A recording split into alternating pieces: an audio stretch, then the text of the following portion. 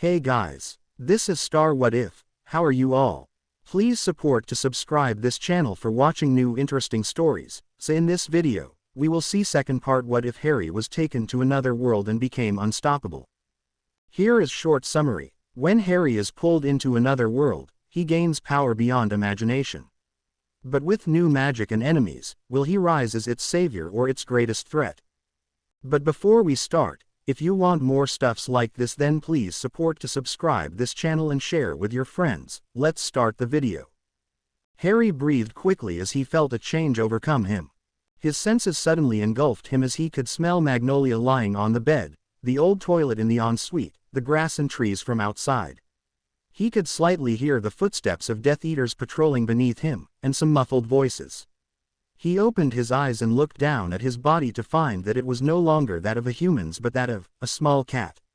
He jumped onto the desk and glanced at his reflection in the window. He was a small cat, and his color mimicked that of a Labrador. Yay, I'm not a rat, a cockroach, a snake, or a flobberworm, he thought triumphantly as he tested his movements. He looked at his paws and was able to extend his claws from them. Cool. Well, a small cat was better than a flobberworm, and a cat's agility would be of great help to sneak out of the place. He ran around the room a few times, marveling at its speed, and almost felt like he was flying as he leapt over the furniture. He was slightly disappointed that he wasn't a flying animal, but the flying sensation of the leaping made up for it. He swished his tails in elation. Tails. He swished again. Yes, 2 tails. What type of cat was he? He hadn't read anything in the books about a cat with 2 tails.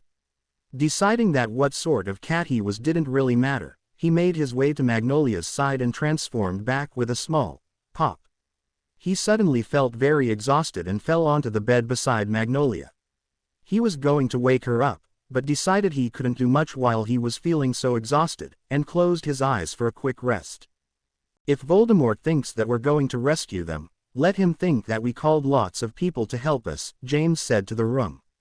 Sirius was pacing the room, and Sirius sat next to Harry on one of the couches. Lily occupied the other with Remus, and Remus was leaning on a wall with his arms crossed. Remus nodded his agreement. A rescue is easiest made with the least amount of people, so I think an illusion charm is needed. He looked to Lily. I can make them see about 50 auras, but for such an illusion to seem even realistic, it would only last about 15 minutes, Lily explained. I can help enforce it, so that the people in the illusion would react to any spells, Remus offered. Why not just ask for help? Harry asked curiously. Well, for one thing, calling in so many people to help at this time of the day is a little unrealistic, and besides, we don't want any more people getting hurt, Lily replied. While they are fighting the illusions from the front, James and I can enter from the back. Sirius pointed to a map he had conjured after having quickly explored the place. And Sirius and I will stay with Lily and Remus, so that we can protect them if someone tries to hurt them, or if something happens to Padfoot or Prongs there's still us for backup, Remus said, noticing that Sirius looked disappointed that he might not get to take part in any action. It's best if we stay out of it if we can. Sirius, it's best that they don't know that a different dimension Remus and Sirius exists. What about me? Said a quiet voice. Everyone looked at Harry. Harry dear, it's dangerous, Lily started. I know it is, but you don't see me trying to stop all of you from going. Harry snapped. Don't you speak to your mother like that, James reprimanded. Remus put a hand on James's shoulder. He just wants to help. Griff, this is dangerous business. If they see you, they'll know that another dimension exists, and that could be dangerous for everyone in this world and all the other worlds, Sirius said. The other world Remus and Sirius are going, and that's just as risky. We'll have transfigured out looks, Sirius supplied. So you can transfigure my looks as well, Harry pointed out, and besides, I can transform now. What are you talking about, Harry? Lily asked. How? You can't do it that soon, James exclaimed, ignoring Lily's question. It was obvious that although Lily was aware that they were illegal animagi, she was not informed that her sons, as she now considered Harry her son as well, would be following in the footsteps of the Marauders. Well, I can and I did. Doesn't that prove that I can help then? Harry said pointedly, also ignoring Lily's question. Oremus looked at Harry thoughtfully. I believe that it is your natural ability and determination that has allowed you to achieve the transformation so early. Remus nodded in agreement, and we should know with such determination, we can't leave without him. Although we can stun him, James suggested, though looking proud of Harry nevertheless. And risk him not forgiving us for the rest of his life. Sirius said, a look of pride in his eyes also. Not to mention, the more people on the mission, the merrier, Sirius said with fake cheerfulness, although looking just as proud. I get the gist of what's happened, Lily began dangerously, and we don't have time to waste. Harry's coming with us, we'll rescue our children, and then we shall continue the discussion once they're all safe and sound. Harry looked triumphant, and held on to Sirius' arm as they apparated to the Riddle house. Harry opened his eyes slowly. Magnolia was breathing evenly beside him, and he took off his glasses and rubbed his face, getting rid of the discomfort of wearing his glasses to sleep, and straightening the frame a little. He replaced them on his face and looked outside. The sky was slightly brighter, and Harry guessed that he had only been asleep for a few hours. He shook Magnolia awake, wondering briefly if she would forget where she was like the last time he shook her awake.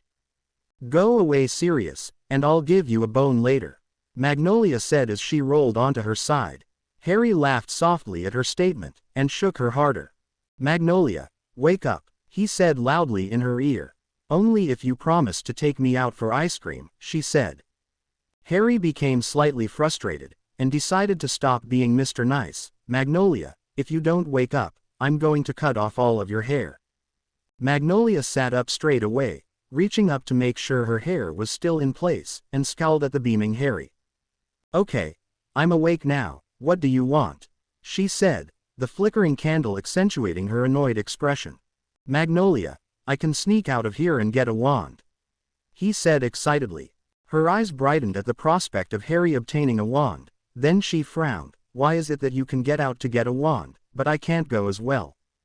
Harry decided showing her would be easier than explaining. Watch this. He went to the middle of the room and transformed with a pop into the small cat.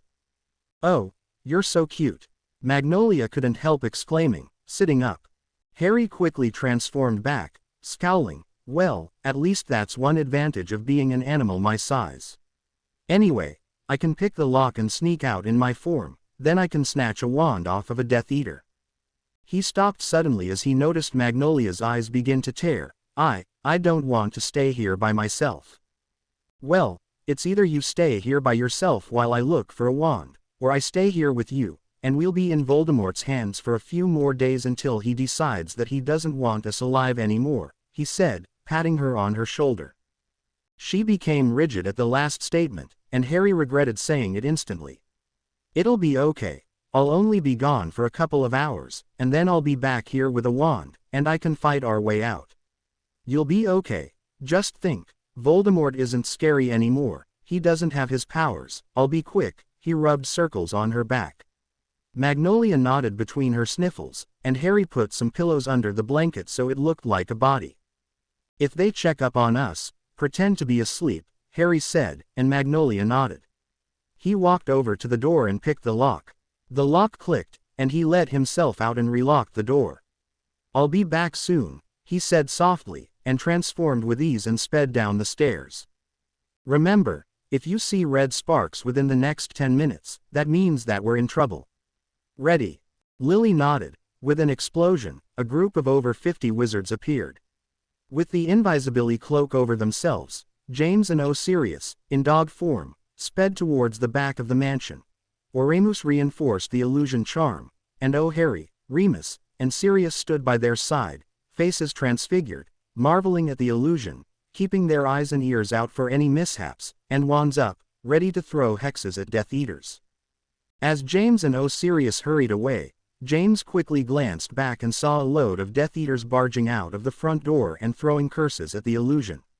He felt proud that Lily's and Oremus' skill in charms were so good, as the illusions shielded the curses and threw their own back, or what looked like their own, as all the illusions could do in return was throw an image of a curse back. They reached the back door, and James opened the door with an Alohomora, and they stepped in.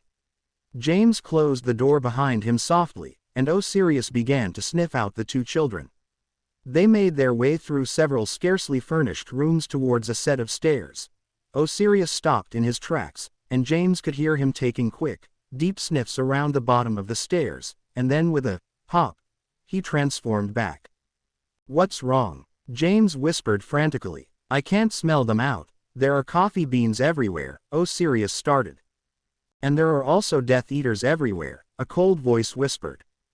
Several candles flickered on magically, and James and Osiris saw that they were surrounded by a dozen Death Eaters, all with their wands out, and Voldemort, looming over the rest. They realized, though, that they couldn't be seen due to the invisibility cloak.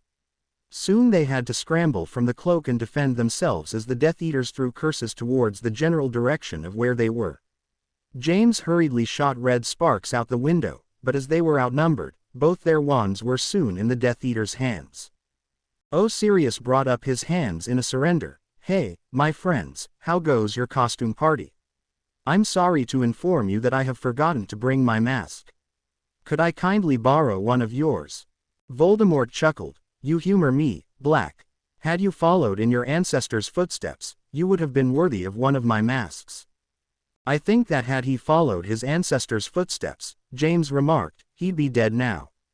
The evil sneer came on Voldemort's face again. "True, but he would have died in service, and that would have been quite an honor." He looked at Osiris rolling his eyes, and continued, "How foolish of you to come tonight. If only you had waited several more days, we could have had a nice discussion before I returned your children." "Where are they?" James asked desperately. "My servants have gone to retrieve them." At that moment, 4 Death Eaters came downstairs, Magnolia in front of all of them with a wand to her head, looking like a frightened little rabbit. "Where's the boy?" he asked dangerously. One of the Death Eaters were a little braver than the others and stepped forward. My lord, the boy." They were sleeping in he turned into pillows. James and Osiris burst out laughing, James holding onto Osiris' shoulder, Osiris wiping a tear from his eye. Magnolia was controlling the laughter bubbling inside of her in the face of Voldemort, although there was no need to keep in the laughter as Voldemort's burning red eyes were concentrated on the Death Eater. "Nonsense!" Voldemort roared and gestured to Malfoy, who stepped forward and gladly punished such nonsense with a cruciatus. Voldemort then rounded on Magnolia. "Where's the boy, girl?" "Mags, don't tell him," James thought silently to her. Laughter subsided now in the face of seriousness. Magnolia drew back and there were tears in her eyes, obviously from her attempts not to laugh, and with brilliant acting skills that matched her other brothers, she feigned stupidity. "I don't know. We both went to sleep when we were taken up there, and then your Death Eaters came to get me, and that's all I know." Voldemort was about to ask more when another Death Eater rushed in and knelt hurriedly in front of him. "My lord, we have the others." The malicious smile returned to Voldemort's face as he disregarded his questions to Magnolia for the moment and turned to James and Osiris. "Well, my friends, the rest of your party will soon be present, then the celebrations can begin." At their confused looks, and their gasps of surprise when the others were brought in, Voldemort laughed softly to himself, and continued, "When the large number of wizards seemed to appear on my doorstep, my friend," he indicated a snake sliding in and out of the Death Eater's feet that no one had noticed there before, "was kind enough to inform me that it tasted no more than 5 wizards present." The illusion was quite impressive, the work of the Muggleborn. Voldemort walked over to Lily, tied and gagged, and brushed a cold finger along her cheek. "Obviously, we outnumbered you 5 to 1, and what a catch it was. The werewolf comes along for the ride." He stopped in front of Oremus, who glared back at the red eyes. He then went along and stopped in front of the remaining. "And who is this?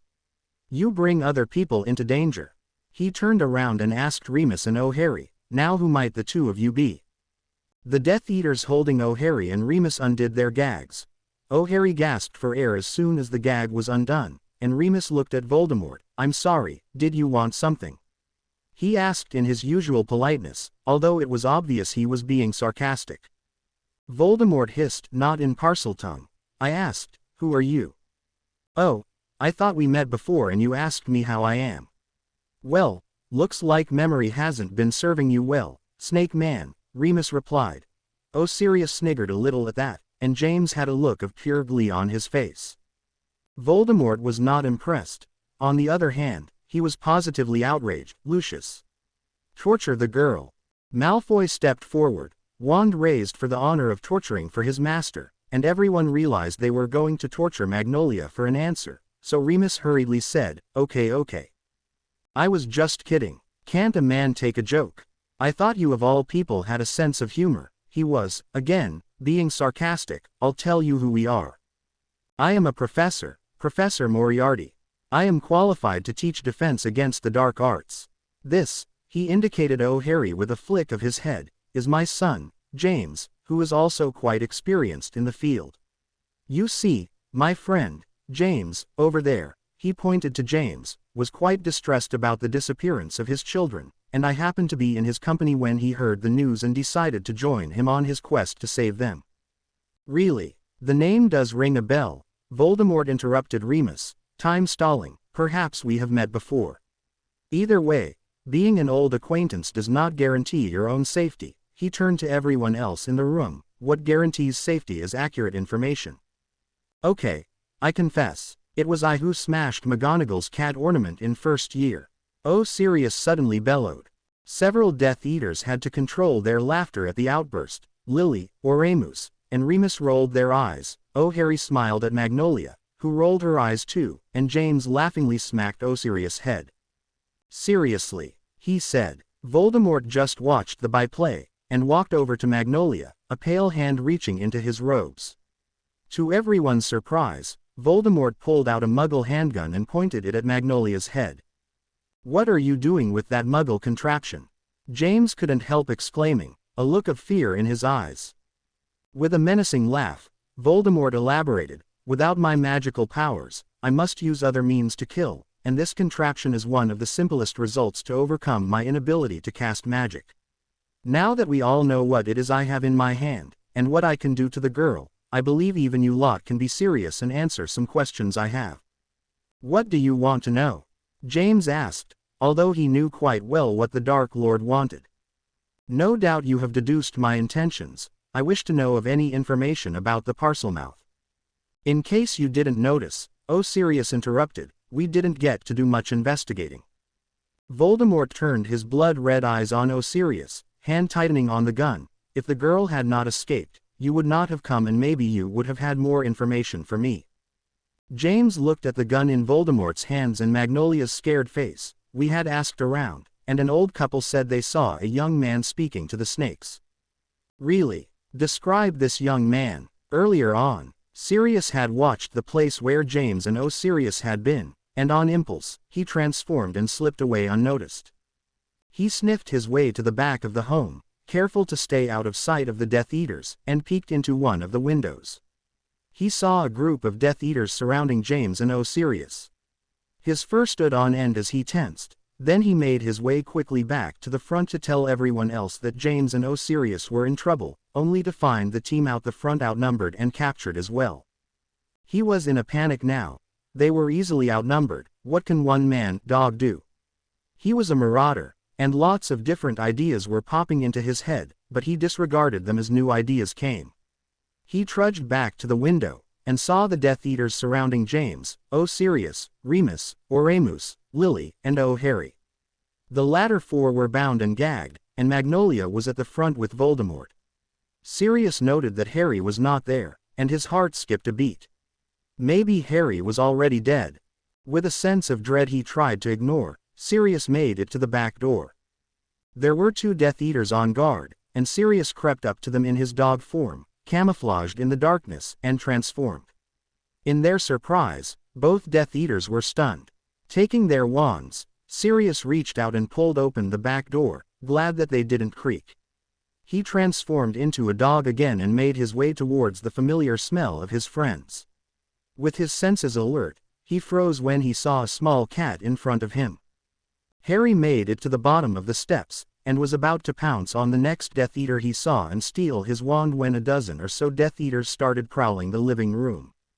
If he was in human form he doubted he would have seen the Death Eaters blended into the darkness. They all had their wands out and were muttering smells, and Harry's enhanced sense of smell was overcome by that of coffee. Harry, hiding himself under a small table in the corner of the room, was momentarily confused, but then realization dawned on him. He had seen something on TV about coffee beans used to override a dog's sense of smell so that it couldn't sniff out drugs and other such things, and no doubt that's what the Death Eaters had in mind. Harry knew that Sirius must have been coming for him, and no sooner did he think that when he heard some voices, and then Voldemort's whisper. And there are also Death Eaters everywhere.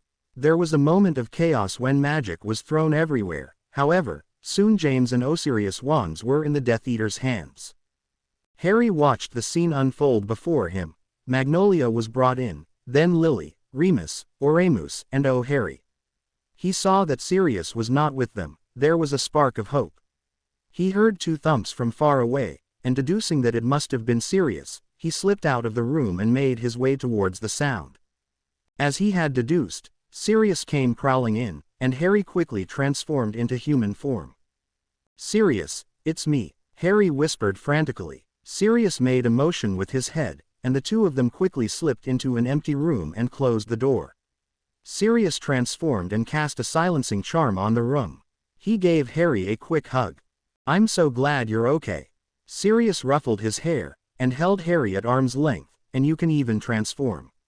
That's wonderful. That is gonna be really helpful. We need to get everyone out of there." "Well, I'm not too sure a domestic cat is going to be of help to everyone else," Harry said uncertainly. "Don't you know what you are? You've got two tails. You're no ordinary cat," Sirius exclaimed. "Well?" Harry asked impatiently, eager to know what was so special about his form. "I don't know much about your form either, but you're magical for sure. I think you're a demon cat, and if I remember right, you can transform into a bigger cat. And I think you can fly," Sirius said quickly. "Big cat, fly, really?" Harry asked skeptically. "Transform into your form, and then think about transforming into a big cat, quick," Sirius urged. Harry did as he was told, first transforming to his cat form, and then thinking about a larger form, and no sooner did he do that than he felt himself grow bigger. He saw Sirius hop back a little, and conjure a large mirror. Harry gasped, or what could be a gasp in cat sense, as he saw the larger version of himself in the mirror. He looked somewhat like how he'd imagine a saber-toothed tiger to look, with two long fangs, the large eyes, the finely muscled body. He wondered if what Sirius said about flying was true, and no sooner did he think that and he found his paws several inches off the ground. He quickly transformed back to his human form, and looked at Sirius with wide eyes. "That was cool," he gasped. Sirius grinned. "Of course it was, I knew you'd be something different. Anyway, we don't have much time to ponder on your form, we have people to save. There were about 50 Death Eaters altogether I think, and Voldemort no doubt thinks that I've escaped and am looking for help. He'll either want to move, or get answers as soon as possible," Harry said. "Probably the latter. It'll take too long to move everyone away, because he has apparition wards around this place. Also, if he thinks you have escaped, you are without a wand. It's still everyone's bedtime, and there aren't any wizards in this area, so he probably estimated it'll take up to 2 or 3 hours for you to gather help. I've got an idea though," Sirius said and dug in his robes and pulled out one of the Death Eater's wands. "I can perform a charm on every Death Eater in that room so that they are not capable of normal speech, therefore they wouldn't be able to say the incantations for a spell. They wouldn't be able to feel the spell on them, and once that's done, they wouldn't have anything to use against us. While I'm doing that, you can probably sneak up to Voldemort himself and take him hostage." Sounds simple enough. Harry thought for a moment. Well, that would quite surprise them, and it might just work. So the two of them opened the door, transformed, and made their way towards the Death Eaters. Once they were there, Sirius transformed back into human form and whispered the incantations that would make the Death Eater's speech become babble, keeping in the darkness. Harry made his way around the room, determined to transform while he was behind Voldemort, and as Voldemort was at the center of the room, he had quite a bit of sneaking to do. "Really? Describe this young man," Harry heard Voldemort say. At that moment, Harry saw a snake slithering towards Voldemort, hissing to him, "Master, there are others here, they are doing something to your servants." "What?" Voldemort hissed back, and Harry noticed that James was going on about red eyes, and wobbling on his feet, as he made weird hand gestures, and no one else realized that Voldemort had hissed that single word to the snake. "There is a human to your right, pointing his stick at your servants. Strike him," Voldemort replied, and turned to another snake in the corner. "You too." Harry was too far across the room to make it to the snakes in time, and Sirius didn't realize what was happening. Harry was about 10 meters away from Voldemort. Would the snakes stopped if Harry made it to Voldemort in time and threatened the snakes, "Master"? While these thoughts flashed through Harry's mind, the snakes had advanced on Sirius and was a mere 2 meters away before Harry decided that he had only one thing to do. He quickly transformed and pointed his wand at the snake closer to Sirius. "Stupefy," he yelled. The snake stopped momentarily, seeming to quiver. Sirius looked around and saw what was wrong. As the Death Eaters in the vicinity all started to point their wands at him, Sirius reached into his robes, pulled out something, and threw it at Death Eaters on the far side of the room. Harry quickly summoned the handgun from Voldemort's hand, and saw from the corner of his eye Sirius throwing the spare wand in the general direction of the other marauders. Harry saw now what Sirius had thrown. He had obviously raided Harry's prank collection from the Weasley twins and had thrown blind bombs at the Death Eaters that had not been charmed yet. The blind Death Eaters were a mess. They waved their arms about them, yelling that they couldn't see, and ran into each other. Harry sniggered at the result. The Death Eaters around Harry realized that they could not perform spells, and that no one around them could take the charm off for them, so instead they advanced on the gathered marauders and Harry for a physical attack. Sirius, in the midst of his dodging, conjured a wall that separated Harry, Magnolia, Voldemort, and the blind Death Eaters from the speechless Death Eaters and the marauders. James quickly conjured a shield. Harry caught the summoned gun and made a run for Voldemort and Magnolia. Death Eater number 1 standing by Voldemort's side seemed to begin to regain his sight and saw Harry running towards them. He pointed his wand at Harry and uttered a nasty curse. Harry's quick reflexes saved him as he dodged to the side and shot back a stunner. Death Eater number 2, also standing near Voldemort, decided it was best to get the other Death Eaters, who were trying to attack James's shield, to have normal speech again, and shot a reversal spell at them, breaking through the wall Sirius had conjured. One of the Death Eaters who were charmed regained his normal speaking, and began to do the reversal spell on the others. Several of them decided to make their way towards Harry and Voldemort. James saw that they would be outnumbered. He was the only one with a wand, and Sirius, who also had a wand, was still busily dodging the angry snakes that weren't affected by spells. So he handed the wand to Sirius, and Sirius looked at James and understood what James was about to do when the shield would no longer hold. Harry quickly dodged another spell by Death Eater number 2, and had to be a little quicker on his feet as Death Eater number 3 also regained his sight. Harry conjured a makeshift shield as he advanced on Voldemort. All this time, Voldemort had been watching Sirius dodging the snakes in amusement, hissing encouragement at them, and barely took notice of Harry, who he had been sure would have been taken down by his Death Eaters by now. He was therefore quite surprised as he saw Harry dodging the spells of Death Eaters number 2 and number 3, and pretty soon Harry was working his hardest to avoid hexes from Death Eaters number 4, and soon up to number 10 as everyone regained their sight. The Death Eaters were hit yet again by a blind bomb, and a caging cluster was thrown at the Death Eaters who were chasing Harry, effectively caging them up in separate cages. Another of the clusters were thrown at the snakes and the Death Eaters surrounding the other marauders. Harry aimed his wand at Magnolia and summoned her to him. She was soon by his side and he was facing Voldemort, who actually looked afraid of him. "Death Eaters, stop, or I will kill your master," Harry yelled in a clear, strong voice. It was just as well because at that moment James's shield had gone down and James was about to transform into a stag and charge them as the cages were quickly disappearing and the blind Death Eaters were regaining their sight. As the Death Eaters began to protest, Voldemort bellowed, "Stop!" Harry took a quick look behind his shoulder and saw Sirius still dodging the 2 large snakes. Apparently the cages didn't last very long at all. "Tell your snakes to stop attacking him," Harry commanded Voldemort. Voldemort looked at him with narrowed eyes, and then turned towards his snakes. "Stop for now. Once Nagini, sorry, not creative enough to make up another name. Reaches this boy, you can strike that man again." Harry jumped a little in shock. and looked around for Voldemort's large snake, which was a mistake as Voldemort had his eyes on Harry and looked contemplating. "You have me at your mercy now, you can save your family and go home peacefully," Voldemort said softly, eyes not leaving Harry's as he seemed to be reading Harry's mind. Harry gulped at that thought. "Give my family back their wands," Harry said. Voldemort glared daggers at him, and gestured for his followers to comply. They did so very reluctantly. Harry felt rather than saw the presence approaching him from his side, and knew that it was Nagini, Voldemort's large snake. Nagini hissed, "Master, I shall strike his hand so that he cannot hurt you with the thing he is holding." Voldemort nodded slightly, and Harry knew that if he reacted to Nagini he'd reveal he understood Parselmouth, but if he didn't do anything, he'd be dead, and so would his family. As the dark snake was camouflaged, Harry doubted he would have known what was coming had he not understood the snake language, and quickly pointed his wand in the snake's general direction and fired a stunner. With speed Harry didn't know an old and powerless man like Voldemort could possess, Voldemort had knocked the gun out of Harry's hand.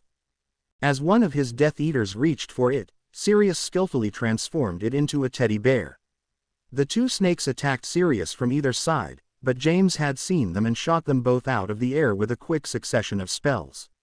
Everyone had their wands back now, and they began to hex and stun Death Eaters all around them. James was pleased to note that even only just finishing 4th year, Harry did admirably. Harry pointed his wand at Voldemort, but had to move as the snake jumped at him again, and Voldemort took this chance and lunged at him, pale hands reaching for his neck. Death Eater number 2 was about to shoot something at Magnolia when the whole bunch of them was hit with a combination of a smoke bomb and various hexes from the general direction of the Marauders. Harry was pleased to make a quick note that Death Eater number 2 was in fact Lucius Malfoy, and it was a moment that Harry would remember to cherish every time he saw Malfoy at school. He didn't have much time to ponder as Voldemort, still on his course for Harry's neck, found his target and the two of them fell onto the ground. Voldemort's fingers tightening around Harry's neck. James saw that although they were outnumbered, most of the Death Eaters still weren't capable of uttering normal speech, and would have laughed had the Death Eaters not tried to physically attack them. Everyone had their wands back now, and they were faring pretty well. He saw that Voldemort was lunging for Harry and was about to curse him when he saw a Death Eater about to curse Magnolia and turned his wand in that direction instead. As he uttered a hex, he saw something hit the Death Eaters and saw it was a smoke bomb, a very dense smoke bomb. The whole room was filled with smoke. "Cat run, everyone, ants," James yelled, and ran in the general direction of the door, spelling bodies out of the way and making a little spark as he reached it. He heard bears from Magnolia, and cats from Lily. Soon, James, Magnolia, Lily, Harry, Sirius, Remus, and Sirius were at the door, where the smoke was considerably less dense. "Oh no, Harry doesn't know the code," James said. "Nagini, this one's for you," Voldemort hissed, outraged that he had been held at gunpoint by the boy, outraged at his own unsuccessful attempt to retrieve information about the Parselmouth and the Marauders outdoing him. "Potter, now I finish what I set out to do 14 years ago," Voldemort said through clenched teeth. Harry tried to struggle, but Voldemort was bigger than him, and Harry felt it was hard to breathe. With no wand, no gun, and no strength, Harry could not transform while out of breath and quickly hissed, "No." Voldemort loosened his grip slightly, and hissed at his snake to stop its advance. "What did you say?" Harry coughed and took great gasps of breath. Did I say something?" Harry feigned confusion. Voldemort didn't buy it though, and released his hold on Harry's neck. He took a knife from his robes and pointed it at Harry. "I knew there was something suspicious about you," he hissed, looking at Harry with wonder. "I knew there was something, Slytherin-like, about you, and I was right. You must be related to Slytherin himself to have acquired such a skill. But I wondered, how could you be a Potter and be a Parselmouth? And you seem to want to protect the girl." Harry knew that he couldn't let Voldemort think he was Harry Potter, as Harry would be in quite a bit of danger if Voldemort thought Harry was a danger to him, and Harry had been doing some lying in Voldemort's presence lately, so this lie came a little easier. "You are correct," Harry said in a low voice. "I am not Harry Potter. I am Salazar's invention, so naturally I can speak the snake language." Voldemort twirled the knife in his hand like he would a wand. If you were an invention of Salazar's, who died thousands of years ago, why are you in this time? Why do you protect the girl? In fact, why do you protect any of my enemies? And why do you take the form of Harry Potter? Voldemort looked at Harry with calculating eyes. Harry knew that Voldemort was inclined to believe that Harry was not really Harry, as there was no way a Potter could speak Parselmouth. Knowing this, Harry felt more confident and his lies, therefore, came more easily. Master died a long time ago, but he had wanted me to take refuge in a home where I could attack the light side from the inside when the time came. I protected the family as it was my duty to act the son. Now, however, I feel that I must find another refuge and return their son to them, so as to not direct suspicion at myself. Until you have your powers back, I will not risk my position. Harry knew it was an outrageous lie, but did it matter, as long as Voldemort didn't think that the real Harry Potter could speak Parseltongue? It was only then that Harry realized the smoke had dissipated greatly and that he had a slightly cloudy view of the whole room. Everyone gathered had their eyes on Voldemort and Harry wondered if they had heard the whole conversation. Harry quickly transformed into the small cat and dashed towards the doorway, past everyone's feet. As he was out of the door, Sirius reached into his robes and threw some more blind bombs and dung bombs. Then the marauders quickly conjured a wall and a shield. Harry turned to the marauders, became a large cat, and made a gesture with his head, looking pointedly at Magnolia. She seemed to understand what he meant, and hopped onto his back. He felt he could carry another weight and gestured to Lily, who also hopped on. Sirius, oh Sirius, and James transformed and galloped away. Remus and Oremus, with superhuman speed, sped after them. Oh, Harry turned to Harry and grinned, transforming and speeding after them. Harry bounded towards the door, and when he reached the outside, he bounded into the air. Everyone was lazing around the living room. Lily had gone to make some tea and coffee in the kitchen, while the marauders fell over each other on the couch. Harry, oh Harry, and Magnolia shared the other couch. They all sat in silence, Magnolia's head lolling a little as she fell asleep. Oh, Harry yawning and just relaxing back, Harry feeling a little worried about what had transpired and wondering if Voldemort believed him. James had his arm over Sirius' shoulder and a leg over Sirius' lap, as Remus was sitting on the soft carpet with his head on Oremus' stomach. James had notified the Ministry of the whereabouts of Voldemort's gang, and Ours had been sent out to search the place. Voldemort was nowhere to be seen. The place was thoroughly searched, and the only thing that suggested that Voldemort was there was some snake skin in the corner of a room. Lily came back with the food and drink, but no one seemed to have the energy to reach for it. Harry wasn't surprised. Everyone had to run a block before they were out of the apparition wards, and some of them had to apparate another person out as Harry, oh Harry, and Magnolia couldn't apparate yet. Once they came home, they all fell into the positions they were still in now. Lily occupied a single sofa and sighed. You all did very well tonight, I am proud. She looked at everyone. James got up from his awkward position and dragged his legs over to her and sat by her side. Your charm was just as smashing, he sighed into her hair. She giggled, it was so good, only the snakes caught onto the act. But I must admit Sirius' snake dance was quite amusing. Sirius scowled, hey, they were fierce things. I think Voldemort must have had them drink lots of potions or something, not many spells worked on them.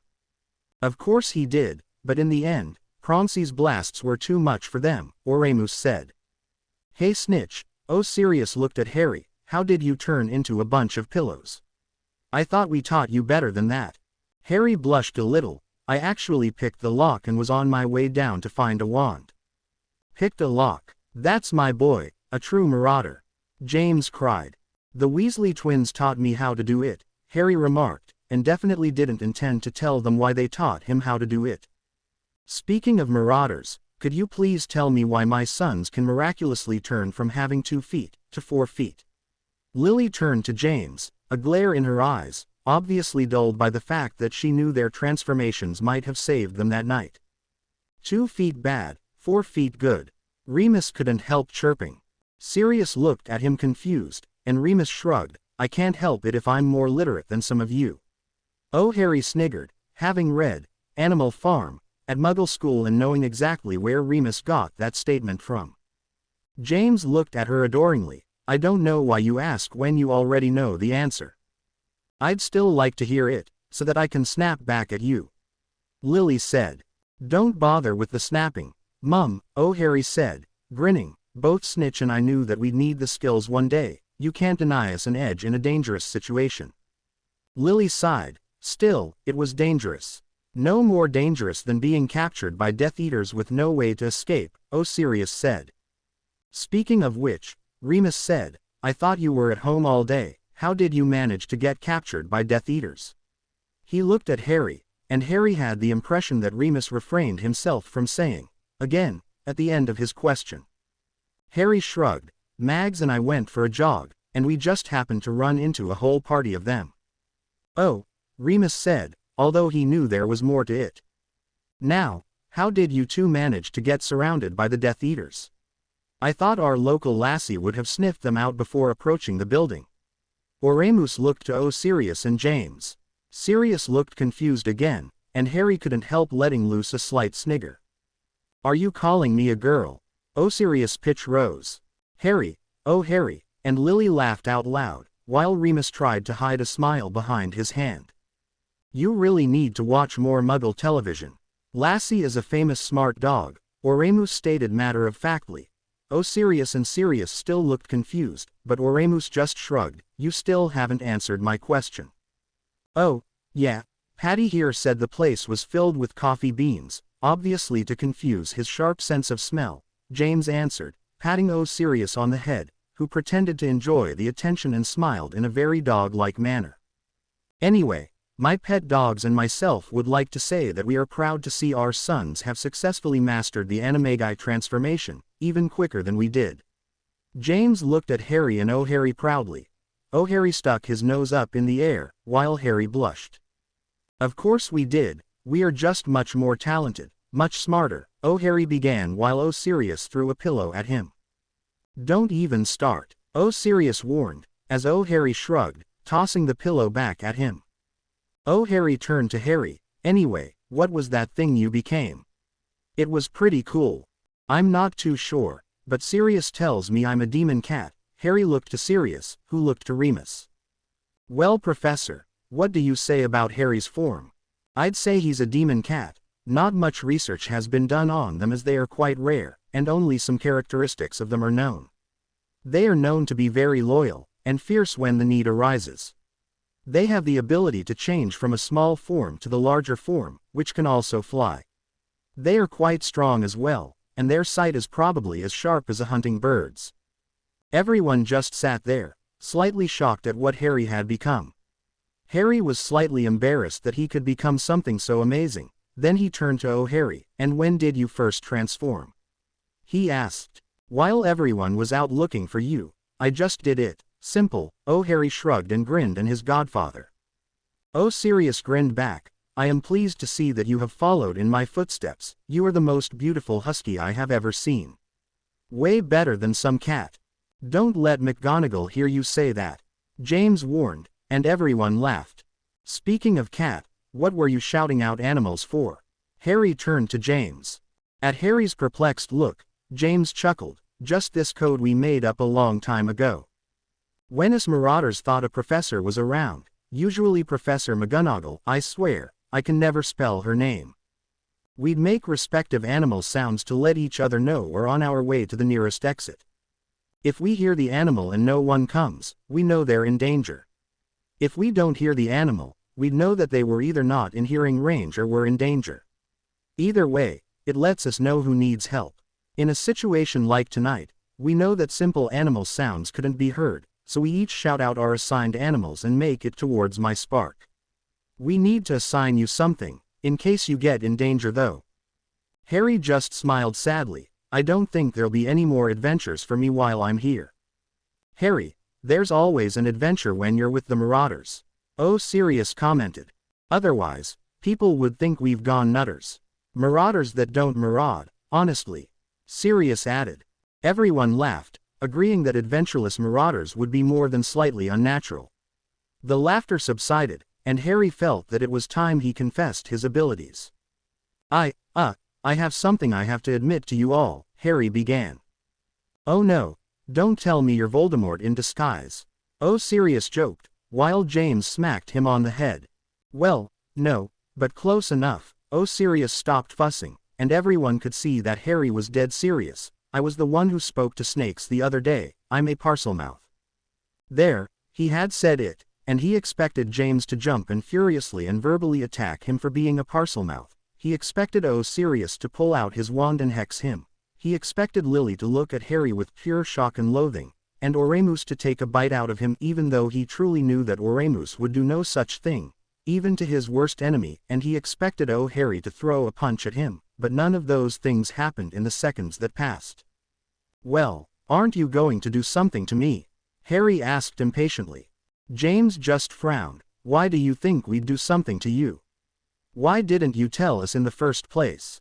He sounded a little disappointed, and Harry couldn't stand the disappointment in his voice. "I saw how you reacted when Potter said there was a Parselmouth lurking about. It was quite a negative reaction," Harry said quietly. "Well, of course it was," Sirius began, "but we even came to accept Moony for the fierce." James smacked him on the head again. "We came to accept Moony for the werewolf he is, sure. We're a little wary of those who mix themselves with anything related to the dark arts, but we know that being dark doesn't necessarily mean you're evil. And because we know what sort of person you are, Harry, we'll know that just because you can speak to snakes doesn't make you evil," James finished. Harry somehow felt a little teary-eyed, and Sirius walked up to him and put an arm around his shoulder. "See, we told you they wouldn't mind that you're a Parselmouth," Sirius grinned. Harry couldn't help but hug Sirius, while Sirius hugged him back. "Harry dear, you are such a kind and wonderful person that speaking to snakes wouldn't make us think any less of you," Lily said, and also put an arm around Harry, who felt tears slide down his face. He quickly wiped them off with the back of his hand, while Lily stepped back. "Yeah, and my abilities did sort of help me escape tonight," Harry went on and told them about what he told Voldemort. "At least that man was so unwilling to believe that a Potter could speak Parseltongue," James said. "And this way he's not aware that another dimension exists," Sirius added. Everyone just nodded in agreement. "I think it's been a tiring night for everyone, bed," Lily said loudly into the silence, stretching. James walked over to Harry and gave him a quick hug. "I'm proud of you," he said softly into Harry's ear, then picked up the sleeping Magnolia in his arms and looked down at her sleeping face. "I think I owe you an apology, doll," he whispered, and took her to her room. Remus and Oremus took some guest rooms for the night, and Sirius made his way to his room. To Harry's surprise, Sirius just transformed on the spot and settled in on the couch. "Dogs are comfortable sleeping anywhere," Sirius explained. But he still went to his room to sleep. Harry looked at Harry and, grinning, also transformed and settled onto one of the comfortable couches. Harry shrugged, and transformed into the small cat and settled on the couch beside Harry. It was a week or so after the events at Voldemort's headquarters. Harry had wanted to stay at the Potter's home and enjoy some form of normal life, but he knew by now that whoever controlled fate would never allow Harry any normalcy. So it was on that bright and warm night that Harry realized that the fates decided to play with him again. "Ooh, come on Snitch, your hair would look great short," Magnolia cried, as she lunged after Harry with a pair of scissors. "Mags, I already told you, that even if you cut my hair, it's gonna grow back anyway." Harry backed into corner, and Magnolia advanced slowly. Harry was not sure what brought on this change to the girl. Harry had gone out with his Muggle friends. Harry, having nothing else to do, had decided to listen to Magnolia's tales of family adventures. He had been enjoying them too, even though some of the facts were obviously a little polished. And then the discussion of family somehow turned to the infamous Potter hair. Magnolia had never seen Harry or her father with short hair, so Harry was the only option at present, and Magnolia had become quite confident around Harry over the past week. "If it'll grow back anyway, then what are you afraid of?" Magnolia smirked, reminding Harry strongly of Malfoy. "To be honest, Mags, I do not trust you approaching me with that sharp object," Harry admitted. Magnolia huffed and lunged at Harry, the scissors somehow being aimed at his arm rather than his hair, according to Harry's view. In order to save himself from the dangerous scissor-yielding girl, Harry quickly transformed into the small cat form and dashed out the door. "Oh no you don't," Magnolia shouted, and ran after him. The only way Harry could think of to get away from her was to hide himself in a small space. But Harry still didn't know this house well enough to know what space was suitable for him to hide in. "I could just lock myself in a room, but Magnolia probably knows secret ways into it. This is, after all, a wizarding house, belonging to a marauder. Or I could just keep running until Magnolia gets tired, oof." Magnolia had thrown a cushion at him, and Harry momentarily lost balance and slipped. He got up and continued running, to look back and see Magnolia had gained on him a little. He flew down the stairs, not too sure if Carrara can fly in small form, through the kitchen, through the hallway, looking occasionally back to see what else needed to be dodged, through the living room, and stopping abruptly before flying into someone's head. As luck would have it, Magnolia threw a pillow at him and Harry went flying into that someone's head, and he felt the definite pull of dimension traveling. It was James's idea at first. Of course it was. Sirius had been too busy teaching Harry new tricks, and Sirius himself, with so much back in his own world to worry about, would never have thought up an idea as ridiculous as James's. Before breakfast that morning, James pulled Sirius aside, out of earshot of the rest of the family. Sirius recognized James's expression and listened intently. "Hey Padfoot, wanna go on an adventure?" Sirius' eyes brightened at the prospect of another adventure. "Sure, when? Where?" James grinned. "How about now? I was thinking of trying to reach other worlds. I am sure there are some worlds out there that are quite interesting that we must explore." Sirius thought for a while, a contemplative look on his face. "Well, Dumbledore did say we could probably take more than one person at a time. Reckon Moony and Moony would wanna come along. Moony wanted to complete some work for the ministry, so let's ask your counterpart in Moony." 5 minutes after breakfast Sirius, Sirius, and Moony were gathered in the living room. James then walked in. "I just left a note for Lily telling her we'd be gone for a day." "Do you do that all the time?" Moony asked with a raised eyebrow. James shrugged, and Sirius grinned. "How about Harry? Let's take him for a ride," Sirius said. Sirius, however, shook his head. "I think that the kids need a bit of a break from adventure. Besides, our Harry needs some normalcy in his life once in a while. He's been deprived of it for too long." Sirius seemed a bit put out that Sirius was so serious, but didn't say anything. The marauders stood in a circle, and James and Sirius began to chant the spell. And the moment before the traveling occurred, something hit Sirius in the back of the head, and was transported with them. As soon as the group felt they had arrived, James surveyed their surroundings and cast quick spells to make sure the area stayed clear. Sirius turned around abruptly. "Who threw something at my head?" Upon seeing Harry's small cat form, Sirius grinned. "Hey, we took 3 people with us. Look who got pulled along for the ride." "Harry, what are you doing here?" Sirius walked over to Harry and placed a hand on his shoulder, looking slightly concerned that his godson was pulled into this world. With a pop, Harry stood where the cat had been. "Magnolia threw a pillow at me, and I collided into you," Harry said to Sirius. "Why are you dimension traveling?" he asked curiously. One hand rubbed his back lightly, where Magnolia had ditched the pillow at him, while the other rubbed the side of his head, where it had collided with the back of Sirius' head. James clapped a hand on Harry's other shoulder. "Just a little adventure. Don't you want to satisfy your curiosity?" James asked with a jovial grin. What curiosity?" Harry looked at James strangely. "We just wanted to see what other worlds are like," Remus answered, giving the other marauders a look that said he didn't agree with what they were doing, but didn't want to miss out on learning anything new. Harry smiled inwardly at that look. It reminded him of Hermione in a way. "Looks like we landed in some forest clearing. Good thing no one is around though," James said after casting some spells to make sure there was no one in the vicinity. "Let's disguise ourselves and do some exploring," Sirius exclaimed. After 10 minutes of the marauders transfiguring each other's faces and Harry's, having a lot of fun doing so, the group stood there, looking nothing like their usual selves. They also gave each other names as well. James was Jupiter. From previously, Harry was Larry. Sirius had also suggested Barry, Derry, and Gary, but Larry had been the first suggestion. Remus was Jonathan, his middle name. I think Sirius was Rex, and Sirius was Buster. Come on, ya gotta have doggy names. Shut up, Jupiter.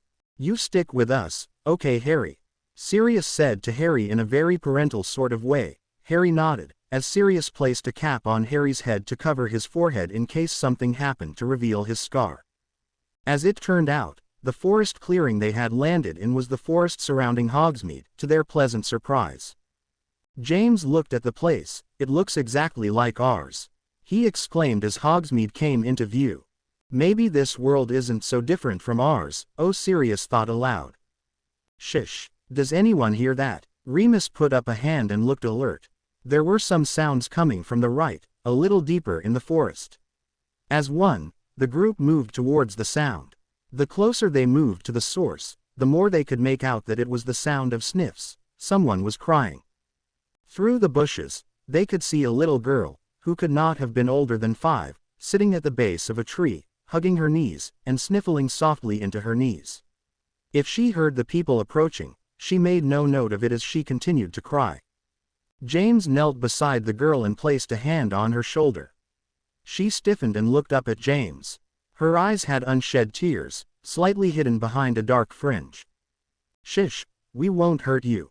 What's wrong? James whispered. Her black eyes quickly surveyed the group standing around her, and somehow she decided to trust them. I'm lost, she wailed. Shish, it's okay. Tell us who your parents are, and we can help you look for them. Daddy said I can stay near the shops, and he'd come for me when he finished his job. But then I saw this cute white rabbit. Sound familiar? _carrot, and followed it. Sniff, and when I lost the rabbit, I tried to get back to the shops, but couldn't find them. James patted her gently on the back. Who are your parents? I call them Mummy and Daddy, she started. It was obvious that she knew her parents by Mummy and Daddy, rather than their real names. Well, what do they look like? Do they have dark hair like you? Are they thin? Daddy is tall and thin, and has dark hair like mine. Her sniffs had died down, as she felt more comfortable with adults helping her. Okay kid, let's go to Hogsmeade and find your daddy, James said, offering a hand to help her up. She took it. I'm sorry we haven't introduced ourselves. I am Jupiter, and these are my friends Larry, Rex, Buster, and Jonathan. What's your name? I am Sylvia, the girl replied. You all thought Alice, didn't you? _carrot. Sirius smiled. That is a nice name, Sylvia. The girl beamed through her tears. Trying to hit on a little girl now, Rex. Sirius whispered. At least I know how to make one happy, Sirius whispered back. Harry just watched on in amazement and a pang of envy. This world's James was so gentle with the girl, and not for the first time did Harry wish he had someone like that in his childhood.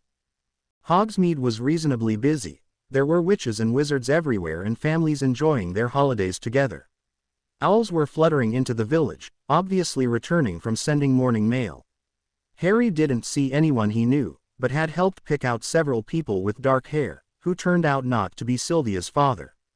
They were on their way in the direction of Honeydukes when Remus spotted a dark-haired man walking swiftly away. Remus Sylvia's shoulder. Hey Sylvia, is that your father?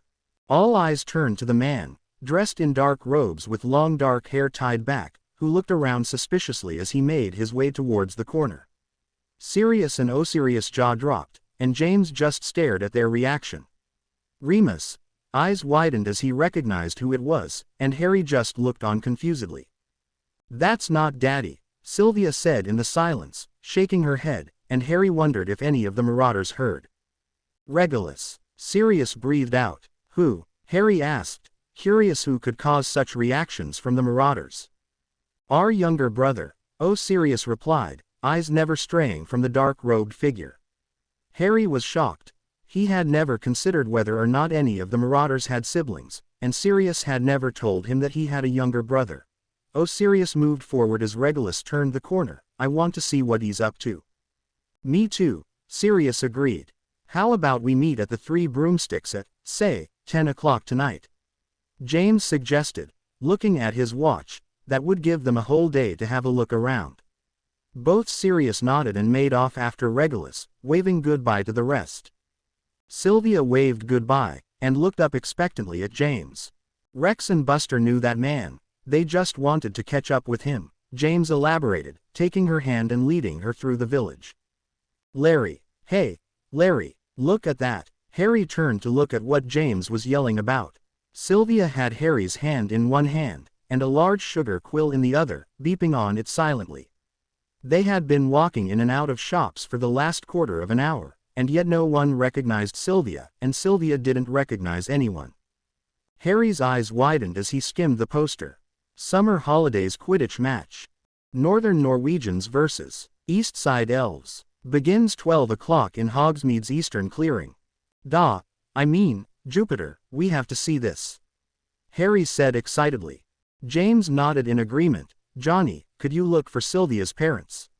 Not that we don't want to help, Sylvia, James patted her on the head and smiled, but I'm sure that she doesn't need 3 people to take her around the place, and we just have to see this. With a sigh, Remus agreed to keep searching for Sylvia's parents, while James looked at his watch and quickly noted they had 10 minutes to make it there. James and Harry waved goodbye, and quickly left. Sylvia, her hand now in Remus, while her other hand still occupied the sugar quill, looked up at Remus. Come on Sylvia, let's go find your daddy, Remus said with a smile, handing her a lollipop as she only had a small amount of the sugar quill left. Regulus was not happy. He had been stood up by the most annoying people he had ever met, and those people will get what they deserved. He walked swiftly towards an abandoned building on the outskirts of Hogsmeade, already a plan of revenge formed in his mind. It was when he had turned the corner and was at the door when he realized that someone was following him. He heard some footsteps and whispers, and pretended to be oblivious to it as he entered the building. Looking through a crack in the shuttered window beside the door, he distinctly made out 2 men creeping towards the door, and his face broke into an evil smile as he saw who they were. To his delight, neither of the men lingering outside had their wands out. Pulling out his own wand, Regulus pointed his wand through a gap in the shutters and conjured ropes to tie the 2 men. Smiling with glee, he stepped out. Well, if it isn't the 2 men who stood me up. Sirius didn't like the tone of Regulus' voice, and the fact that he was bound did not help matters. Why was he bound in the first place? Hello, how are you? I think you have the wrong people. I don't even know who you are, Sirius said quickly. Oh, I know who you are all right. I'd recognize you even if you were burnt to ashes. You have something we need, and we won't give up until we get it, Regulus answered, pulling on the ropes that tied the 2 men. I am quite sure you have the wrong people. You see, my name is Buster White, and this is my brother Rex, Sirius replied. Regulus' smile widened. Then I do have the right people, Mr. and Mr. White. He led them into the building and towards the back. Just great. We transfigure into people they knew, with the same names, great. Just great, Sirius thought to himself, and looking at Sirius, he could see that the same thoughts were running through his head. Upon entering the wooden door to some room at the back, Sirius could see gathered none other than some known Death Eaters, Malfoy, Knott, Crabbe, and Goyle. Oh, so it's the Death Eaters Incorporated, Sirius couldn't help blurting out. Malfoy looked at Sirius confusedly. What are you talking about, Rex? Walking all the way into the room, Sirius frowned. I thought you were Death Eaters. What's a Death Eater? Regulus asked, sounding slightly interested. Never mind, but it's a good name though. Maybe we can call ourselves Death Eaters. Regulus asked the whole room. We'll have to ask the leader first. Malfoy nodded. Sounds good though. Sirius grinned. What, so are you guys called the, we hate anything Muggle association at the moment? The Wama. Nah Rex, must be the, we are going to dominate all worlds association. The Wagtawa, Sirius put in. Evil wizard alert. Eva, shut up, Regulus shouted, sparks flying out of his wand. You know very well that we are the Anti-Muggle Society. Are you mocking us? His face looked amusingly red, and both Sirius were pleased they could push their brother's buttons. Well, I guess that's not too bad. I mean, I knew this girl who had started this thing called Spew, Sirius started, but stopped when Regulus' wand was pointed at his face. You were not called to mock our society, you were called to deliver the package. Where is it? Regulus snarled. It was quite difficult to answer that question considering they had the wrong people, but seeing as Regulus' wand was pointed at Sirius, he decided he better say something. What package? Regulus stared at Rex and Buster's faces for a full minute, then turned around and consulted Malfoy. They do not have the package, what do we do? Our president won't be too happy about it, Malfoy frowned. At that moment, the door creaked open, and in came a man. What won't I be too happy about? All the Death Eaters, no, not Death Eaters, AM's members, bowed their head in respect. Sirius and Sirius stared at the man in the doorway. No way could that man be the president of the ridiculous society. Arthur Weasley, what are you doing with these people? They both exclaimed. Mr. President, they did not acquire the package, Regulus said with a bowed head, ignoring the exclamations. Arthur shrugged and cocked an eyebrow. To answer your previous question, I am a pure blood, why shouldn't I be a part of this society? It seems as though you know who I am. You should therefore know that for not carrying out my request, we will expose your friend's secret for all. Both Sirius knew this had to be something serious, and that they should at least act like they cared about what happened to this friend.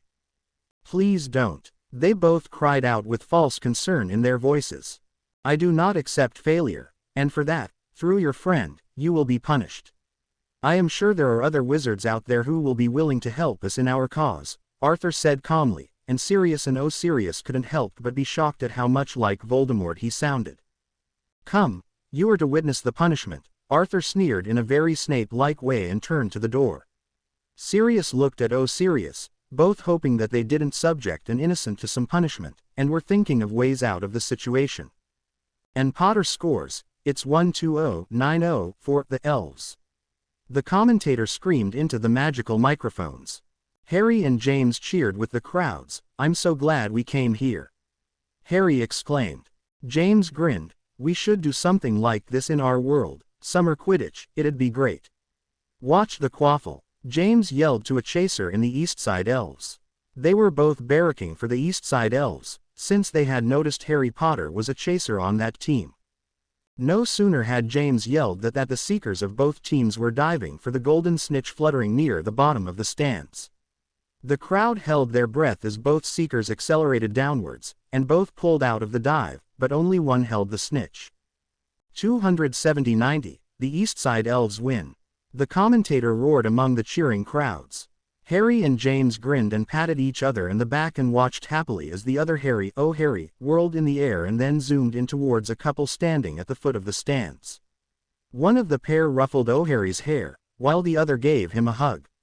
The Dimension Travelers decided to congratulate the team and to get a better look at what this world's them looked like.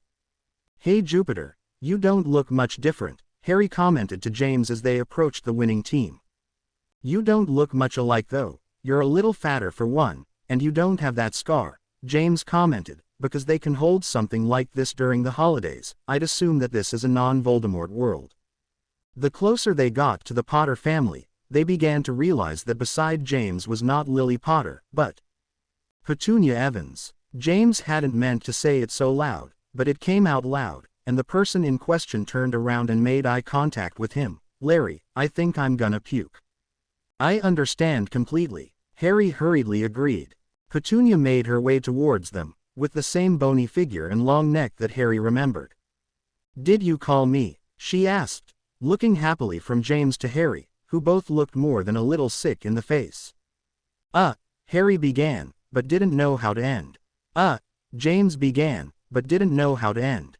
Mum, let's go. Harry came up behind her, and gave James and Harry a funny look. Great game. James finished with not so quick thinking. I know, Petunia squealed. I think my son's team will win this year's summer holiday Quidditch. The Daily Prophet loves to publish these types of article for our younger audience, and to be able to interview and write about my own son. Harry was slightly curious about how great she'd make her son out to be in her article. Oh, would you mind if I took a photo and include some spectators' comments? Before either of them could answer, She already had her camera out and had taken a photo of them. That was a nice photo. Harry had a feeling neither of them looked nice in the photo. At that moment, James came up and put his arms around Petunia's and Harry's shoulders with a proud smile on his face. Celebrations at the Three Broomsticks, he suggested, and the little family went away to celebrate.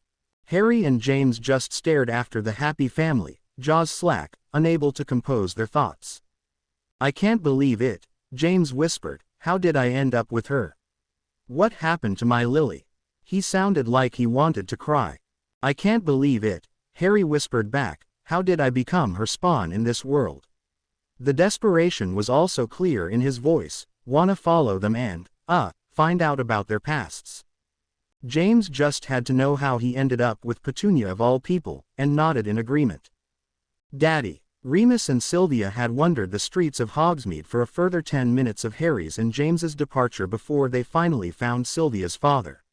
Remus' eyes followed the small form of Sylvia running up to the man and hugging his knees. Her father lifted her up from and swung her around so that his back faced Remus. Daddy's been looking all over for you. Where have you been? His stern voice did not betray his happiness, and Remus recognized that voice, but couldn't quite place where he had heard it before. I followed a rabbit and got lost. These men helped me look for you, Sylvia exclaimed and pointed to Remus. Sylvia's father placed her down gently on the ground and turned around. I don't know how to thank you for your help, Severus Snape began. Remus stared open-mouthed, but kept enough wits about him to answer, it's okay, we did what had to be done. Remus knew he had to get a photo of this, smiling, Snape. This Snape was as tall and thin and greasy as the one he knew. However, this Snape wore black leather robes, black leather pants, and adorned jewelry. Here, please, have these vouchers for free drinks at the Three Broomsticks. It's the best I can do for you now, Snape was saying, and I can see you tonight and thank you properly. Remus didn't really know what Snape was going on about, so he just nodded and accepted the vouchers. I mix the best drinks around here, you know. People tell me every day, they say, if I didn't have to work, then you'd be seeing me here all the time downing those things you make in those shaky thingies, and then they go off and tell their friends, and their friends tell their friends, and so on. The business is quite good, and I have been established as the most well-known mixer in this continent. Harry had simply come to get some butterbeer after James and he had finished their dinner, but instead he had glimpsed the shiny white teeth and couldn't escape in time. The bar was surrounded by swooning females, and Gilderoy Lockhart's winning smile was now directed at Harry, the newcomer. Could I please have 2 butterbeers? Harry asked a little loudly to override the noise in the Three Broomsticks. I'm sorry, lad, we're out of butterbeer today. How about my famous pumpkin fantasy? It blends in the sweetness of pumpkins with a little something else, my secret ingredient, Lockhart said as he poured some orange liquid into his shaker and ducked under the counter for a moment, then reappeared, shaking the drink merrily, while Harry wondered why the pumpkin juice had to be shaken. He then popped the lid open, sloshed it into a large mug, and pushed it into Harry's face. Here, my boy, try it, Lockhart asked eagerly, absolutely confident that Harry would like it. Harry looked at the drink doubtfully, but took a small sip anyway. It tasted quite nice. It tastes like the pumpkin juice at Hogwarts, Harry exclaimed to Lockhart, and could have sworn that Lockhart's hand twitched slightly at that. Lockhart smiled his flashy teeth smile. I assure you my pumpkin fantasy is better than any pumpkin juice there is. Here, you asked for 2 butterbeers, have 2 of my pumpkin fantasies instead, Harry, slightly surprised that Lockhart remembered that Harry had asked for 2 drinks in the first place, paid for the drinks, and made his way to the table near the center where James waited. James looked up at Harry eagerly. You got the butterbeer. Oh, it's pumpkin juice. I'll drink it anyway. This world's James is sitting over there by himself. I wanna go talk to him for a moment. Do you mind waiting here by yourself? James was rambling a bit. Harry shook his head, and James grinned nervously and left. Harry looked around. The place was quite busy with the majority obviously celebrating the Eastside Elves' victory. Harry saw Aunt Petunia. Harry will never see Aunt Petunia as his mother, sitting with a group of women doing what Harry could only think of as gossiping, and oh Harry, sitting in front of the stage, surrounded by his teammates celebrating happily. He was about to go and join them when someone approached his desk. "This place is quite full today, do you mind if I take a seat here?" Harry knew that voice, and looked up to see none other than Albus Dumbledore, looking quite different to the Dumbledore he knew. Harry nodded numbly and openly stared at Dumbledore, looking away when he realized he was being rude. Dumbledore chuckled. "Haven't you seen an old man with a play before?" He indicated his hair.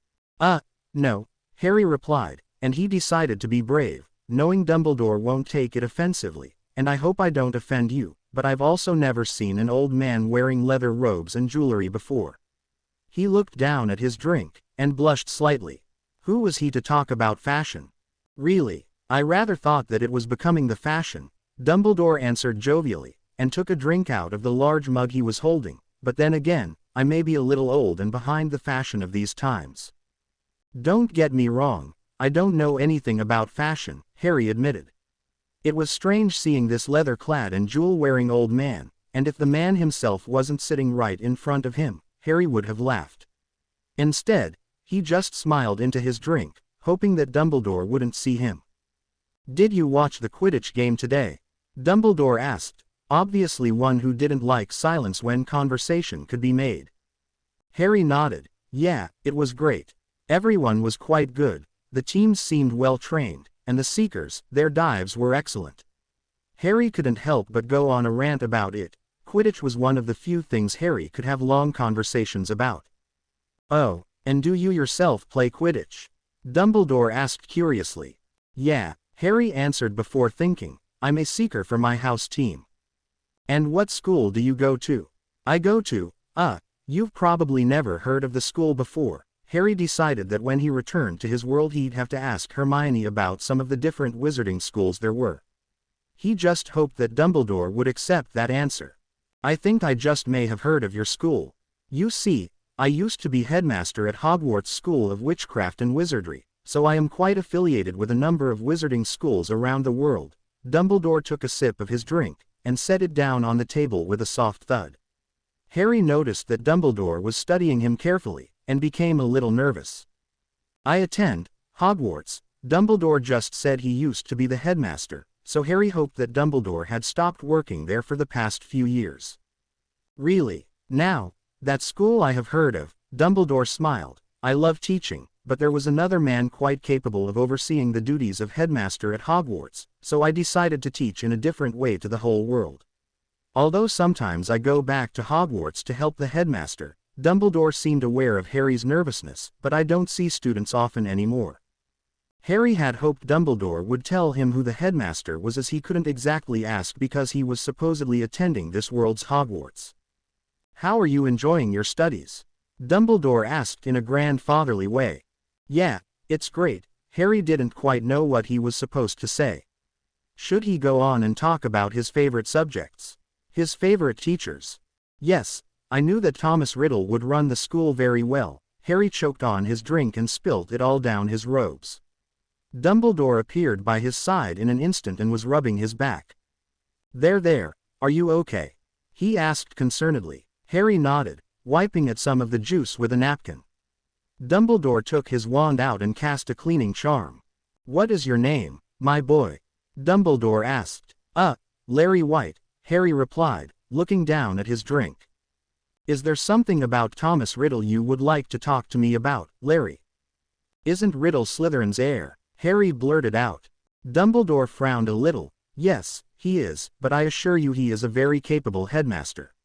If there are any qualities that you find worrying to have in him as a headmaster, feel free to point them out to the authorities and they should act upon it."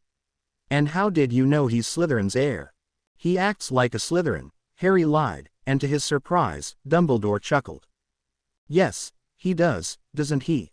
But he's a good man at heart." Dumbledore looked at his Rolex and sighed. "I was enjoying this conversation, but I must leave now. Enjoy your pumpkin juice, and take care, Larry." Dumbledore had put an emphasis on the name, and Harry had a feeling that was due to his inability to lie. Harry kept his eyes on Dumbledore until he disappeared out the door. He turned back to his drink. "Next time, we gotta try this technique." One of the East Side elves exclaimed. Nah, that won't work, we're playing against the Western werewolves, remember? Someone else disagreed. Yeah, with Lupin coaching, for the second time that night, Harry choked on his drink. He could see James coaching for Quidditch, or even Sirius, but his defense teacher. Yeah, you noticed her camera and the way she went on about the Prophet. She's a reporter. I mean, even being a muggle, there are jobs out there in the wizarding world for her. Oh, James sculled his beer. James just stared at Oh James. Well, being a reporter for the Daily Prophet actually suited Petunia, she was quite the gossiper. Anyway, Jupiter, I've been going on about myself for a while, how about you?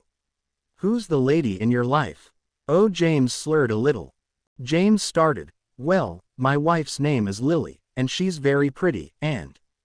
Lily. Oh, James interrupted, looking startled. I knew this woman called Lily, she was amazing, and I wanted to marry her. James noticed that Oh James had a bit much to drink, but she went off with him. I trusted him. He slammed his mug onto the table, then Petunia was there for me. He dropped his head onto the table, and snored. James sat up and shook Oh James' shoulder. Tell me. Who's? Him. But it was no use, Oh James was out cold. Remus walked into the crowded place. The Three Broomsticks was sure popular today, and a quick look at some banners told him why. The East Side Elves won in the summer holiday Quidditch, and there will be a live band tonight. Remus saw James sitting in a corner with another James, and Harry sitting alone at a small table near the center of the room. He made his way towards Harry, moving around all the people, and took the vacant seat there. Harry looked up from wiping his robes. Hey Professor, I mean no Jonathan. Harry smiled sheepishly. Do you mind magicking this off for me? Harry pointed to his robes. Remus smiled kindly and cleaned his robes for him. Ah, much better, Harry commented. And was there a reason for your clumsiness? Remus cocked an eyebrow. Harry grinned and took a sip. Well, have a guess at what you do in this world. The Southern Serpents have quite a strong team too. What with Weasley as the Seeker, one of Harry's friends were saying quite loudly. And Granger's got quite the power as a beater. Harry was never gladder that he belonged to the wizarding world where spills could easily be magicked away, otherwise he would have had to change his robes for the third time that night. Remus looked at Harry amusedly. So what am I in this world? You coach the Western werewolves, Harry stated simply, and looked at Remus closely for his reaction. Remus just chuckled. And I would really call my own team the werewolves. Maybe no one knows you're an actual werewolf. And I just can't imagine you drilling in strategies like Wood used to. He was obsessive.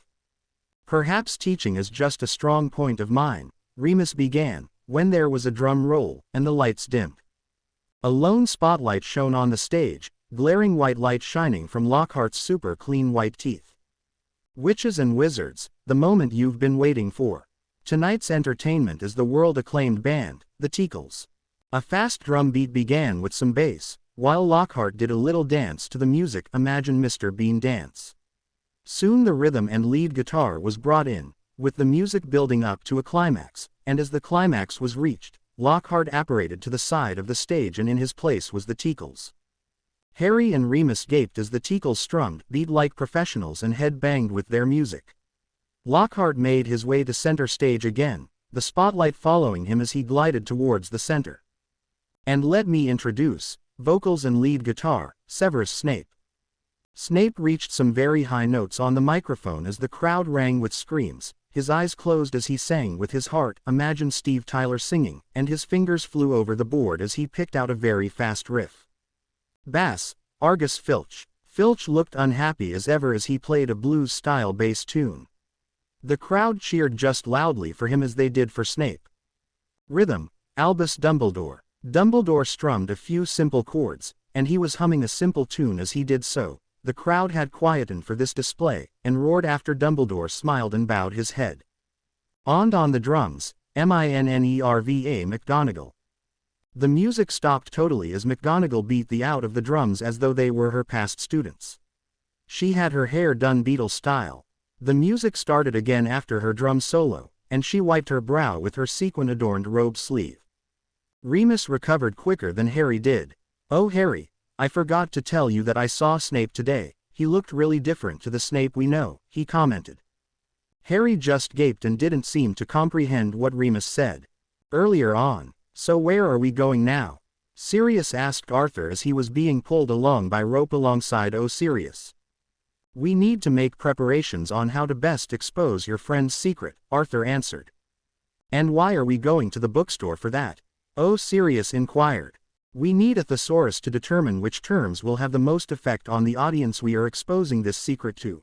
Regulus looked to Arthur worriedly. Mr. President, it looks as though the store is closed. I sent a letter to Pettigrew to leave it open for us, perhaps he did not receive the message. Sirius scoffed. Of course it is, it's past 5 o'clock, you just had to stop for that hamburger, didn't you? I don't think they'd open it especially for you. Hey, maybe we can help you, we are very knowledgeable in our vocabulary, Sirius suggested, quite curious about what this secret was. Be quiet, we can do this without your help, or anyone's, or anything else's help. Arthur roared. Settle Petal, we were just trying to be helpful, Sirius said soothingly. Perhaps Skeeter can help us, Malfoy suggested. Arthur rubbed his chin thoughtfully. Yes, you are correct, she is one to use fancy words. I'm actually feeling a little hungry, perhaps she can provide us with dinner, Regulus admitted. And the group made it towards the other side of Hogsmeade.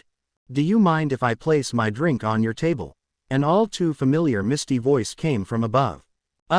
Go ahead, Harry replied, as Trelawney placed her large mug on the table and sighed. I have foreseen that my partner will be appearing here tonight, she began to no one in particular as Harry turned back to the stage. After Remus had brought Harry back to reality, Harry had been able to comprehend all that he was seeing. 4 of Hogwarts staff members were in a rock band, clad in leather, wearing jewelry, and singing meaningful songs. Harry now understood what Dumbledore meant by teaching in a different way to the whole world. They were teaching through their songs. But to have Snape singing, Harry would never have imagined that Snape could carry a tune, not to mention reach high notes. Although the band name and McGonagall's hair suggested Beatles-style music, it was otherwise, it was a little more heavy, a little more rock. And if you let your worries go then you've only got strength to show. The crowd screamed as Snape finished the song, and the loudness of the cheering compared to that on the Quidditch pitch. The band really was quite popular, and Harry could see Harry with fingers in his mouth whistling loudly. No one expected there to be any tomatoes. James had recovered his ability to speak. He looked at James as he jerked awake to the music. Although James still looked drunk, the look he gave the band was one James was glad he was not on the receiving end of. As the song finished, James reached into his pocket, pulled out his wand, and summoned a basket of tomatoes. Take that, you cheat, James screamed as he threw the tomatoes at an unsuspecting Snape. James thought he was just having fun, and threw some as well. Snape looked at James horrified, and Dumbledore quickly conjured a shield. Dumbledore looked upon James calmly. And to what occasion do we owe this greeting? He asked amiably. Wobbling as he stood up, James slurred, I trusted you, Snape, and then you go off with my true love, even though you knew I loved her. Lily is an intelligent woman, she was well aware for what reasons she made her decision. She followed her heart, Snape replied, and the audience sighed at the beautiful reply. Petunia gasped and stood up, whispered something quickly to Harry, and made her way to James, her hands on his arms. I'm sorry everyone, she said to the whole room, obviously enjoying being the center of attention. My husband isn't one who can take in a lot of alcohol, and talks about nonsense once he's drunk. She turned to James, come on dear, let's take you home. Remus looked on in wonder. James and Petunia, that's a laugh. Sorry about that, Snape said to the audience after he had cleaned his robes with the wave of his wand, just an old dispute. And although I am not here to talk about my personal life, I would like to thank that man over there. The spotlight was on Remus as soon as Snape pointed at him, for helping my lost daughter this afternoon. A round of oohs and ahs from the audience. And for that, I'm giving you a copy of each of our albums. The albums appeared on Remus' table, and I'd like to dedicate this song to you. While Snape was talking, James had made his way back to Harry's table, pushing past Trelawney. He talked loudly over the music. I see, so Sylvia was Snape's daughter. That's just scary. James said. Look at that. Harry pointed to the albums. On the cover was a moving picture of the whole band, in very model-like poses. Each album had different pictures, and Filch was even smiling in one of them, which was scary. Wait until Snape sees these. James exclaimed, looking at the album where Snape was dressed in a white sequined outfit, hair tied back in a high ponytail, and smiling, not sneering. The music suddenly stopped, as another voice came on the microphone. Witches and wizards, I would like to interrupt this performance to bring you some breaking news. The wizard on the microphone was none other than Arthur Weasley. Harry wondered if there was something wrong at the ministry, and he continued, recently it had come to our attention that there are frauds among our famous wizards. Harry instantly thought of Lockhart, and one of them are here today. Let me introduce to you Gilderoy Lockhart. All eyes moved to Lockhart, who tried to run away but was stopped by Malfoy and Regulus. You see, what you have been drinking all these years are not Lockhart's creations, but somebody else's, he said as Lockhart was brought onto the stage. For example, the so-called pumpkin fantasy is just the ordinary pumpkin juice from Hogwarts, delivered by his faithful house elf all the way here to deceive you. It was not my idea. Lockhart protested. Buster and Rex suggested it, and they steal most of the recipes. Lockhart's wild eyes scanned the crowd. See. There they are. It was all their idea. I was simply to sell them because I am the best looking out of us three. They could never sell drinks. No one would ever approach them. Harry looked to where Lockhart was pointing at, Sirius and oh Sirius. In his opinion, Buster and Rex was not bad looking, but Lockhart always did have a high opinion of himself. The audience had long ago become quiet, and the Teakles just stood silently in the background. Arthur looked at where Lockhart was pointing, and then looked confusedly to the side of the stage. Nott appeared from the side with rope in hand, and pulled forth another Buster and Rex. There are two of you, Arthur exclaimed. I told you we weren't the people you were looking for, Sirius replied matter-of-factly, only to be faced with a wand and a reversal spell. Sirius Black, everyone exclaimed. Harry, James, and Remus looked at each other worriedly. If they exposed oh Sirius as well, or the Sirius of this world walked in, there'd be a bit of a situation. But before they could do anything, a voice next to them screeched. Honey, I've been waiting all night for you. I foresaw that you would appear, but not in this situation. We are going home right now, darling. Prolonging our stay in these people's presence will surely cloud our eyes more. Sirius Jr. is waiting for us at home. Trelawney made her way to Sirius' side, who gaped at her in alarm. Trelawney. Yes dear, I know who I am. Let's go. Arthur turned to oh Sirius and raised his wand, and now I am curious as to who you might be. But before he could cast the spell, there was an explosion as the real Buster and Rex threw a bomb to distract the AMS members that were approaching them, and made their way to the front door. Lockhart looked very panicked, and fainted when Nott threatened to slap his face if he made a move. James took the chance and freed Sirius and oh Sirius, and the group made for the back door. Sirius, you still owe me 500 galleons. Regulus cried as he grabbed hold of Sirius' sleeve. Ask me again later, Sirius said and pulled his arm free. I'm gonna tell Mum about this. Sirius rolled his eyes. Yeah, go cry to Mummy, he said under his breath as he followed James. Harry and Remus, who were not on the AMS to catch list, made use of this fact by stunning a lot of the members. Who dares go against us? Malfoy roared as he looked wildly around him, and then fell as a stunner hit him. Harry felt someone grab his arm. You dare go against us, boy? Crabbe breathed in his face. Harry was about to reply when Crabbe fell down. Harry saw Dumbledore standing behind Crabbe, wand raised. No one hurts a student while the Teakles are here, Dumbledore said, and I dare say, you and your friends need to leave quickly. Harry smiled a thanks, and Remus and Harry quickly made their way to the back exit. After them, they could hear someone yelling behind them. Great, we have to go to that place in the forest, which is on the other side of Hogsmeade. James, Sirius, and oh Sirius had been waiting outside for them, and were now running. I think it'll be quicker if we transformed, Harry suggested. I can't believe I'm with her in this world. Sirius whined before he transformed into a dog.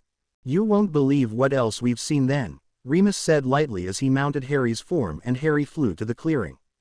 Upon reaching the clearing, everyone resumed their human forms and they quickly traveled back to their own world. It was 10:45 a.m., and Harry was waiting on platform 9 3/4 for the Hogwarts Express. He was 15 minutes early and no one was there yet. Although he was alone, it was the first time he did not feel alone at all as he waited and thought about his holidays and all the people who were out there who actually loved him. It was a nice feeling to know that during the holidays he could return to people he loved. After leaving the twisted world in which his father was married to one of the worst people ever and Snape was in a rock band, the Marauders had hurriedly made copies of the band's album and sent them to the band members' counterparts. Chapter 12, for those of you who skipped it, is not really important to the continuation of this story. Several days before the 1st of September, Harry had even helped in a prank by helping deliver a letter bomb to the man who did not let Magnolia use the phone in his house. Chapter 10. Upon opening, the blind bomb would explode and leave him blinded for several days, while the stink pellets rocketed throughout his house and paint bombs decorated the exterior some very bright colors. Although Harry was not usually one to play pranks on people, he really felt this man deserved it for not letting Magnolia use a phone in a time of need, and especially for being rude about it. 2 hours ago, Harry had been at Hogwarts with his luggage and new books that one of the staff members had kindly purchased for Harry during his absence. He had also been in the presence of not one, but two of the people, or person, that he hated the most. About 2 hours earlier at Hogwarts in Harry's world. My, that is most fascinating, Dumbledore commented as he rested his chin on his steepled fingers, looking at Harry over his half-moon glasses.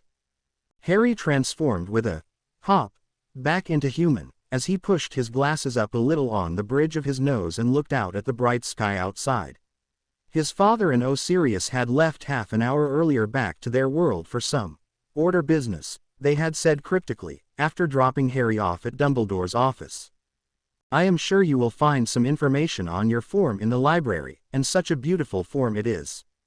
As the school term has not yet officially begun, I can tell you that you can do quite a bit of rule breaking with your form. Although in several hours I'd be telling you not to break any rules. Harry laughed at Dumbledore's humor. Not only was that a wonderful tale of your adventures, you also bring me a souvenir of your journeys. I am very grateful for that. A copy of The Tickle's #1 hits was on Dumbledore's desk, and Dumbledore merrily waved at the band members on the cover, who waved back, looking as out of character as ever. Snape was smiling, Filch was downed with jewelry, McGonagall was beating furiously at the drums, and Dumbledore was most thrilled that his counterpart was wearing leather. There was a knock on the door, and the album disappeared with a wave of Dumbledore's wand. In walked Snape, cloak billowing in all his bat-like glory. Harry and Dumbledore made eye contact for a brief moment, both obviously thinking of the album that Dumbledore had just hidden, and stifled their laughter. Snape ignored it, knowing Dumbledore's eccentric tendencies, and just asked, "You asked to see me, Headmaster?" He gave Harry a dirty look as though to say, "What have you done this time, Potter?" Harry wondered again what Snape was asked to do at the end of the third task, but really doubted he would get an answer if he asked. "Severus, if you could stay with us for a few moments, our guests should be arriving shortly," Dumbledore answered, and conjured a comfortable-looking cushioned chair next to Harry's, across from Dumbledore's desk. Snape shot Harry a quick look and sat down. "And who might these guests be?" Snape asked curiously. "Once they arrive, it'll be easier to explain things," Dumbledore said. As if on cue, there were 3 quick raps on the door and in came the Dimension Travelers, plus their passenger. Snape stood up quickly and looked to Dumbledore. "What is the meaning of this?" he snarled as he looked from James, to Sirius, and then to Snape, a slight glint of fear in his eyes. Harry wondered if Snape was more fearful of seeing James alive, or of seeing another Snape. Harry laughed within himself at the thought of Snape realizing just how scary he could look. Dumbledore looked quite amused at Snape's reaction, and said in a polite voice, "Severus, meet some people from another dimension. I am sure you recognize some of them for their counterparts." Snape suddenly rounded on Harry, who took a surprised step back. Did Potter have something to do with this? Seeing this, James and Sirius stepped in front of Harry in defense. "Don't you go picking on him," Sirius yelled. "Pick on someone your own size." James poked Snape in the chest, and Snape looked too surprised for words at James. Harry looked shocked, and Snape sneered, "It would seem that your Potter is as much of a troublemaker as ours." Ignoring Snape, Dumbledore explained, "You are mistaken, Severus. You see, James and Sirius have done some research." It took merely half an hour for Dumbledore to recount James and Sirius' adventure, and Snape nodded understandingly, although eyes still wide. "Now," Dumbledore said, "Severus, I would like you to take Severus with you and explain to him what our Voldemort's situation is like here." He then turned to Snape. "Thank you, Severus, for helping us." Snape declined his head politely, and followed Snape out of the room, but not before giving Harry and the Marauders identical death glares. "Happy people, aren't they?" Sirius commented as soon as the door closed. "Happy person, Sirius, they're two of the one and the same," James muttered under his breath. "I still can't believe we were just in a room with two of them," Sirius exclaimed. "They really do look the same, don't they?" As greasy and sallow-skinned, James began. Harry remembered the message that was to be given to Dumbledore. "Professor Dumbledore, the other Dumbledore said that for you to be able to lock Voldemort's powers, you need to create a spell from one that you can find in our vault, Aberforth's candles, right?" Harry looked at Dumbledore expectantly, expecting an explanation. Dumbledore chuckled. "I see, that is most helpful. But what does it mean?" James asked. "In our family, when it is our birthday, the number of candles on the cake is usually our favorite number that year, which is usually the score of the winning Quidditch team when it's my birthday."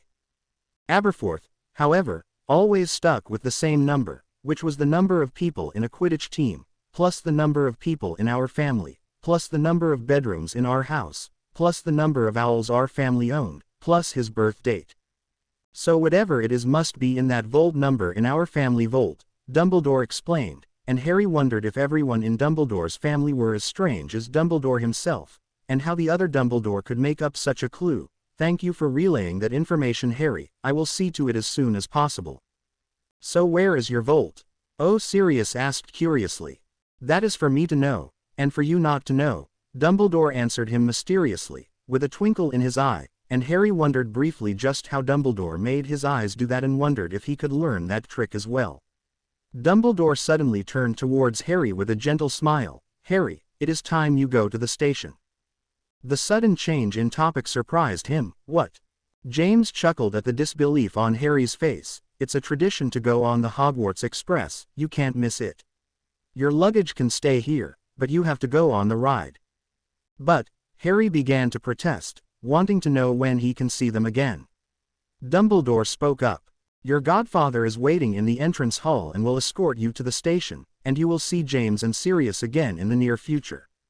Also, everything that has happened is to remain a secret. I believe Miss Granger and Mr. Weasley are eager to keep your secrets also. And one more thing, when you tell them that you have met people from another world, then you are not to say how it is done, but only that James and Sirius are the only ones who can do it, lest they try to find a way themselves and attempt to travel across dimensions." James patted Harry on the shoulder. "We have some order business to attend to, we'll see you soon." "Don't try to stay out of trouble," Sirius said with a straight face, and waved solemnly. So Sirius, in dog form, had trotted happily alongside Harry out of the Hogwarts grounds and apparated both himself and Harry to a place near the station. Harry was left waiting on platform 9 3/4, and Sirius had left on the cryptic order business. No one had explained to him what this order was yet, and he promised himself he would get some answers next time he saw James or Sirius. Harry turned to look for the source of the voice and was bombarded with a mass of red. "Oh Harry, how are you?" "I'm fine thanks, Mrs. Weasley," Harry said into her shoulder as she hugged him. Ron snickered, and although this was supposed to be an embarrassing scene, Harry did not feel embarrassed at all. Being hugged was quite a nice feeling. "And how was your holiday?" "It's always great to have the children back, although it can be a little too noisy sometimes." Mrs. Weasley shot Fred and George a quick look, who smirked in return. "Hey Harry, did you like our presents?" Fred asked, a huge grin on his face.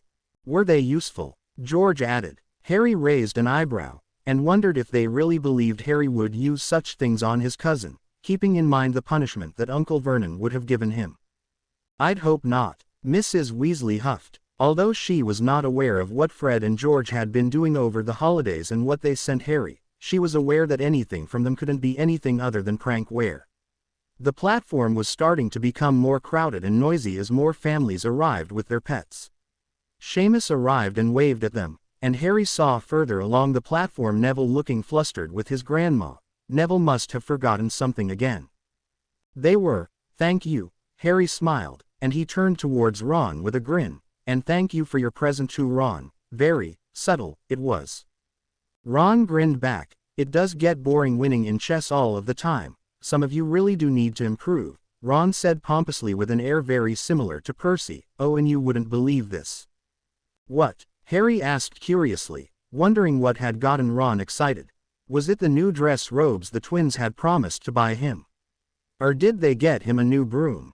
I'm a prefect, Ron exclaimed, pointing excitedly to his shining prefect badge that Harry hadn't noticed before. I mean, I wasn't excited about it before, because Fred and George were being kinda nasty about it, but think about all the things I can do now that I'm a prefect. Ronald, you will not abuse the status that you have been given. Mrs. Weasley scolded. Yeah, Mum, I know. And Hermione's a prefect too. I didn't expect any less. Harry was happy for Ron. He had such a great holiday that he did not even give a thought about who would be prefect in their year. And I got a new broom from my parents, Ron continued. And we bought him some dress robes for the occasion, Fred added.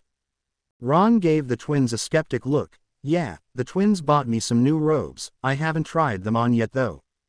He's afraid we jinxed them or something, George explained to Harry with a wink.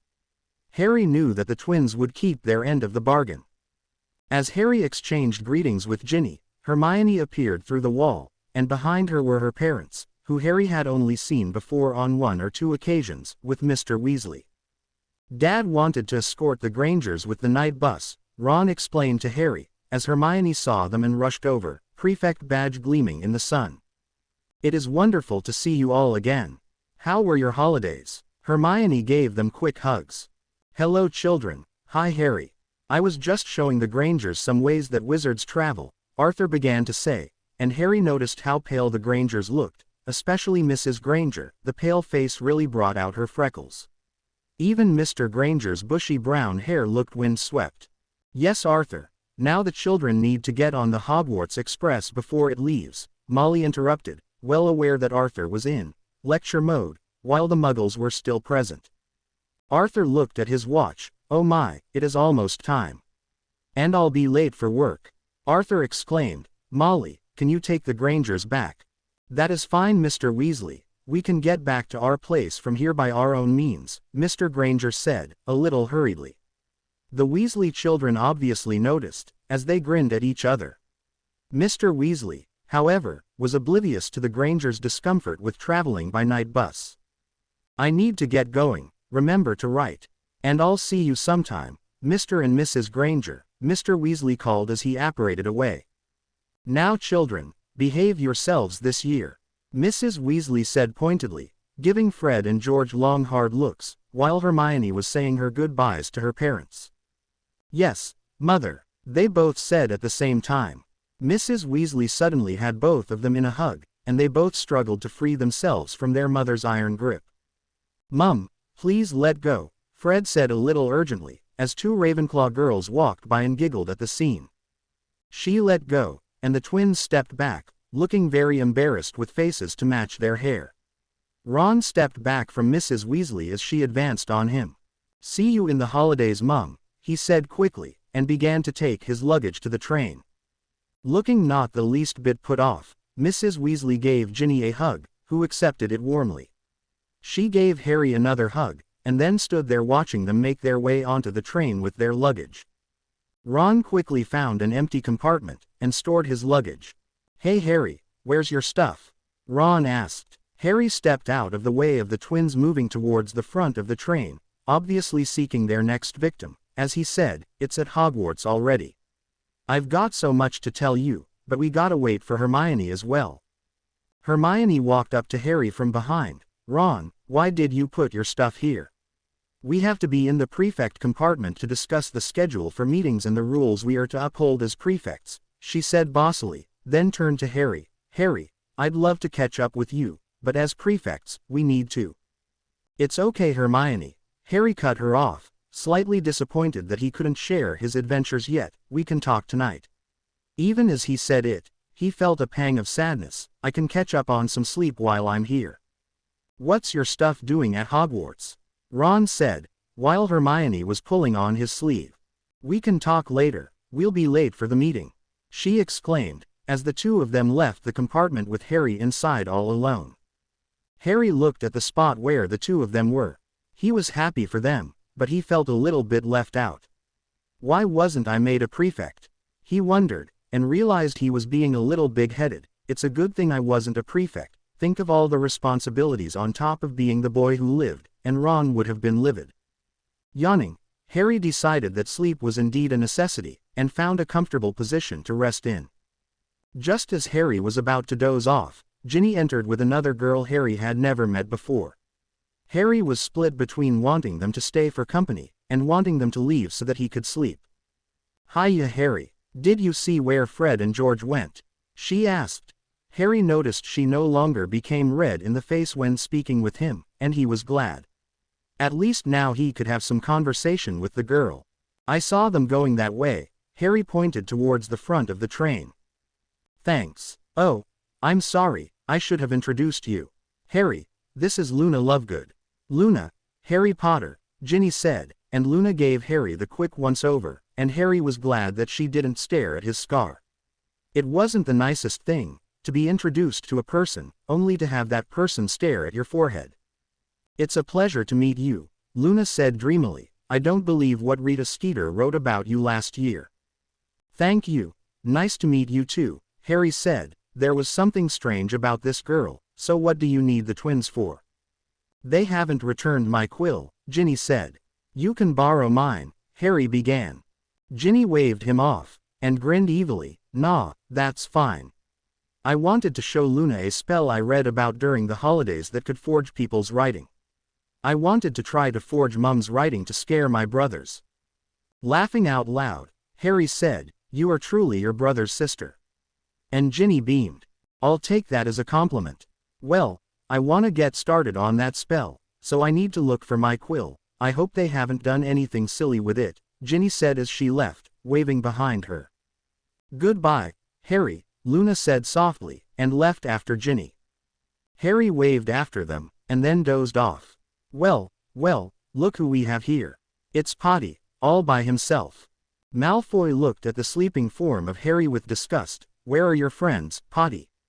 Has Mudblood and Weasel abandoned you? That's no surprise, they wouldn't want to be in your presence if it's going to get them killed. Harry snored loudly then, and Malfoy looked at Crabbe and Goyle in confusion, then slowly took out his wand. Look at that, he sneered, he's so scared of us that he's feigning sleep, hoping we'd just go away. We don't go away that easy, Potter. Malfoy moved forward to attack Harry when an explosion went off in the compartment. There were shouts and screaming, and Malfoy's screeches could easily be heard down the whole train. My eyes.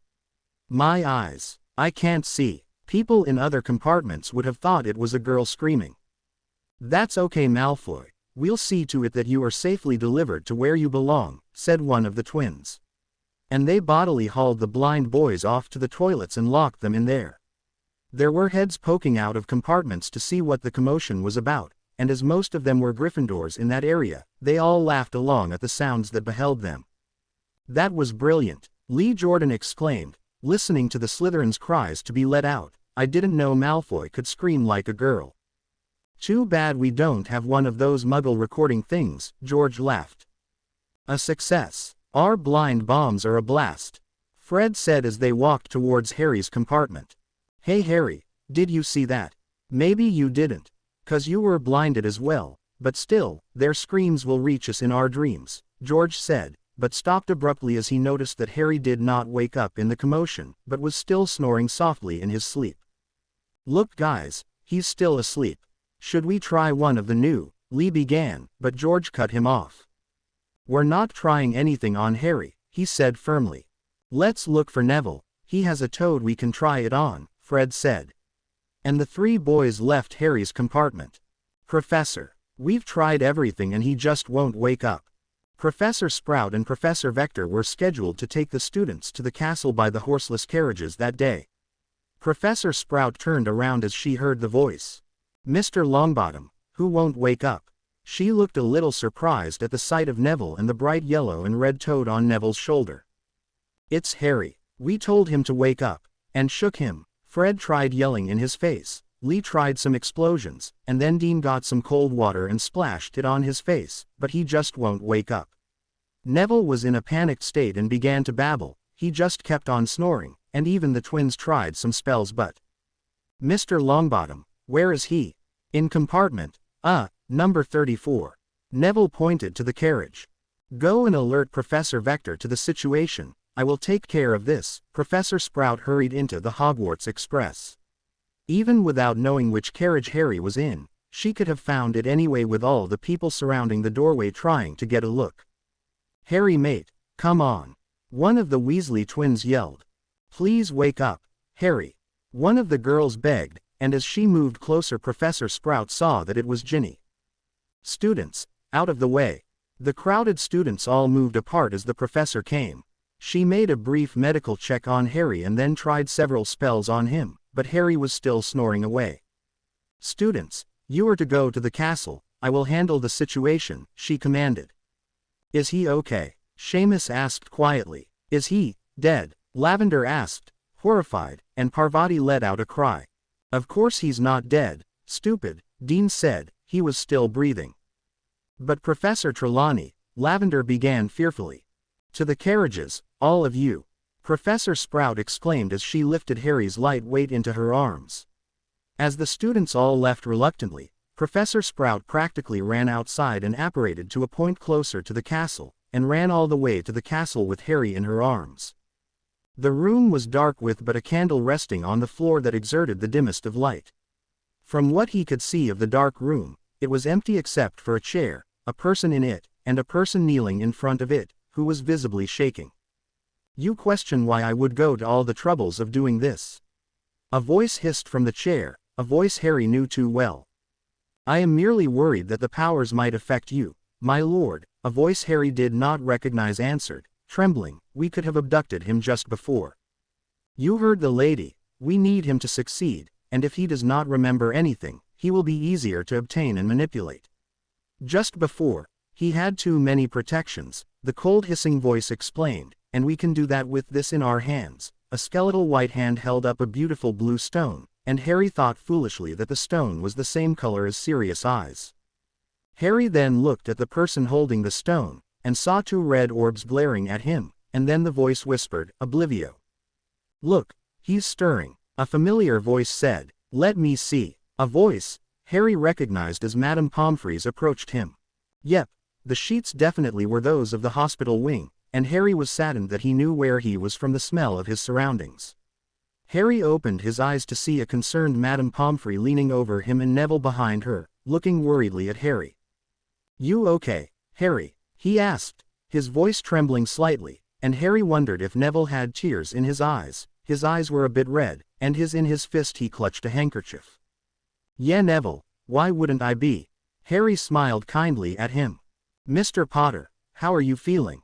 Madame Pomfrey asked as she ran her wand over him in complicated swirls, the tip of her wand glowing now and then, and nodding to herself occasionally. I feel like I've just woken up. How should I be feeling?"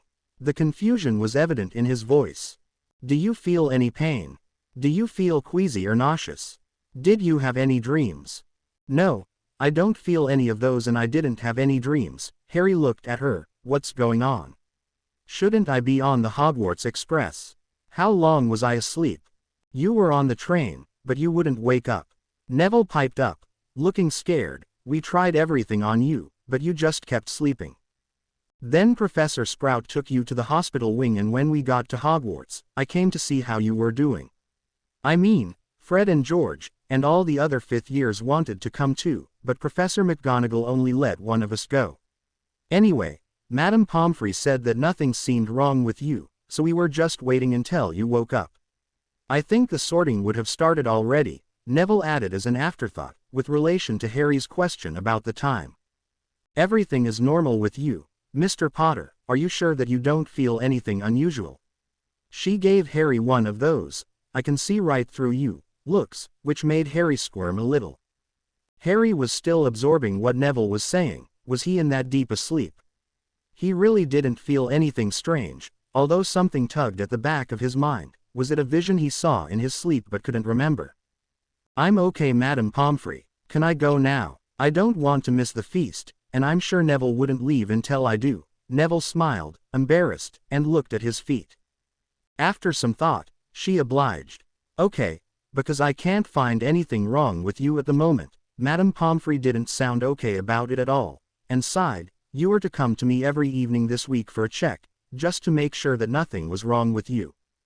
Harry was too eager to leave the hospital wing. Starting the year in the hospital wing wasn't what Harry exactly had in mind, and he didn't want to give Malfoy any more ammunition in their constant verbal argument. He didn't want to miss the sorting again and wondered if he could catch some of it at least. Are you really okay, Harry? Neville asked once they were out of the hospital wing. They walked side by side along the corridor, responding to the portraits, greetings along the wall, and stepping to the side as Peeves zoomed through the corridor with a loud "wee," trailing something that was unpleasant in smell and looked green. Harry turned to Neville. Yes, Neville, I feel fine, I wonder why I wouldn't wake up though. He said, more to himself. Ron and Hermione wanted to stay with you too. Neville began to explain the absence of his two best friends, but they decided that they should be at the feast, in case you slept too long, and because they are prefects, they need to be there when the feast finishes. I understand, Harry sighed, then turned to Neville. Neville. Do you realize that Trevor has changed colors? Harry pointed out the toad on Neville's shoulder. The toad croaked as Neville patted its head and explained, Fred and George made it eat something, and it changed color. I told them to change it back, but they said it'd change back after some time. I hope Trevor doesn't feel the change though. Do you think that Trevor could feel that it's a different color? I hope it doesn't hurt. Harry chuckled. I'm sure that whatever Fred and George made it eat wasn't meant to hurt the recipient. Trevor is going to be fine. Neville smiled at the reassurance, and the two of them stopped in front of the door to the Great Hall. There was a round of applause, and Harry and Neville took that chance to hopefully go unnoticed into the Great Hall. Most of the attention was on the person who had been sorted, so even though everyone saw that the doors opened and closed, and that two small figures were making their way to the Gryffindor table, their attention was quickly reverted back to the next person to be sorted. They reached some empty seats as Williams, Ray, was sorted into Hufflepuff. Harry sat in a seat obviously saved for him between Ron and Hermione, smiling at them to reassure them, and Neville sat next to Seamus and Dean. And now, for the Hogwarts song. Dumbledore beamed happily, the only one along the staff table who looked happy at the prospect of singing the song. Choose a favorite tune, and sing along. Harry didn't know many songs, so he just sort of said the words in some familiar tune. Ron sang to the Chudley Cannon's anthem, Hermione sang to the national anthem. Harry was greatly reminded of his first year as everyone finished and Fred and George were still singing to a slow funeral march. As Dumbledore announced that the feast shall begin, Ron turned to Harry. Where have you been? I've been worried sick. They said you wouldn't wake up, Hermione said, relieved that Harry had finally woken from his slumber. Harry, you're awake. What was wrong with you? Dean asked from across the table. Did you really die? Parvati asked, picking fretfully at a piece of carrot on her plate. Of course he didn't. Hermione huffed at Parvati and Lavender, who had begun to whisper among themselves. She rolled her eyes at them. They predicted that you died, and even used Trelawney's predictions in their argument. A load of rubbish. We knew you weren't dead, Harry. Fred piled food on his plate, and reached for some salt. Can't die before the Quidditch season. He joked. You'd roll in your grave if we lost to Slytherin because you weren't there. George added. Hiya, Harry. Dennis and Colin Creevey greeted loudly from down the table. How are you feeling? We knew you wouldn't. Madame Pomfrey doesn't know what was wrong with me. I think I was just really tired. Harry said loudly so that everyone could hear and stop asking questions, and so that the Creevy brothers wouldn't loudly announce that they knew he wouldn't die. Can someone pass me the gravy, please? About 6 hands offered to pass the gravy to him, and Harry rolled his eyes exasperatedly. It's good to see you're okay though, Ginny smiled, and Harry smiled back. Ginny then turned to Neville. I was going to tell you before, but because of the situation, I forgot. Did you realize your toad is bright red and yellow? Yeah, well, Fred and George, Neville began, and the two of them got into a discussion about the twins' many pranks and how Ginny was never a victim of their pranks. It felt good to be back to the first home he ever knew. The sky in the enchanted ceiling was clear and bright stars glittered down upon them. He looked at the bright hangings in the great hall, and the other marvelous decorations that adorned the walls. He looked over to the Hufflepuff table.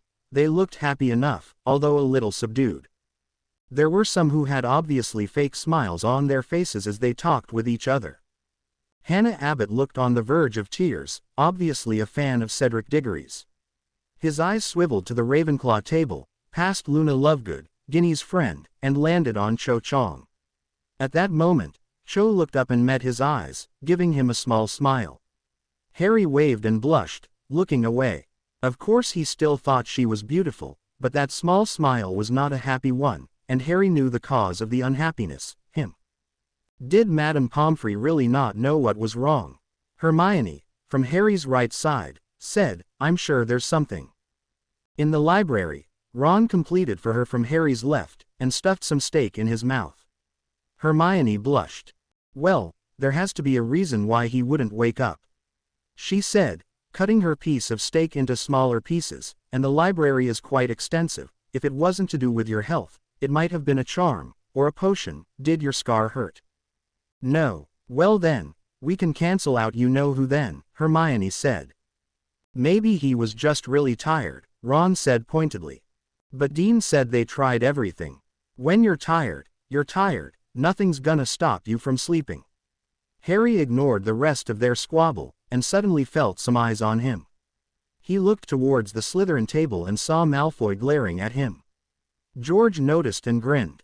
I don't think he had a really good train journey, George explained solemnly. Harry was eager to hear what they did to him. Why not? He didn't appreciate spending the whole ride in the toilets. Fred sighed ruefully, and everyone around him laughed. What's wrong with the toilets? Lee feigned confusion. You can relieve yourselves in times of need. You've got water if you're thirsty. And he was even squashed in there with 2 gorillas. Fred finished, and there were howls of laughter along the table. How did he get out then? Harry wondered, wishing that Malfoy had been stuck in there the whole school year. He threatened some first year who was walking by. The poor dude, scared out of his wits. Fred sighed, but at least we know no one else cared enough to let him out. Everyone laughed again. Malfoy blushed a little as he obviously realized what the Gryffindors were talking about, and he whispered to his stooges as they were obviously trying to think of a plan to get back at the pranksters. Harry didn't have much hope for them.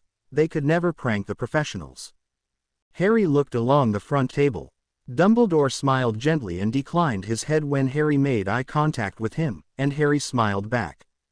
Professor McGonagall was seated next to Dumbledore and looked like she was in a heated argument with Professor Vector. About what, he had not the slightest clue. Hagrid, at the end of the staff table, was looking straight at Harry when Harry looked at him, and waved with a look of relief on his face. Harry waved back happily, putting his hand on his chest where the gift from Hagrid lay under his shirt, and mouthed, "Thank you." Hagrid nodded back. He then shook both Ron and Hermione out of their argument. Who's that sitting next to Professor Flitwick? Both of them looked towards the professor. Harry pointed out. He looked young and had short-cut brown hair. He smiled in a friendly manner as he spoke animatedly to Professor Flitwick, hands making a lot of interesting-looking gestures in his speech. I don't know, but he must be the new Dada teacher. Look at Snape, Ron said. Next on Dumbledore's other side sat Snape. Harry realized Snape was glaring daggers at the man. He must be really disappointed he didn't get the position again. Look at the hostility though. Maybe Snape knows the new professor. Hermione wondered, and Harry had to agree. Snape had glared daggers at Lockhart, who was incompetent. Remus who was a school rival, and Moody who was an Auror. Snape must really hate this person.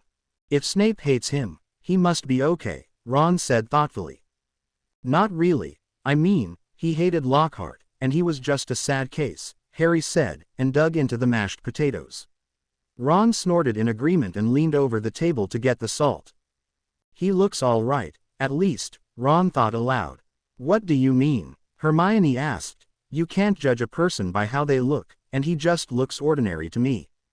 Well, that's what I mean. He doesn't have a turban, so now you know who hiding behind his head. He doesn't look like a model, so at least he's got some brain in there. Harry choked on his food, as Ron grinned and continued, and he's got both eyes. Hermione frowned at Ron's line of reasoning, and was obviously thinking of a defense. Okay, the turban was a little suspicious, but Professor Lockhart was an okay teacher, and what was wrong with Professor Moody? Everyone thought he was good. I can sense that in your eyes. Lockhart's looks has masked his true ability, Ron said in a dreamy voice, and Harry laughed outright, along with Dean and Seamus, who were obviously listening in. And Professor Moody was a good teacher, apart from the fact that he was a Death Eater. That has nothing to do with whether a good professor has one or two eyes, Hermione said, and returned to her food. The desserts came and went, and the students silenced as Dumbledore stood up to make a speech. Now that we are all filled, I think you must now have the ability to register the start of term notices. There were chuckles among the students. Firstly, I'd like to introduce to you our newly appointed Defense Against the Dark Arts professor, Professor Michael Plum. There was a round of applause as the professor stood up with a huge lopsided grin and bowed to the students as though he had just finished performing in a play. The students laughed at his display of humor. Harry noticed that Snape was seething at this, while Dumbledore had a look of pure amusement on his face. Dean yelled into his ear, "Who got killed by a candlestick?" And Harry burst out laughing.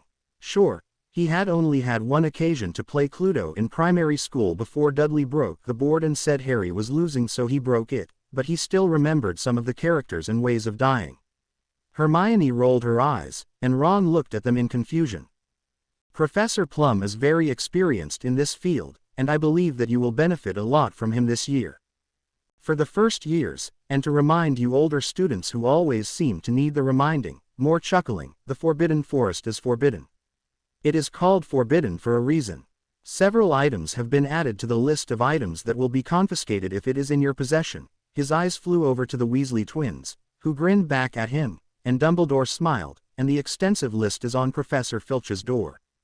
Interhouse Quidditch resumes this year. Tryouts shall begin in 2 weeks, and I wish all the members of the teams good luck. The Quidditch teams cheered, and Fred and George had their fingers in their mouths, making very loud whistles.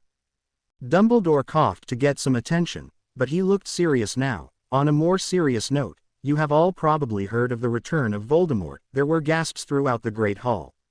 Dumbledore nodded solemnly at the Hufflepuff table, and the Hufflepuff table looked almost eagerly at Dumbledore. I would like a minute's silence to remember those that have been lost to him already. Harry saw some people around him close their eyes, and Harry followed suit, not before seeing the Slytherin table rolling their eyes. The silence was almost deafening, and Harry wondered for the first time how many of the students at Hogwarts had lost people to Voldemort. The fact that he had lost his parents when he was a baby seemed to push thoughts of other people losing their family from his mind. Neville had lost his parents, and he had kept to his promise to Dumbledore by not sharing that information with his friends. Harry wondered if Neville would have been different, not so nervous and clumsy, if he had grown up with his parents.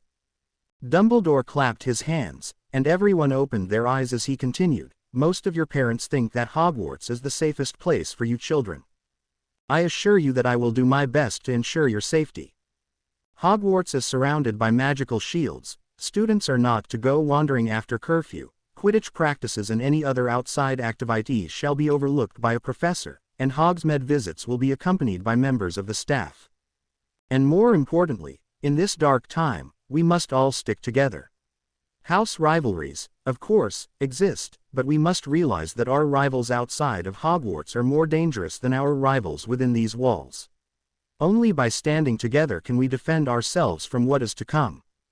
Silence reigned in the Great Hall, and Harry felt uncomfortable with all the eyes that flew over to him. He kept his eyes fixed firmly on the table in front of him. Dumbledore continued, "Even though in the outside world there may be chaos, I hope that we can complete this school year as usual and that you all enjoy your studying. I think it is time that we rest for an early start tomorrow. If students could please follow their prefects to their common room." The hall grew louder as students got up to make their way to their common rooms. "We'll talk to you in the common room.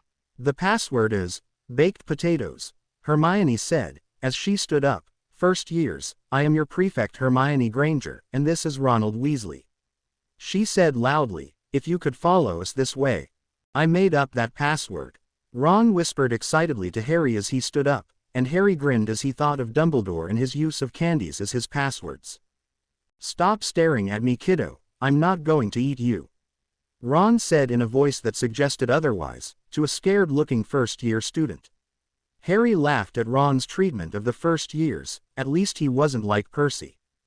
"They are such a tiring bunch, aren't they?" Ron asked Hermione as they sat down next to Harry.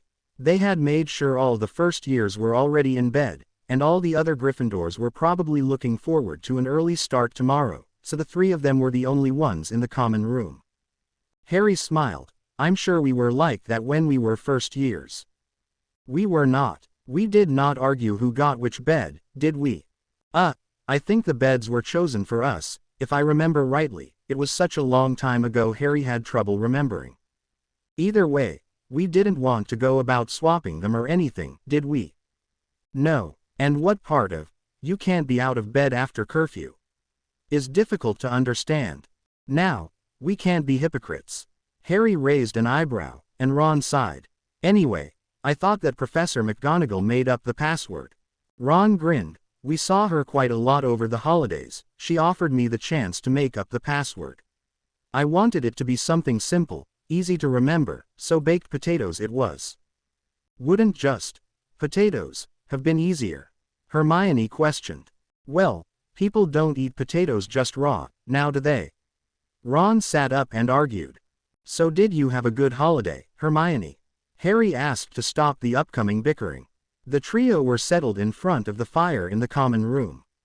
Even though the weather was still warm, it was cool in the castle, and it was nice having the warmth of the fireplace upon them in the coolness. "Yes, I certainly did. I spent the time in Bulgaria. With Vicky," Ron put in. "Yes, with Victor." She glared at Ron, and Harry stifled a laugh. "It's quite a fascinating place, with so much history. I met his family, and went to his house, such a large house it was. And then we did some sightseeing. We visited all of the old Capitol ruins-like place. You wouldn't believe where we were." Ron interrupted, and Harry thought that he could use that same line when describing his holidays. "We were at the Order of the Phoenix's headquarters." He ended a little more quietly. Although they were alone, he wanted to keep quiet, just in case. "Ron, it's rude to interrupt when a person is speaking," Hermione reprimanded. "You were about to go on a lecture about Bulgaria," Ron said loudly. Hermione just crossed her arms, and Harry wouldn't tell her, but he was glad Ron cut Hermione's lecture short. "So what's this order?" Harry asked curiously. "It's this group of people who work against you-know-who. Both my parents are part of the order, and so are Bill and Charlie. They didn't want to leave us at home alone most of the time, so we stayed at their headquarters. And guess where the headquarters were?" "Where?" Harry grinned at Ron's excitement in telling the story. "It's Snuffle's house." Ron corrected himself quickly as he looked around the empty common room. Ron lowered his voice. "He owns this big mansion, more like a haunted house. The place is so dark and creepy. There's this picture of his mum that's always screaming at us. She was quite the Muggle hater when she was alive. Then there's this deranged house elf named Creature, which is probably acting deranged because it wants its freedom," Hermione huffed. "Still going on about spew. You'll just have to see it to believe it." Ron rolled his eyes. "It always mumbles to itself under its breath. It's totally devoted to Sirius, Mum. He'd say, 'Creature is glad to be of help,' and then under his breath he'd say, 'Mistress will be most displeased that Mistress, treacherous son associates with all of these blood traitors.' Single quote quote. Harry laughed at Ron's mimicking of a house elf, and Hermione frowned at him. Anyway, we were, honored to take on the job of cleaning out the house of dark objects, and Creature was always trying to stop us from doing so. Snuffles had given it orders not to do us any harm though, and to not get into our way, so at least we're safe from it. You should see the place though. There's this place where there's a whole row of the past house elves' heads, on pedestals. Creature thinks it'd be an honor to have its head there too. Ew, Harry said disgustedly, while Hermione looked a little pale. Sirius had never talked to him about his family. All Harry knew was that Sirius had a brother named Regulus. Harry now knew why. Sirius must have come from a dark family.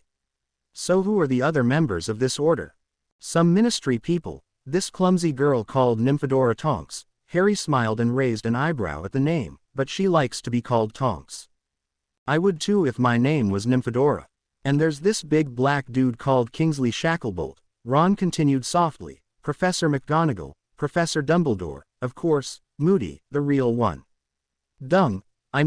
Mundungus Fletcher, a dodgy guy who my mum really disapproves of, but we like him, Snuffles, of course, and Lupin.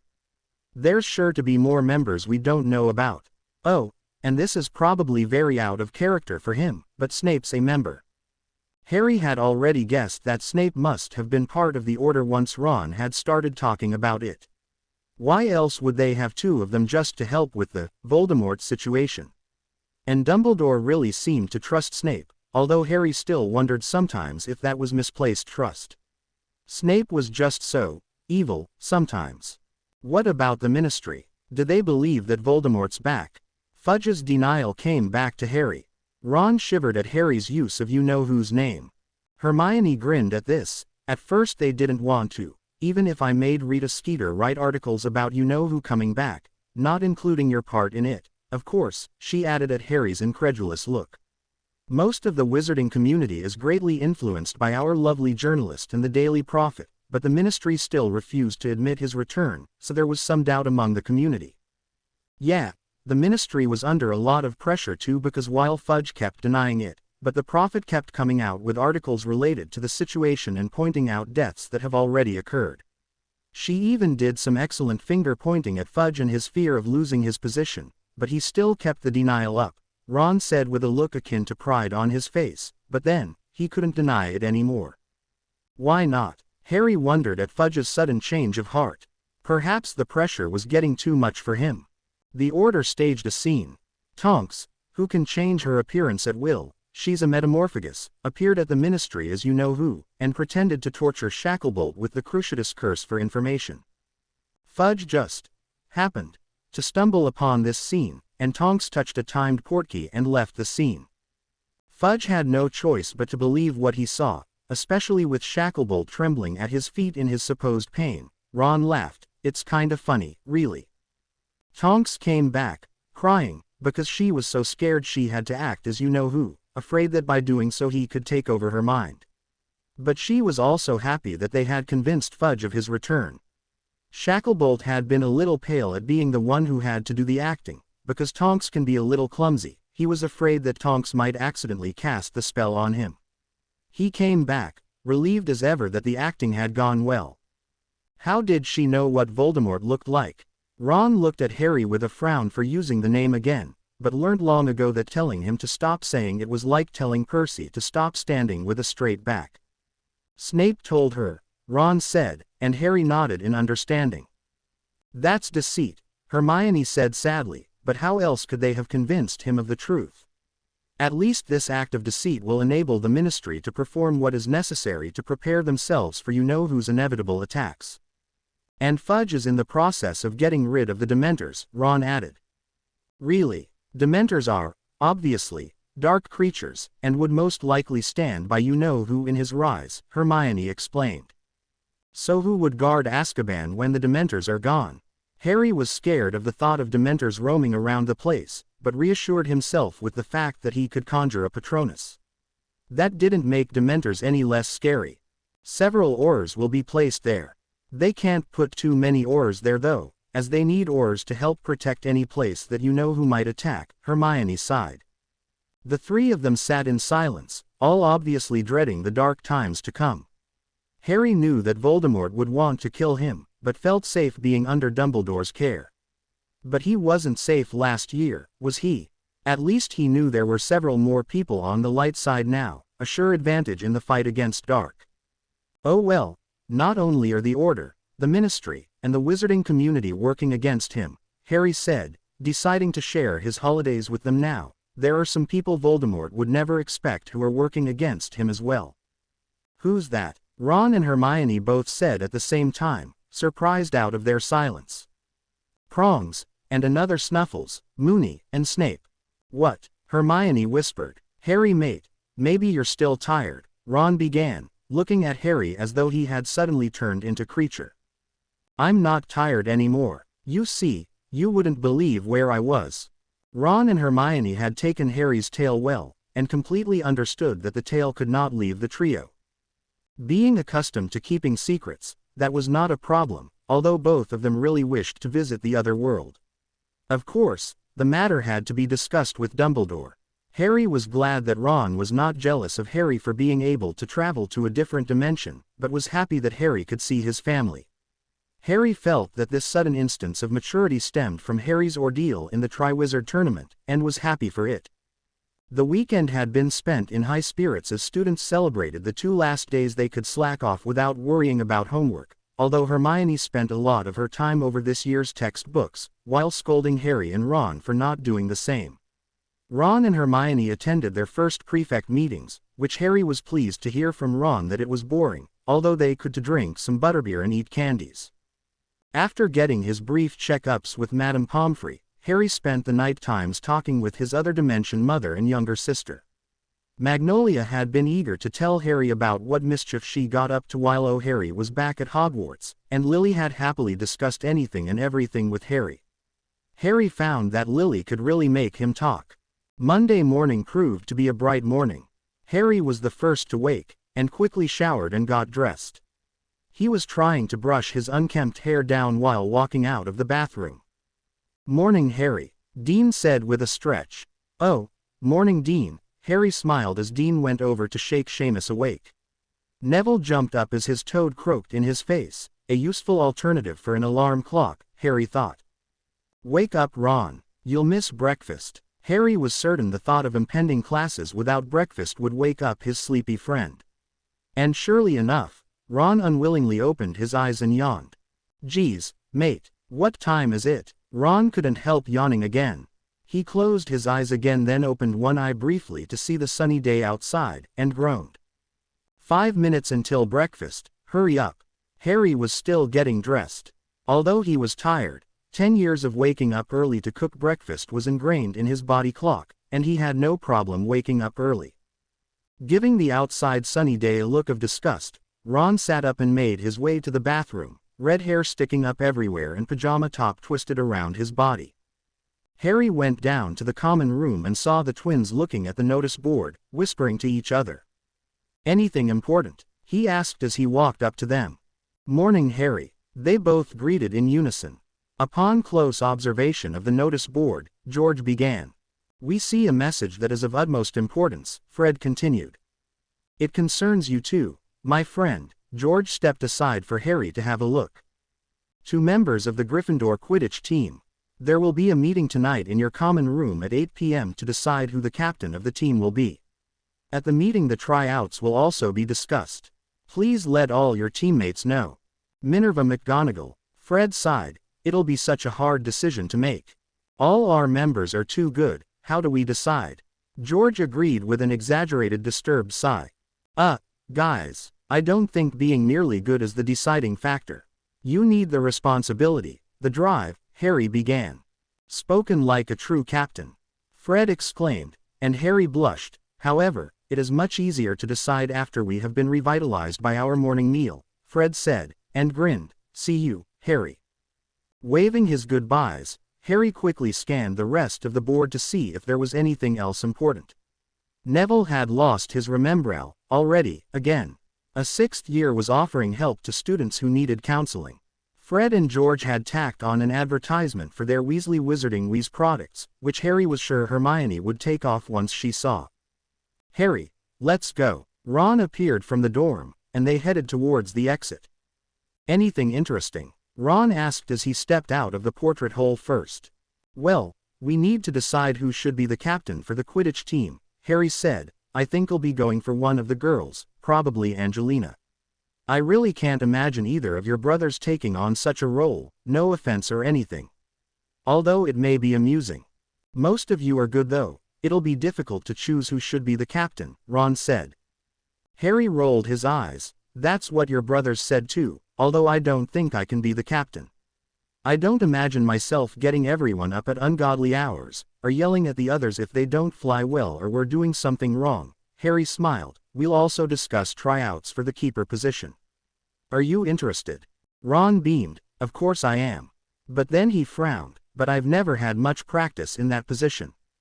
That's okay. Harry laughed. I never had much practice in the seeker position either before I was chosen to go on the team.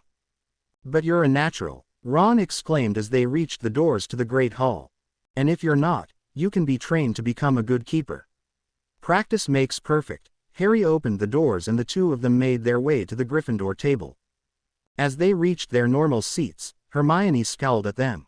Ron, you're late, she scolded. Yeah, well, you're not setting a very good example for the first years. Ron rolled his eyes in exasperation. Hermione, I don't think it'll affect our studies if we're late for breakfast. Besides, we had a late night last night, what with all patrolling the corridors during the night. Hermione sighed. It seemed as though prefect duties were already taking their toll on Ron. Okay, you have a point. Here are some timetables to give out. Ron grumbled that breakfast should come before timetables, but took the pile out of Hermione's hand anyway. He went up and down the Gryffindor table to hand out the timetables. When Harry got his, he groaned. Just as luck would have it, potions was first, with the Slytherins. And to add to his luck, double potions was last on Friday, just the perfect start to the weekend. Ron sat down gratefully next to Harry after he had handed out the last timetable, and looked at his own timetable. He groaned even more passionately than Harry had. Potions, first thing, what have I done to deserve this? And with the Slytherins, Ron complained, stuffing a piece of toast in his mouth to make him feel better. Then charms, then care of magical creatures. Harry looked at the day's schedule, while reaching for some more eggs. He loved Hagrid. He was a great friend, but was dreading what dangerous creatures they were going to handle the coming school year. We don't have Dada until tomorrow. I was looking forward to seeing what the new professor was like, Ron said. Weren't we all? Harry said. Dumbledore seems to like him. Snape seems to hate him, so he can't be too bad. Look, double arithmancy tomorrow morning. I read so much about the stuff we're doing this year, it'll be so exciting. Hermione exclaimed from across from Harry and Ron, as the boys both rolled their eyes. Ginny, who was sitting next to Hermione, laughed at their expressions. Yeah, double divination tomorrow morning, lots of fun, Harry sighed. I understand, I'm doing divination as well. I think the subject itself is quite intriguing, but it's just that Professor Trelawney is not a very good professor, Ginny said. She reached for her pumpkin juice, looking warily at the plate of toasts in front of Neville. Her eyes then flew to Fred and George, who were sitting further down the table. Harry followed her eyes, and then looked anxiously at Neville, feeling sorry for whatever was about to behold him. The owl post came then, hundreds of owls flying in the air, dropping letters and parcels everywhere. Harry looked at the sky, wondering if he would get any mail that day. Some Hufflepuffs were squealing at some parcel they got. There were some first years looking horrified at the mass of owls descending upon them, and Harry couldn't help noticing that Malfoy got a big parcel, most probably a gift from his parents. Hedwig glided in smoothly and landed on the edge of the desk with a letter. Harry took it from her excitedly, feeding her the rest of the toast he was eating, and opened the letter. Hi Snitch. All goes well with us, regardless of having to see Greaseball and Slimeball regularly. We hear that you had some problems yesterday. Let us know if there's anything wrong. Stay out of trouble. Did we just write that? The writing suddenly changed. No, that's Prongs. Padfoot tells you to give Snape hell. Prongs and Padfoot. Harry could only assume that Greaseball and Slimeball were Snape and Snape, and wondered which was which. It didn't matter anyway, they were both as awful as the other. He grinned to himself. He was getting mail. He was so happy. Harry heard Neville hiccuping, and realized that that was what Fred and George had done to the toast. Ron quickly scanned the letter he received from his parents after Pig had landed in Hermione's pumpkin juice in his excitement, and continued, "Not a very good professor, is an understatement. She is a shocking professor. Did you hear about that famous seer?" Ron asked. "Oh yes, I read about that in the Daily Prophet I got delivered to my home during the holidays. Apparently, she was a descendant of a famous seer," Hermione said. "I think I saw it briefly." Harry thought back to that day so long ago when he woke up in the hospital wing and there was a copy of the Daily Prophet lying on his bedside table. There were some loud gasps, and Harry looked down the table to see Fred and George, both with looks of uncharacteristic surprise on their faces. They were staring at a letter, and next to Hermione, Harry heard Ginny giggle. So did Ron and Hermione, who both looked at her in awe. "Anyway, not only do people think she was murdered, but a lot of things were missing from her place," Hermione said, turning back to their conversation, while Ron laughed outright at what Ginny had done to Fred and George. "What makes people think that she was murdered?" Harry said, confused. "Well, I think it looked like suicide," Hermione explained, "but the murder could have been set up that way to try to confuse us. The case is quite confusing, and we aren't given all of the details." "Did she have a lot of precious things?" Harry asked. "Did they take her crystal ball and her tea set?" Ron put in, after calming himself down. Ginny had her face down on her arms to wipe her tears, and Harry saw Fred and George looking and pointing at her with frowns on their faces. "I think she had a lot of magical items, passed down from generation to generation. Half her shelves were empty when they got there." Hermione picked up a piece of fruit and began to peel it. "Why do people think she was murdered?" The case was really intriguing Harry. Did she make an important prophecy? Hermione shrugged. They could only make guesses as to why she was murdered. "I think she knew she was going to die." "Why?" "From what the paper says, there was no sign of a struggle. Cassandra had even left a will and transferred all the money in her Gringotts account to her relatives." "Wouldn't that look more like suicide than murder then?" Harry said. Hermione shrugged. According to her friends and relatives, she never had any suicidal tendencies, and that's what made people think she could have been murdered. "Why wouldn't she do something to avoid it then?"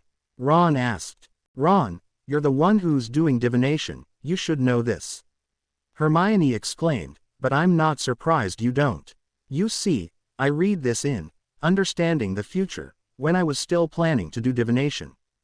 "Just get on with it." Ron was getting impatient. Hermione frowned. "The book said that with some prophecies, you see outcomes that no matter what you do you can't avoid. With some other prophecies, you see possible outcomes that depends on what you do in between. It depends on how advanced the seer is to determine which sort of prophecy they are observing." Harry nodded. "That makes sense. If she saw her death, she probably realized that doing something was just like doing nothing, she was going to die anyway." Harry felt sorry for the lady that he never met, to have to see your own death before experiencing it. "So the prophecy that Trelawney made in my third year would be fitted into the first category," Harry pondered aloud. "I mean, he's a rat, it's so easy for him to get away." He picked at the piece of bacon on his plate. "Cheer up, mate," Ron said sadly, patting Harry on the back, "we'll get him one day." Harry smiled at his best friend. "Yeah, and justice will be served, and Snuffles will be free." "I heard you almost died the other night, Potter," Malfoy drawled. The Slytherin group were already waiting outside the classroom door. Crabbe and Goyle nodded along to whatever Malfoy said, and Pansy Parkinson smiled maliciously at them. "I'm sorry to disappoint you, Malfoy," Harry sighed, still disturbed himself at what happened on the Hogwarts Express. Perhaps he would ask Dumbledore, who seemed to know almost everything. Malfoy sneered, "It's a pity you didn't die. At least then you might have spared a few more lives." Before Ron could retort, Snape suddenly appeared behind the Gryffindor trio, making them jump. "Students, inside," Neville cried out in surprise, and Malfoy chuckled.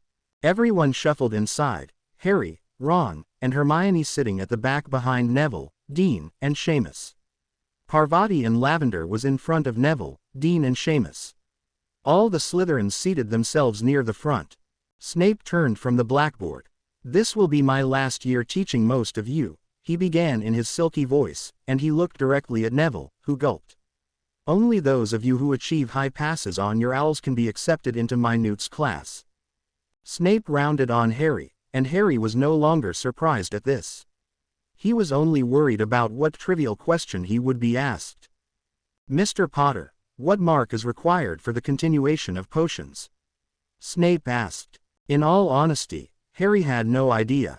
He had never bothered himself with getting high marks in order to continue with a subject, as he had never known what he wanted to do. A pass. Harry ventured a guess. "Are you answering my question with a question?" Snape asked. Malfoy and his bunch were looking at Harry with a look of glee, and Harry frowned at this. He didn't want to play these games with Snape. "Yes, because I am not sure of the answer to your question," Harry said. Seamus gave him a thumbs up, and Harry smiled slightly at this. Snape gave him a hard look. "Potter, your special entrance the other day may have you thinking you can answer my question with a question. I will only accept the right answer, not a question.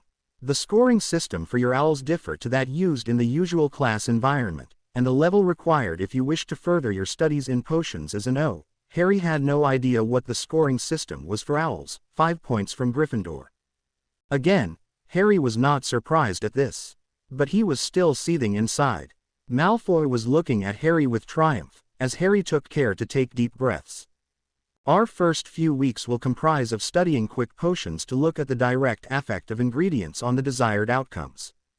We have done this for the past 4 years, so it should not be too difficult for most of you. We will then look at more complex and useful potions such as healing potions. After the Christmas season, we will be looking at the more difficult potions which may take several lessons to complete. 2 weeks before your owls we will simply be doing revision for your owls." At the mention of owls, Hermione looked positively delighted. Harry knew she would be revising before the revision time anyway. "Today we will be looking at a simple," he stressed the word, again looking at Neville, "healing balm, capable of healing bruises and some shallow cuts." He turned around with a billowing of cloak, and began to write the ingredients on the board. The students all shuffled to get their notebooks out and copy the notes. "How high is O?" Harry asked Hermione quietly, obviously confused. "I think that O is the highest, and then E, but I'm not quite sure myself. O is for outstanding, E is for exceeds expectations." "Oh."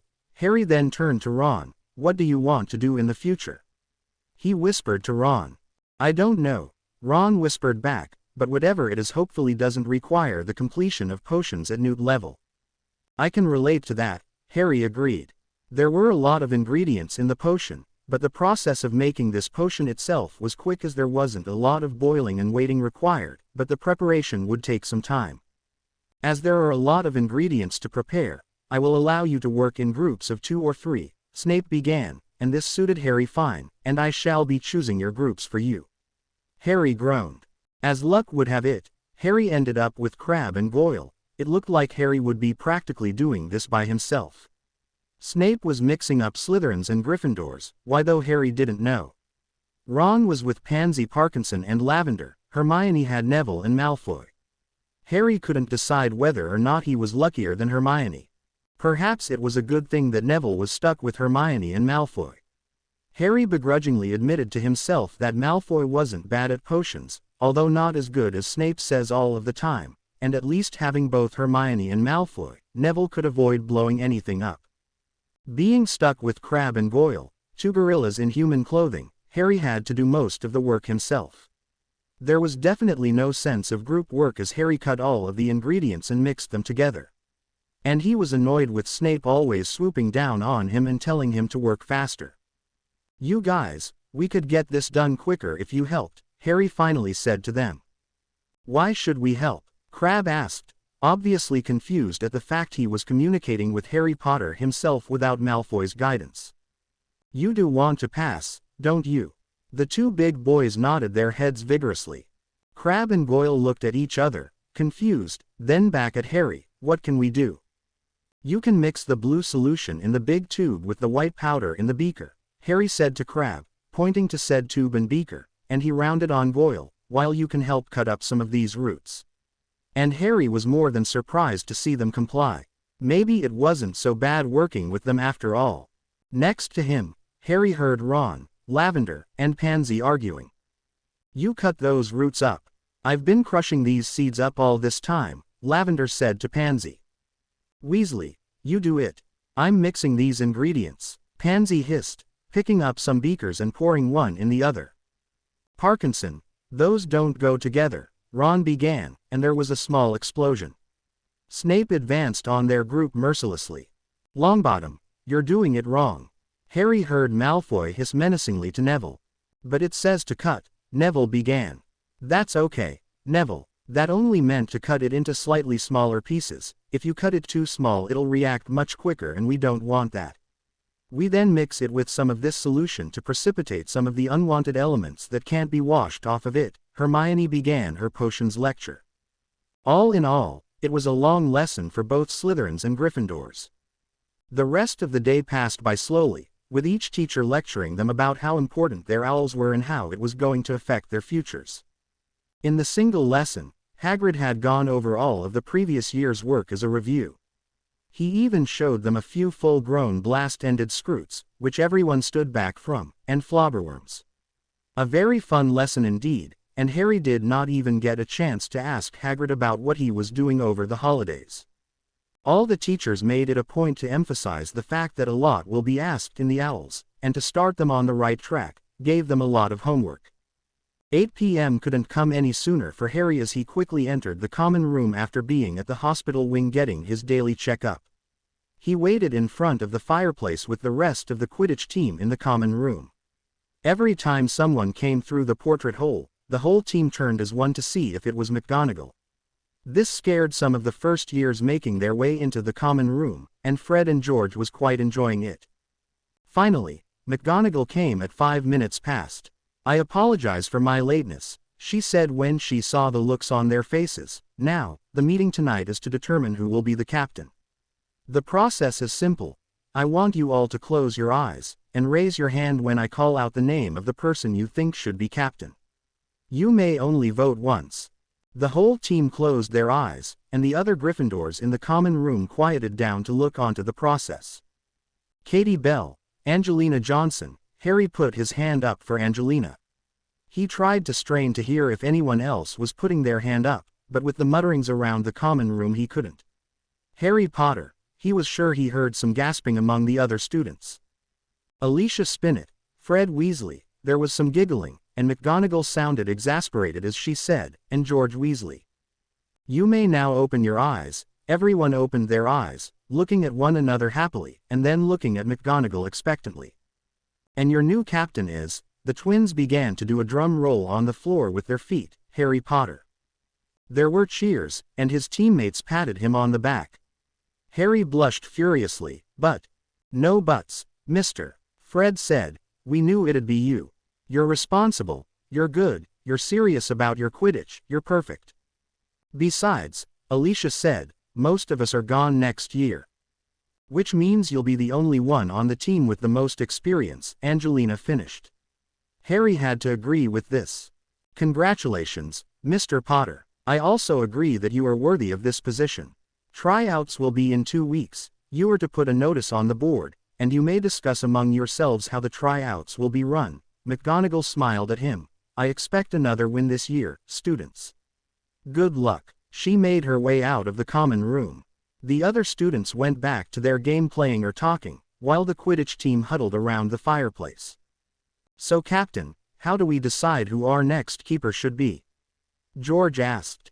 Harry thought about it for a moment, and it didn't take a lot of thinking at all. Well, we'll see who can save the most goals out of, say, 10 shots. The person with the best score and/or style gets the position. Well thought, Fred exclaimed. And we also need reserves for all the positions. That might be a little harder. The reserve seeker can be whoever catches the snitch fastest, Harry said. Reserve chasers can be whoever makes the most goals against our chosen keeper, Alicia said. But they must have good teamwork too. Maybe we can try out one chaser at a time with 2 of us, or have the chasers choose their own groups of friends to chase with, Angelina said. That goes with beaters as well, George agreed. A lot of teamwork is required. Maybe the try-outers can choose their partners and groups among themselves, then we try them out. Harry nodded. That sounds good. Maybe we can ask Hufflepuff or Ravenclaw if they'd like to help play against our team with our reserves. As for practice, well, I'm no Oliver, so for now I'll try to organize practices weekly, and then we'll work up to several practices a week. Nothing too early in the morning though, hopefully. But if that's the only time available, I apologize beforehand. Spoken like a true captain. The twins both cried in delight, and Harry rolled his eyes. I'll put a notice on the board regarding tryouts and practice, Harry concluded. The meeting was over, and Fred and George hurried out of the portrait hole. At this time of the night, Harry could only assume they were going to do some rule breaking. Angelina and Katie went to play some wizard's chess, while Alicia got some books out to study. Harry stayed where he was in front of the comfortable fire. Ron and Hermione went over and sat with him. Well done, Harry, Hermione said, putting her books down carefully, before enveloping him in a hug. She let go with a huge smile, and then picked up her books again, turning to the page she had been reading. Yeah, mate, congratulations. Ron agreed, patting him enthusiastically on the shoulder. Thanks, you guys. I didn't really expect it, Harry grinned. I'm surprised you didn't. The whole team voted for you. Ron exclaimed. They did. Harry was surprised. Harry never really thought about being the team captain. Yeah, even though Fred and George voted for themselves as well, Ron grinned. I have a feeling they discussed it beforehand, Hermione said, not looking up from her book. That's what's good about this team, there's a sense of unity. Besides, what they said made sense, about you being the only one left of the original team next year. They sure surprised me, Harry said, sinking further into the couch. I never thought about being captain, but now that I am, I'm starting to really feel like I can fit into that role. I know, Ron said, we saw you, starting to make all the decisions for the team. Well, I think it'll be a good year. We are going to win. Meanwhile, you have nothing to complain about. That boy is nothing compared to what I have to face in my world. Nothing to complain about. I am sure you noticed his arrogance. He thinks himself above the rest of the student body and expects special treatment for it. At least he doesn't throw dung bombs at you during class. He would throw it in another student's cauldron instead to make himself look good. And you don't have to watch your back all of the time. Walking around with a big head, trying to get out of deserved punishments. A door slammed open, and two figures stood silhouetted against the bright corridor. What were you saying, slimeballs? Two angry voices said. Terror ensued. The woman's voice was high and annoying, one of those screechy types of voices you just want to silence. Sirius tried to curse the portrait while dodging Snape's curse. The duel was intense. Both Sirius and Snape's were fast, with many tricks up their sleeves. A wooden chair flew into Sirius, who was knocked out for several seconds before transfiguring the chair into a metal one and threw it back. I'll teach you to talk about Harry like that. Sirius roared as the chair exploded in the air. He then threw a nasty hex at Snape, who deflected it just in time. I was merely speaking the truth, you who do not accept the truth. A bucket of mud fell on Snape, who growled in a Sirius-like manner while cleaning the mud off himself. As soon as his vision was cleared of mud, a creamed cake splattered in his face. Snape came to the rescue, throwing painful hexes and transfiguring the wooden furniture into sharp objects before making them fly towards Sirius. Kill him! Mrs. Black shrieked again, to Sirius' annoyance.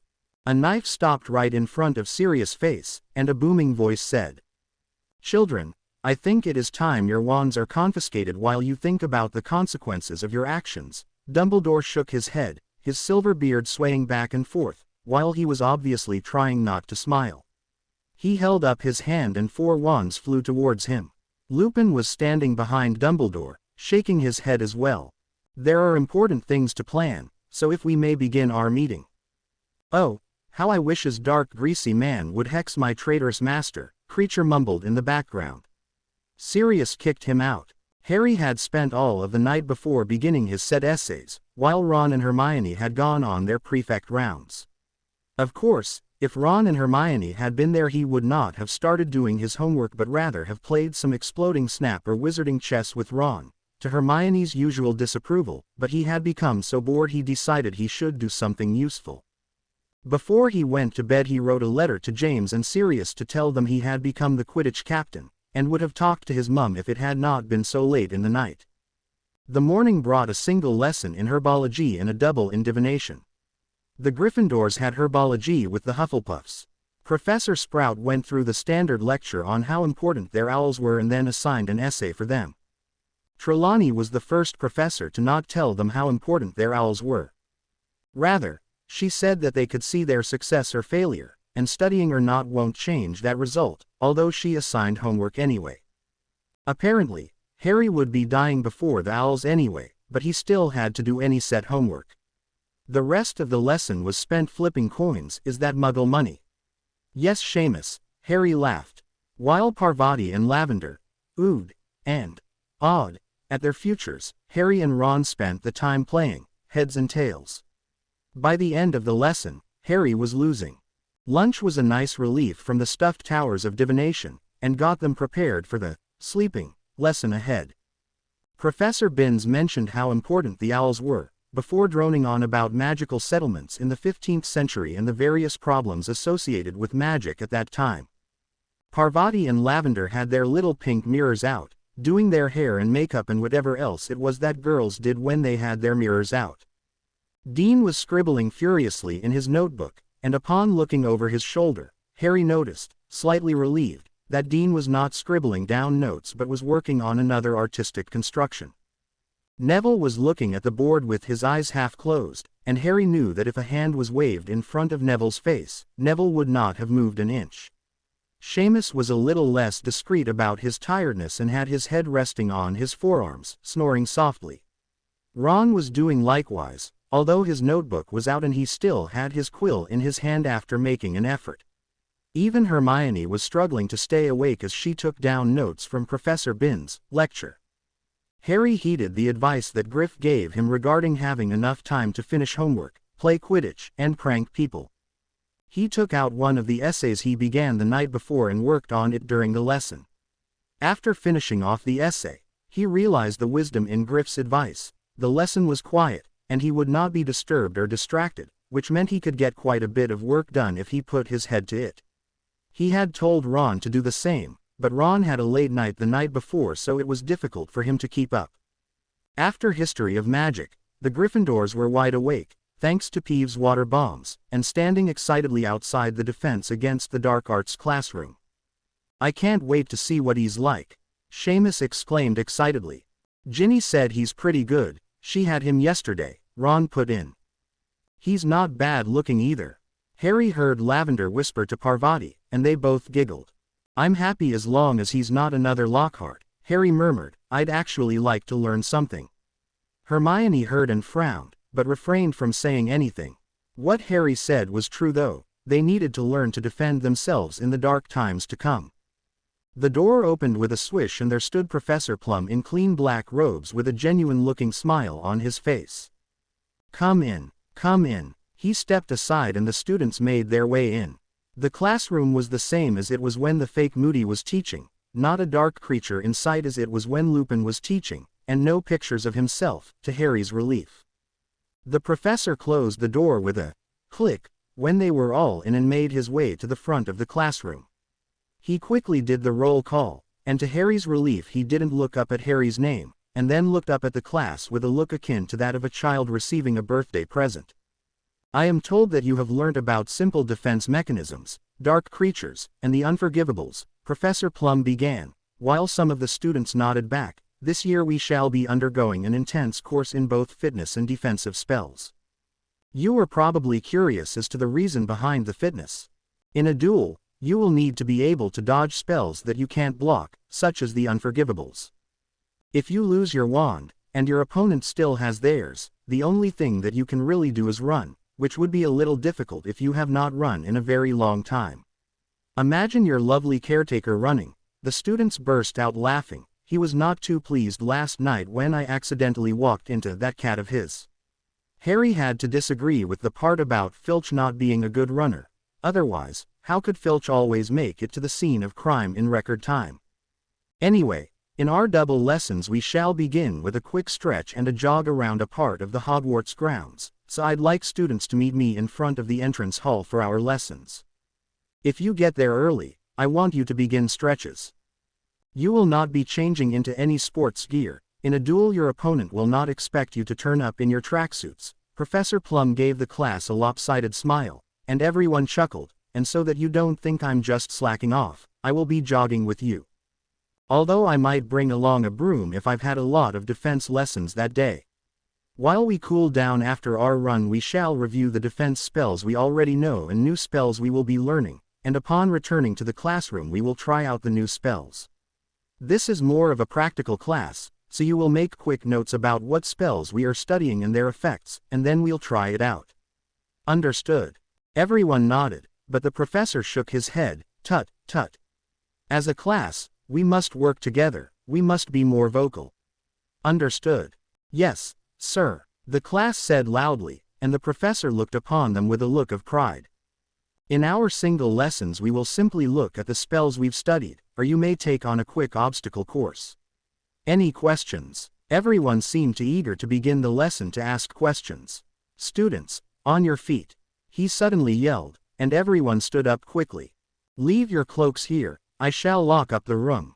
Out to the entrance hall. Everyone quickly shuffled outside and made their way to the entrance hall. They passed McGonagall, who looked at them with a smile and waved at Professor Plum. Taking your students out on an afternoon stroll. Snape stepped out from a side corridor. He was glaring at Plum with a look of loathing comparable to the look Snape gave Harry in classes. I think students need the fresh air to be able to think clearer, Plum said. It's so hard when all they breathe is musty castle air, it must be hard to think down in your dungeons. Harry and Ron looked at Professor Plum, awed at his obvious fearlessness of Snape, and hid their smiles behind their hands. You obviously do not note that the dungeons are well ventilated so that students do not die breathing in the fumes, Snape said through gritted teeth. He glided away down the way they came from, Neville jumping out of his way with a squeak. Harry noticed that Snape walked with a stiff back, and wondered if he was in pain. Forwards, students, Plum said when Snape was out of sight. Okay, pop quiz, are vampires really scared of garlic? Professor Plum asked, while walking behind the whole group. Hermione put her hand up, and the professor laughed. No need to put your hand up, Miss Granger. As we are a small group, it won't be too noisy if we all just express our opinions out loud. No, Seamus said, they are only afraid of sunlight. They are not afraid of the sunlight, Plum corrected, they are merely weaker, and the weaker vampires die in the sunlight. But don't vampires have a keen sense of smell? That's why people think they don't like garlic, Dean added. They do have a keen sense of smell, Professor Plum said, but they are not afraid of garlic, neither are they afraid of crucifixes, it's all a myth. Now, what spells are unblockable? The unforgivables, everyone chorused. But you can block the Imperious Curse, Harry put in. Correct, 5 points to Gryffindor. This is so much fun, giving people points. Plum said with glee, and the students laughed. When they were outside, Plum showed them some simple warm-up and stretching, working the whole body, and then they began their jog around the castle. As the jog went on, Plum jogged beside them, listing the spells they would be studying in the lesson. Harry never realized how unfit he was as he breathed heavily, trying to get oxygen to his lungs, and trying to take in the professor's words while he jogged. Of course he was not very fit, he never had to run long distances. Harry was always proud of his short-distance running though, although anyone could easily outrun Dudley. To Harry's relief, everyone else seemed to be struggling. The only person who did not look like they were about to keel over was Dean, who Harry knew played soccer. Hermione looked dead on her feet, her cheeks red as she puffed alongside him. Ron's whole face was red as he breathed loudly. Parvati seemed to be lagging behind a bit, and Neville looked like he was trying very hard not to lag behind as well. Harry was glad that they could walk as they reached the last 100 meters or so, just to warm down. They stretched when they reached the entrance hall. So, did anyone hear what spells we're learning today? Plum asked, stretching his calf muscles. Distracting spells. Ron ventured a guess, only taking in some of Plum's speech during the run. Plum laughed. Correct. 5 points to Gryffindor. Of course, you were all concentrating on the jogging and would not have absorbed what I was saying. A word of advice: if you listen to me speaking, the jog finishes much quicker. Neville looked confused at this. Harry thought about that statement for a while, then realized the wisdom in his words. He means that if we don't think about the jogging, then we don't realize how much time's gone by while we jog and it seems quicker, he explained. And if you're not thinking about the jogging, you won't feel as tired, Hermione agreed, a smile on her face at the realization. Correct. Plum nodded, back to the classroom. Upon returning to the class, everyone felt more energized. You always feel more energetic after some fitness activities, Plum explained.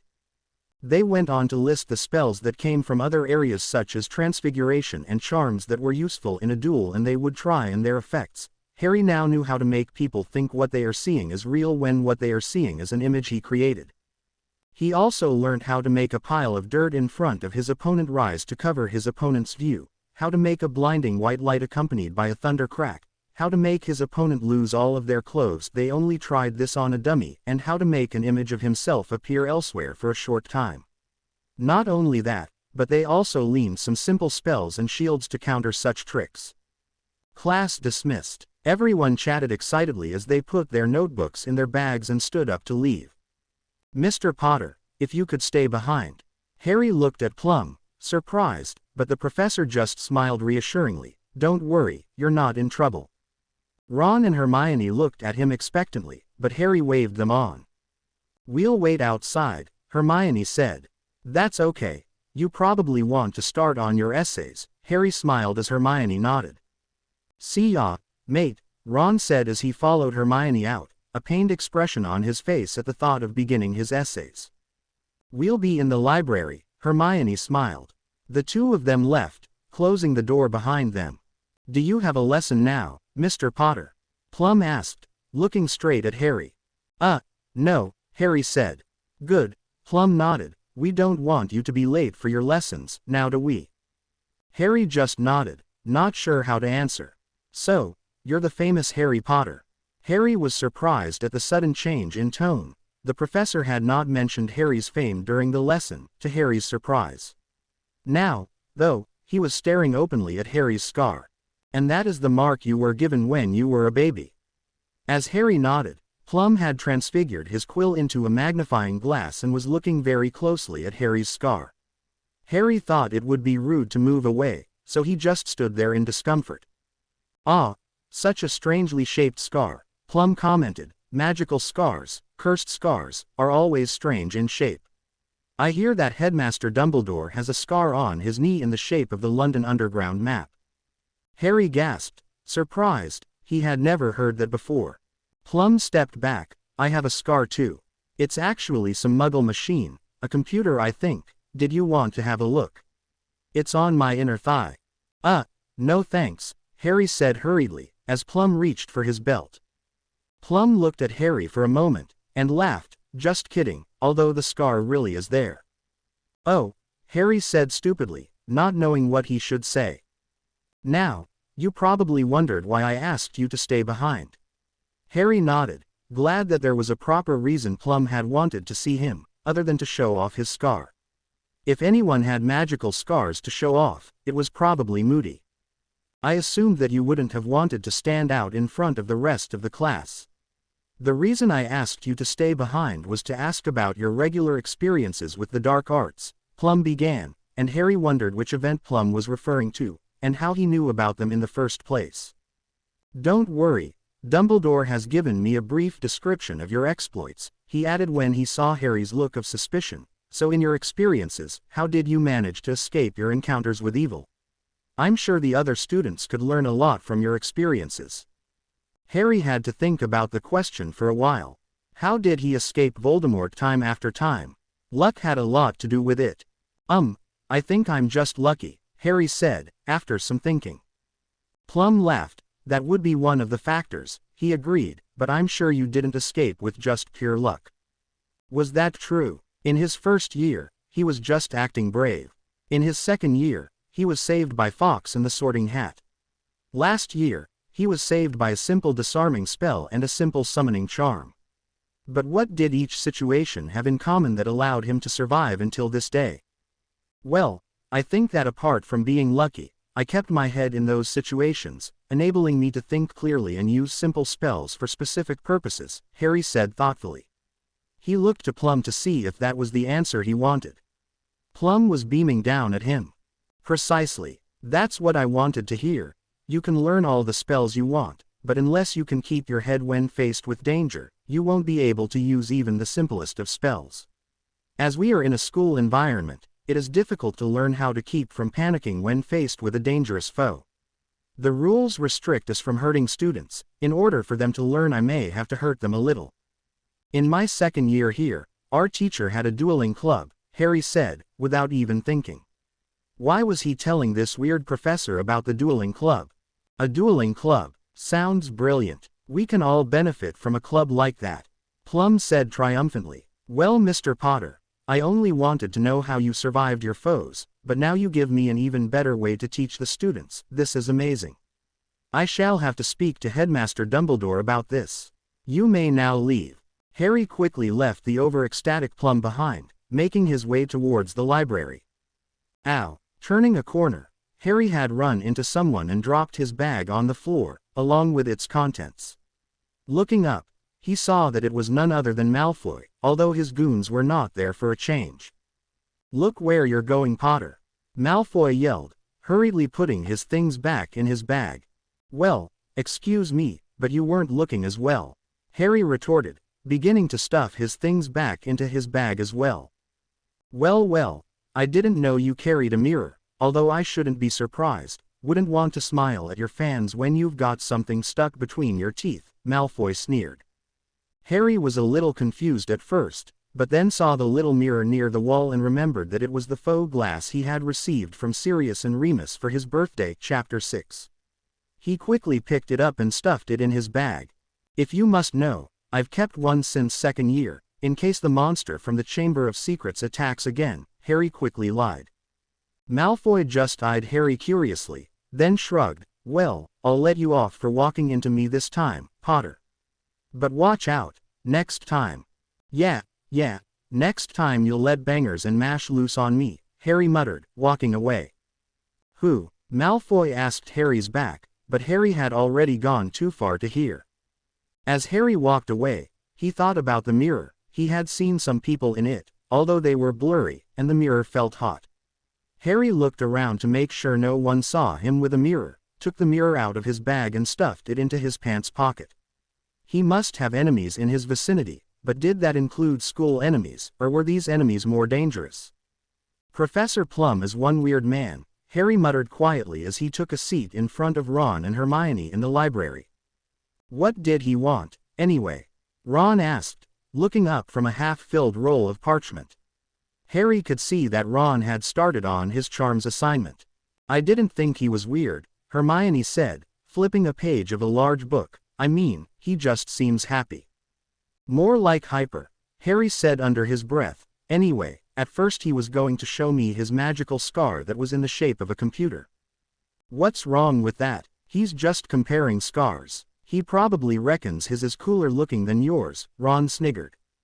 Well, then he asked how I escaped Voldemort. Ron winced at this, and I mentioned that we had a dueling club. Then he got all excited over the idea of starting a dueling club. I still don't think that's weird, he's just enthusiastic, Hermione said, and he is a good teacher. Yeah, that man knows his stuff, Ron agreed. What did you write about charming an object so that it can have an effect on the people who touch it? Hermione looked at her notes. Well, some objects are naturally magical, like some precious gems, whereas some aren't and a spell can be used to make them magical. Harry got his notes, a piece of blank parchment, and his quill from his bag. He began to work on his charms essay. Dear Gryffindor Quidditch Team, practice will be held Monday evenings for an hour at 5 o'clock and Saturday afternoons at 2 o'clock. More practices will be scheduled later. H.P. Harry had caught up with Madame Hooch after dinner and she had agreed to overlook their practices. After going to see Madame Pomfrey, he returned to the common room and pinned the notice up on the notice board next to the Weasley twins' advertisement. "Hey Harry." Fred swung an arm around Harry as George stood on Harry's other side with his arms crossed. "I see you have scheduled our practices," George said, reading the note Harry had put up. Harry grinned at them. "And I see your advertisement has not suffered Hermione's wrath." Fred chuckled. "Well, Mr. Potter, you obviously underestimate our abilities. As 7th years, we are privy to more spells and charms than you simple 5th years," George said. "Our beautiful piece of advertisement has undergone several charms to assure it stays where it is," Fred said. George patted their advertisement. "Our dear piece of parchment can withhold simple 5th-year spells. And I think Professor McGonagall will be capable of removing your advanced 7th-year spells, don't you think?" They all jumped as Hermione stepped up behind them. "Well, hello there, Miss Granger. Are you not supposed to be on your prefect guard tonight?" Fred said nervously. "Being late to your duty is just not on," George added. "Ron and I were on our way," Hermione sniffed, as Ron looked anywhere but at the twins. "You were just kidding about telling McGonagall, weren't you?" George asked hopefully. "No, I was not. Your advertisement will be gone by tomorrow," Hermione said. "Good night." She walked towards the exit. "See ya, mate," Ron said quietly as he followed her, rolling his eyes. "That calls for some action on our part," George said, as soon as Hermione was out of earshot. Harry looked at them, confused. "We'll get to McGonagall before she does. McGonagall must hear our side first." Fred said. "Good night, Harry." Fred waved. "Good night," Harry replied, and watched as the twins left the common room. He made his way up the stairs to the 5th-year boys' dorm. Neville was getting ready for bed, while Seamus was writing a letter to his relatives. Dean was lying on his bed, reading a Muggle magazine. Harry got changed, rummaged through his trunk, and hid the communicating stone under his shirt. "Good night, everyone," he said loudly. "Good night," the others replied, not looking up from what they were doing. Harry pulled the curtains closed around his bed, and cast a silencing charm, before holding the purple stone in his hand and speaking into it. "Mum, are you busy?" Harry knew that Lily had the stone on a necklace and had charmed it so that only she could hear when Harry spoke. Harry thought it was a good idea, but as he already had Hagrid's amulet, he didn't want to be seen wearing 2 stones. "No honey, I'm not busy. Just hang on a moment, I need to take my charm off of it so that Magnolia can hear as well." Harry waited a moment, and then Lily said, "How are you, dear?" "Well, good I guess, same as usual," Harry said, smiling. It was nice to have someone, who genuinely cared, ask him how he was. "How about you?" "Yes, all is fine here." Harry could hear the smile in her voice. "Magnolia is busy with the computer game console at the moment, so you'll have to bear talking with just me."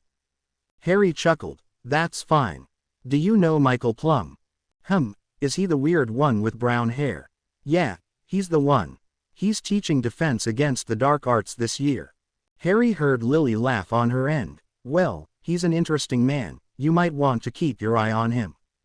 He is a good teacher I guess, although a little over-enthusiastic at times. Snape really seems to hate him though. Severus seems to hate a lot of people," Lily sighed. "He's the same as usual, always taking points off Gryffindor and picking on me in potions. I'm sure after some time he'll see you're not James and be more reasonable. It's been 4 years already. I think that is a lot of, sometimes. Anyway, he picks on Neville more than me, although Neville is a little clumsy in class. He didn't hate Neville's dad or anything, did he?" "Not that I know of. Then again, I didn't keep track of all the enemies Snape made. The Marauders lost track of it ages ago. Still, there's still something weird about him. Perhaps you should write down everything you know about him, see if his actions and his abilities are like those of a Death Eater's or if there's something out of the ordinary, if that's what you're worried about." Something in her tone of voice was very suggestive, and Harry decided he would do just that. "So how are your other classes?" "Well, all the teachers are assigning a lot of homework because we have owls this year." "What is the scoring system for owls like?" Snape asked me in class, and I had no idea. Outstanding is the top score, then exceeds expectations, and then acceptable.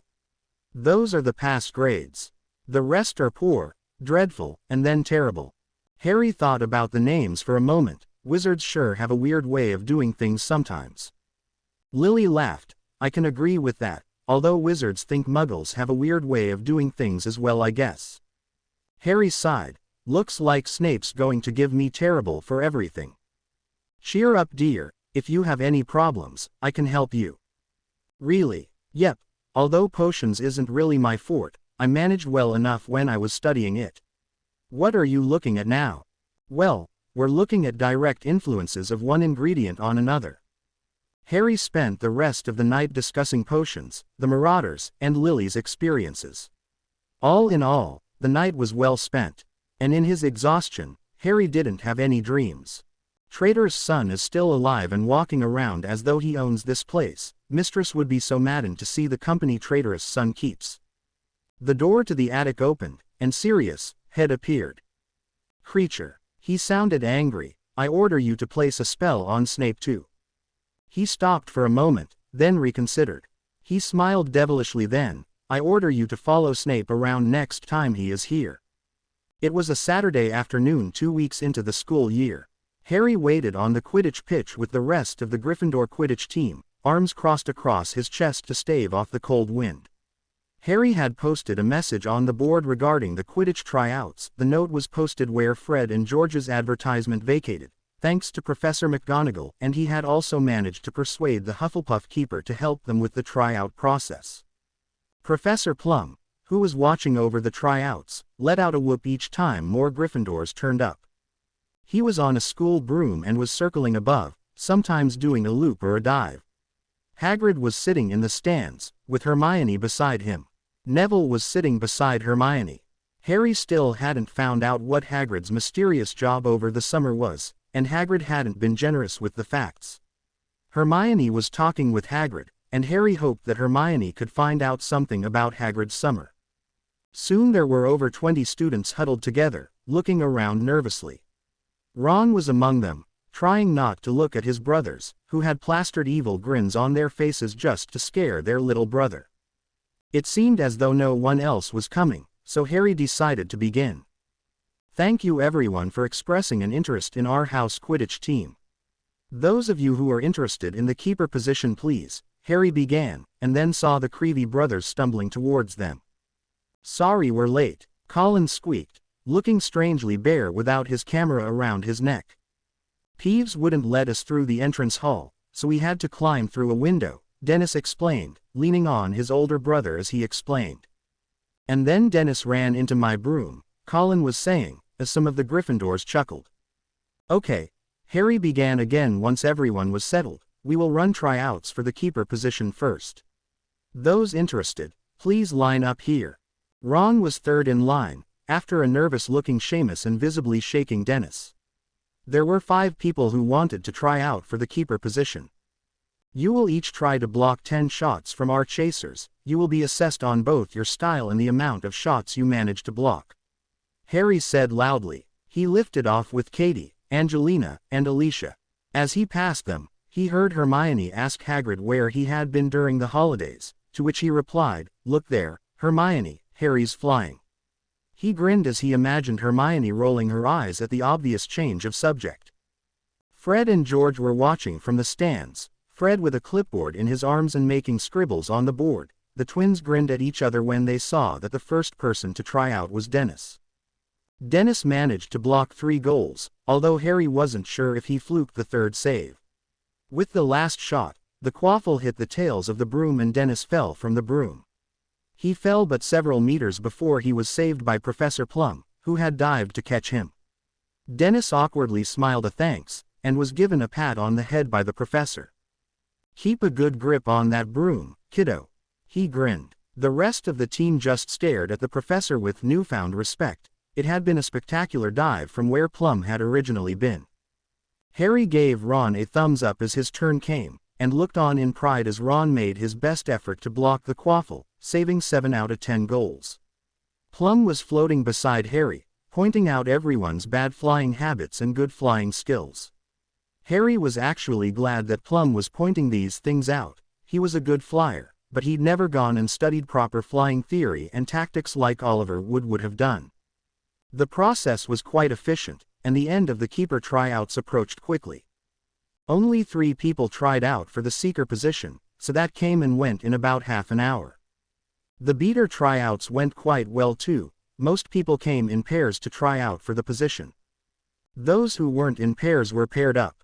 5 blue balls and 5 yellow ones were charmed to float around acting as 2 teams, while the beaters had to go against Fred and George to see who could hit the other team the most. "Ginny, you're supposed to hit the balls, not us," Fred exclaimed, while Ginny grinned evilly and passed the bludger to her partner Dean.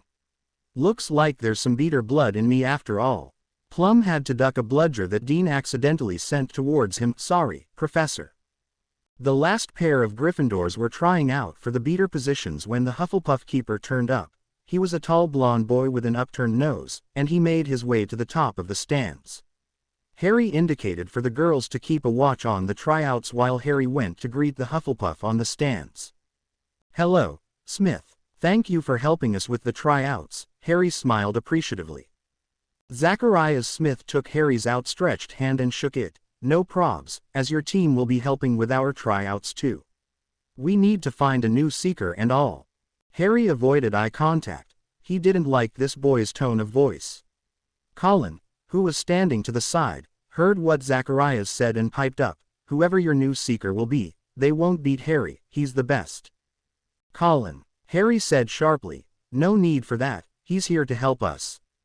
Zacharias looked at Colin disdainfully. "We had a good seeker, until last year. Now, Mr. Smith, there is no need for that." Plum had come up behind Harry and placed a comforting hand on Harry's shoulder, which Harry was surprised to find he didn't mind. Harry's shallowly buried guilt was being dug up again. It was his fault that Cedric died, that Cedric had taken the cup, that Voldemort came back. At that moment, Fred and George landed with the 2 other Gryffindors and went up to them. "Hey Smith, how's it going?" Fred grinned. "Well, you need to get up there in a mo, mate." George looked to Harry. "Gonna try out the chasers now, Harry?" At the mention of his name, Harry snapped back to reality. Yeah," Harry said quietly, and then turned towards the Gryffindors seated in the stands and said more loudly, "Everyone, this is Zacharias Smith, keeper of the Hufflepuff Quidditch team. He will be helping with the tryout for the chaser positions. You will be chasing against our current chasers and trying to get as many goals as you can past Zacharias in 10 minutes. Our current chasers will be trying to keep the quaffle from you and get as many goals as they can past Fred Weasley. Now, our first group." The chaser tryouts took longer than the others, mostly because they were really trying out 3 people at a time, and that it was very hard for the newcomers against the seasoned Gryffindor chasers, even though they were going relatively easy on them. 1 or 2 of the chaser tryouts were very good, and got a lot of goals past Zacharias Smith. On the other hand, some obviously had never played Quidditch before and hardly got any goals, but they had good style. It was early evening when the grueling process of tryouts were completed. Zacharias excused himself as soon as his feet touched the ground, Fred mimicking his straight-backed walk for a few meters before Harry told him to come back. The Gryffindors all gathered in a group, and Harry cleared his throat. "We will discuss your tryouts amongst ourselves first, and we will announce the results tonight after dinner. Thank you all again for coming and trying out. How do you think I went?" Ron asked Harry nervously as Harry was packing the balls away. Harry shrugged. "I think you did fairly well, you saved twice as many balls as Dennis did." Ron looked disheartened. "How can you compare me to him?" He looked at Colin walking back to the castle with Dennis, the 2 boys smacking each other on the backs and laughing as they talked. Dennis replayed his fall from the broom for his brother, who was acting as Professor Plum, and the 2 of them tripped over their brooms and laughed. "At least you're better than someone at all, little bro," George said, patting Ron on the shoulder. "I can assure you that Dennis did not make the keeper position," Fred laughed. Harry grinned. "Don't be so sure yet, we need to discuss it first." "Neville, why didn't you try out as well?" Hermione asked, as Hagrid congratulated everyone and seemed to make a quick getaway to avoid questions. "You saw me flying in first year, Hermione," he said, face flushing. "Give him a break, Hermione, why didn't you try out?" Ron said. It was Hermione's turn to flush. I, unlike you, find that time is better spent studying. It's an important year this year. Yeah, we'll see you back in the common room later. Ron turned to Harry. Yeah, see you. Goodbye Ronnikins. Fred called in a baby voice. Itty bitty brother Ronnie didn't save enough goalies. George called. Cut it out you guys. Ron did quite well, Harry began. Look at that, our gentle captain. Fred exclaimed, patting Harry on the back. He doesn't want to hurt anyone's feelings. Harry rolled his eyes and waved to Ron, Hermione, and Neville. So, what did you think? Harry turned to the other members of the team. Katie leaned over the clipboard that Angelina was holding, eyes scanning the notes that the other team members made throughout the tryouts. Well, these people showed some potential, Katie began. Need a hand there, Mr. Potter. Harry turned around and smiled at Professor Plum. If you've got a hand to spare, yeah, Harry answered. They had decided on the new members of the Quidditch team, and the others had changed and headed back to the castle on Harry's insistence that he could handle taking the balls back to the school broom shed. Professor Plum had offered to stay behind, as Professor Dumbledore had stated that students should stay in groups or have some teacher supervision. Allow me, Plum said, and levitated the box. They walked towards the broom shed. Thanks, Harry said. You did very well today, Mr. Potter, Plum said. You make a very good captain. Thank you, Harry said, then grinned, and you gave me some very good advice, Mr. Potter. Professor Plum grinned back. I was wondering how long you'd take to figure me out. Harry laughed. Well, there were several clues, I just didn't put them together until today. Really? Care to elaborate? Well, Snape really hates you. He hates a lot of people though, so I wouldn't really call that a hint. Professor Dumbledore trusted you enough to tell you about my, history here. James laughed. Oh yes, I am one to be trusted. Seeing as your wife knew about computers, I assumed she was a muggle or a muggleborn. Bless her, my Lily. James spelled the box into the shed, and locked it. The two of them turned and made their way to the change rooms. And she told me to keep an eye on you. Did she? Did she think I was going to hurt my son? And you fly really well. It's in our blood. And when Dennis Creevy almost got Zach in his, sensitive parts, I saw you do a loop out of the corner of my eye, and that loop I've only seen once, back in your world. As a professor I should show more care for my students, but what that boy said before was out of line. Harry sighed. Were you going to tell me who you were if I didn't figure it out? Were you just going to leave me in the dark? Harry quickly changed back into his school robes, his back turned to James. He didn't want James to see how upset he was. James came up behind him and patted his head. Of course not. I mean, Dumbledore told me you and your friends had a knack for figuring things out. But if you hadn't, I would have told you eventually. Eventually, yeah, I would have surprised you. One day while you're wandering the corridors by your lonesome, I'll threaten a detention, and kaboom. You find out my true identity. When Harry stayed silent, James continued, no, really, I wouldn't have kept you in the dark. I intended to tell you on Halloween, as a surprise. Ask Lily if you don't believe me. Harry slowly smiled. I believe you, but why on Halloween? Why not earlier? Well, we needed you to get into the routine of treating me as just a professor, can't have you expecting favors. And we've had quite a lot to do since I've joined this universe, so I didn't want you worrying. James hugged Harry. Okay, I understand. Harry let go, and the two of them made their way out of the change rooms towards the castle. So what are Sirius and Remus doing anyway? And Snape, what is this? Order business. You've gone on, anyway. My son, nothing for you to worry your pretty head about. Just us trying to settle into this different environment.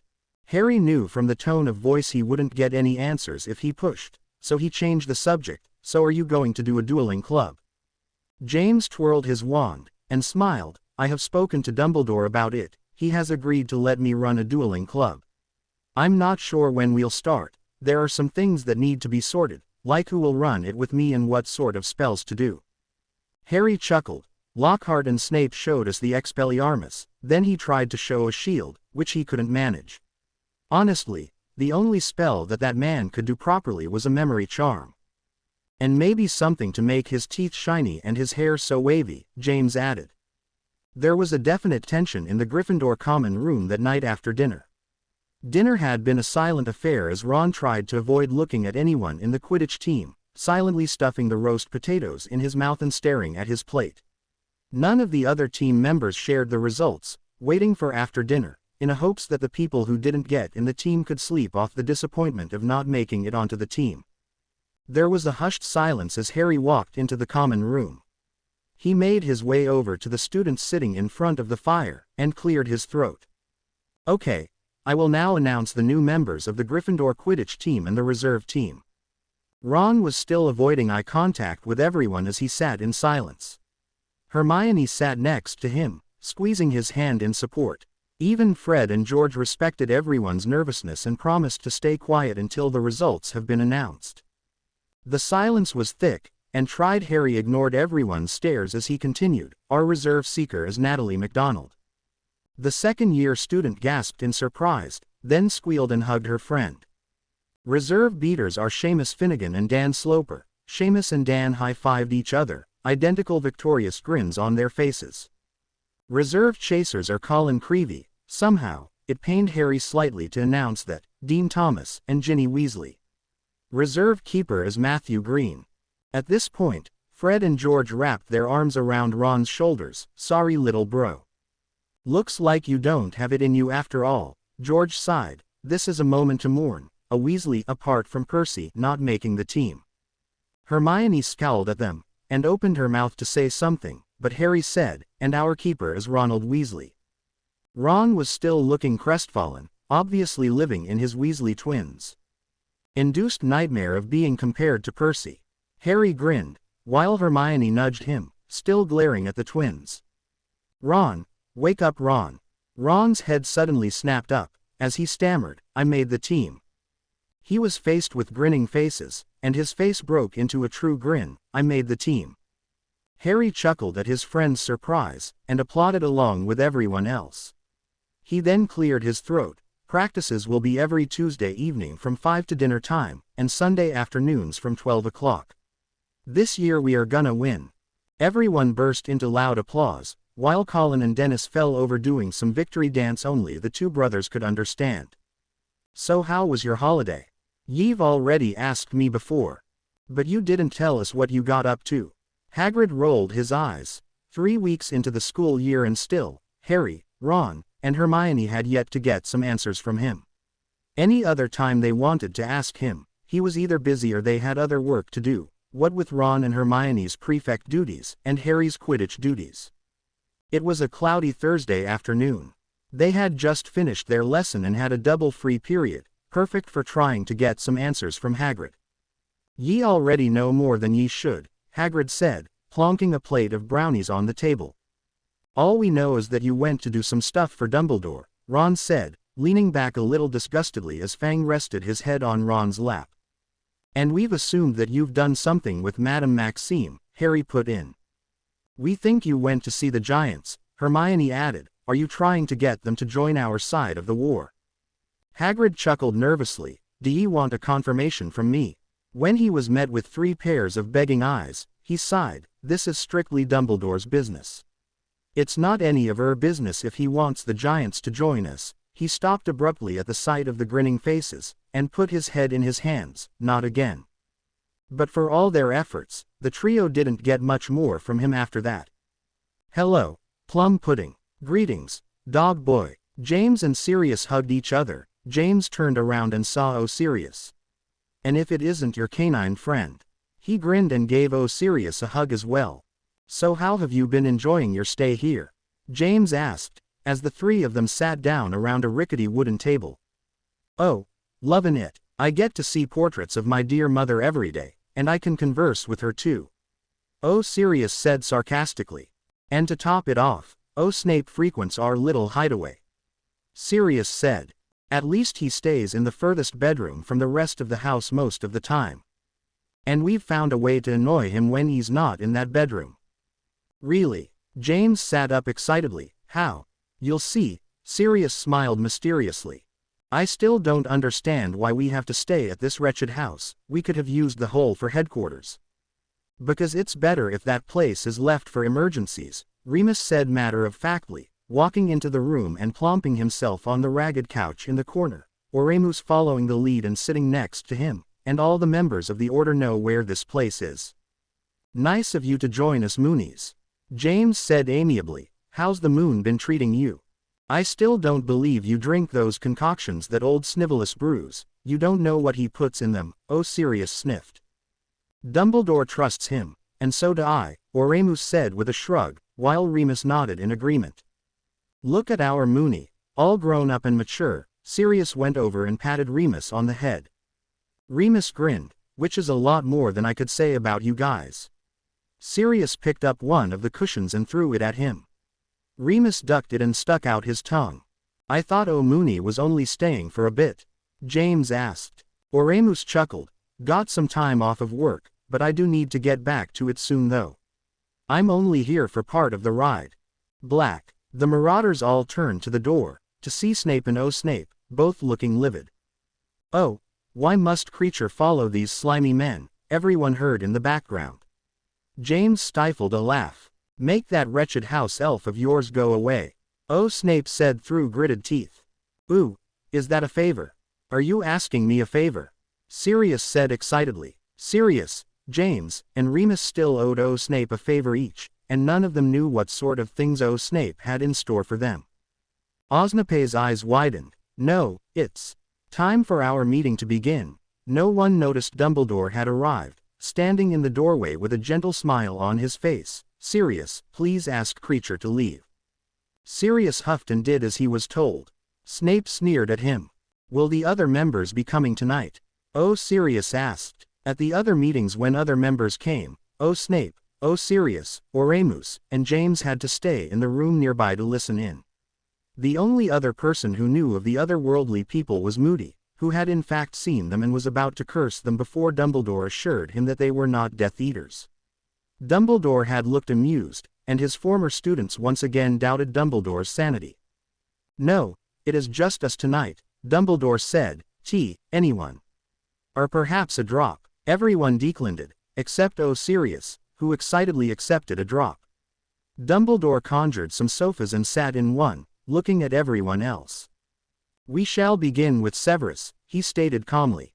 Snape stood up, and glanced around the room, then began. I am still not sure what plans the Dark Lord has devised. I hardly attend the important meetings anymore as he believes my place is in the dungeons with my potions. I know that at this stage he intends to recruit more members, rather than take the offensive. Even though the wizarding world has been alerted of his return, he has not planned to attack anyone yet. Dumbledore nodded. Yes, he is giving us the false sense of security. I also know that Malfoy intends to blackmail some Ministry members, whether to pull some strings so that some prisoners in Azkaban could be released, or make access to Dementors easier, I do not know, Snape continued. Or maybe he just wants to recruit Ministry members as Death Eaters, James thought aloud. Yeah, they're stupid enough to follow the stupid Dark Lord, Sirius scoffed. But you really need to attend more meetings if we are to find out anything more useful, Oremus said. We all attend the meetings, but then the Dark Lord dismisses most of us so that he could continue private meetings, Snape said in a menacing voice. What we need is to infiltrate his inner circle, Snape said. Dumbledore leaned back and gazed at the ceiling, who was usually left behind for these meetings. Snape thought about it for a moment. Definitely Malfoy and Avery. Sometimes not as well. Perhaps if we have someone impersonate Lucius Malfoy, Remus said. No one can impersonate that arrogant bastard, James said. Besides, you need to know exactly how he acts among his Death Eater mates and in front of Voldemort. Not to mention that there's that whole pull of the dark mark thing working. But maybe we can pull it off, Dumbledore said, looking at the two Snapes thoughtfully. He turned to Snape. You say that you can feel the pull of the dark mark. Snape nodded. Yes, but not as much as my counterpart. It is obviously a secondary connection to both my counterpart and the counterpart Dark Lord. Dumbledore stroked his beard thoughtfully. Sirius said, that's an idea, and it would work for short periods of time, but wouldn't Narcissa realize something's amiss with him?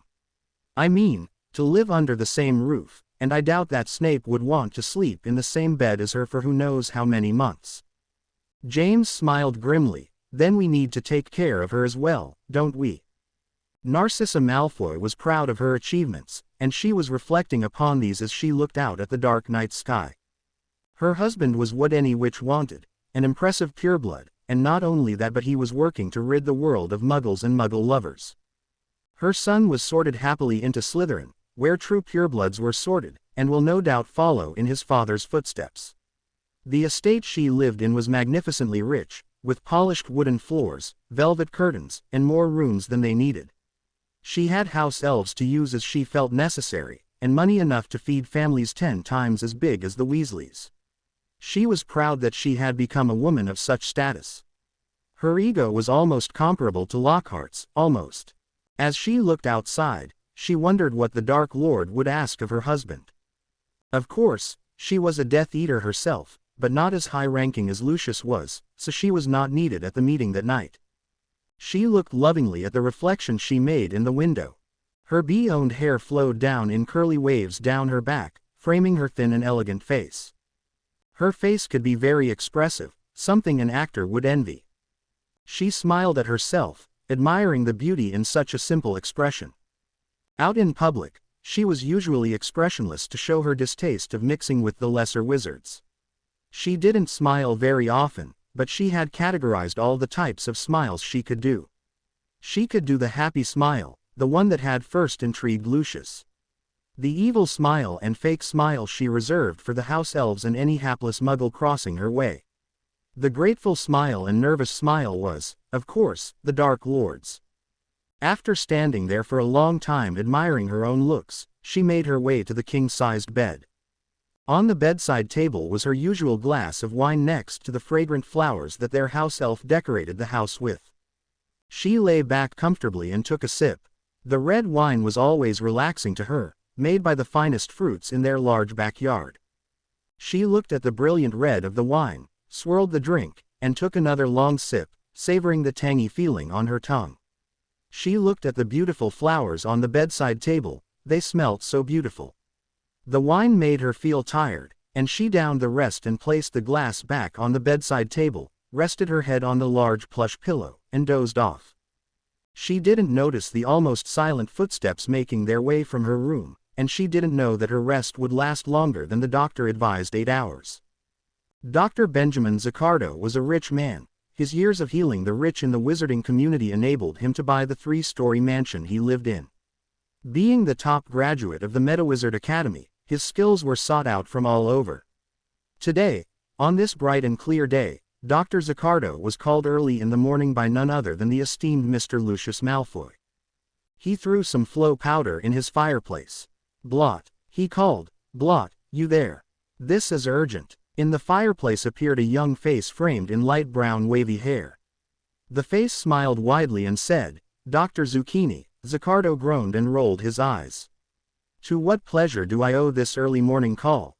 "Blot, we have been called to do a check-up today on Mrs. Narcissa Malfoy," he said. "Bring all of your equipment." "Right away, Doc," Blot said and disappeared from the fireplace for a full 5 minutes before stumbling through the fireplace, a huge grin plastered to his face. Jarred Blot was a young MetaWizard wannabe. Leaving the family bookshop in the care of his sister, he had done his Medi training, and was now working as Dr. Zaccardo's assistant. His dream, to become a fine healer of wizards and witches himself. Although Dr. Zaccardo did not have much hope for Blot, who was somewhat air-headed, he was a good assistant. "We will apparate to the Malfoy Manor," Drive Zaccardo said, "and remember, don't touch anything. His things are worth a lot more than you can afford, and it is not good to be on his bad side." Blot nodded hurriedly in agreement. He clutched the bag of equipment to his chest like a child would a teddy bear, and dissipated after Dr. Zaccardo. Malfoy Manor was larger than anything Blot could ever imagine living in. The green lawns stretched far and wide, with flower beds lining the walls.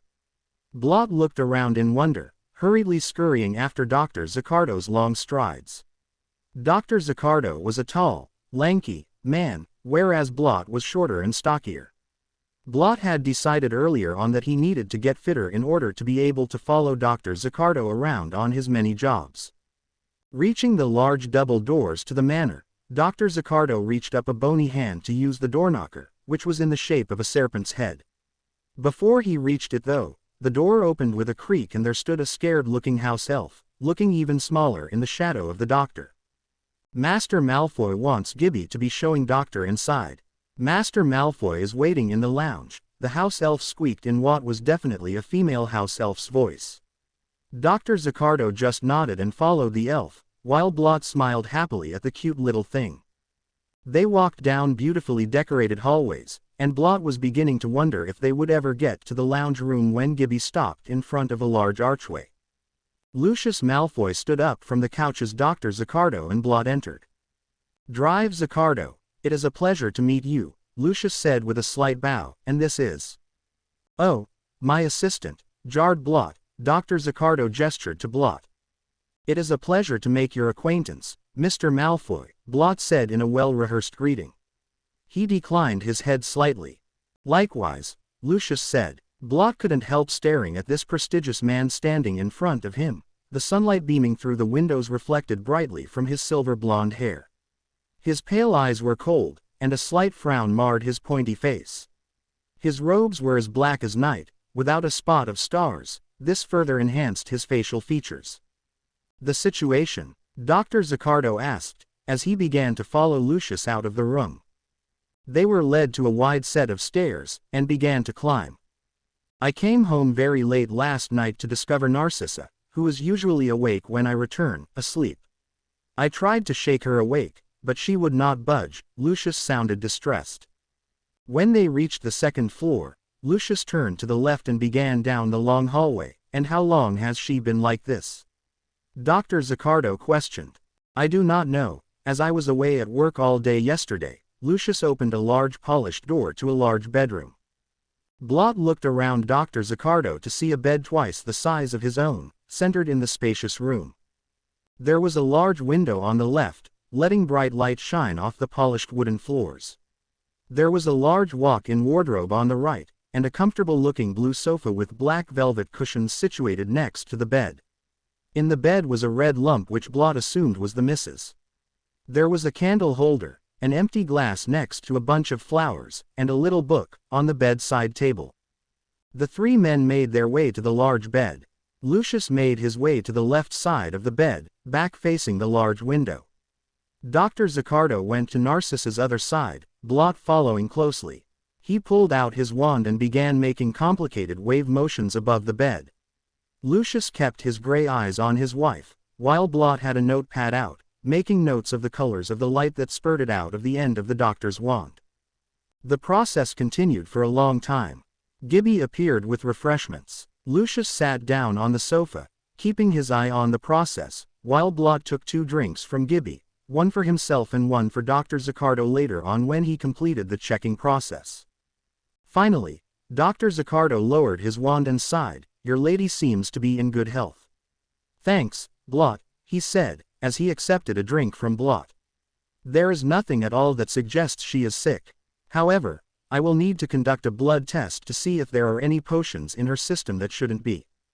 Lucius nodded in silence. What more could he do? "Blot, give me a vial." Blot hurriedly opened the case, and in his rush he almost dropped the vial.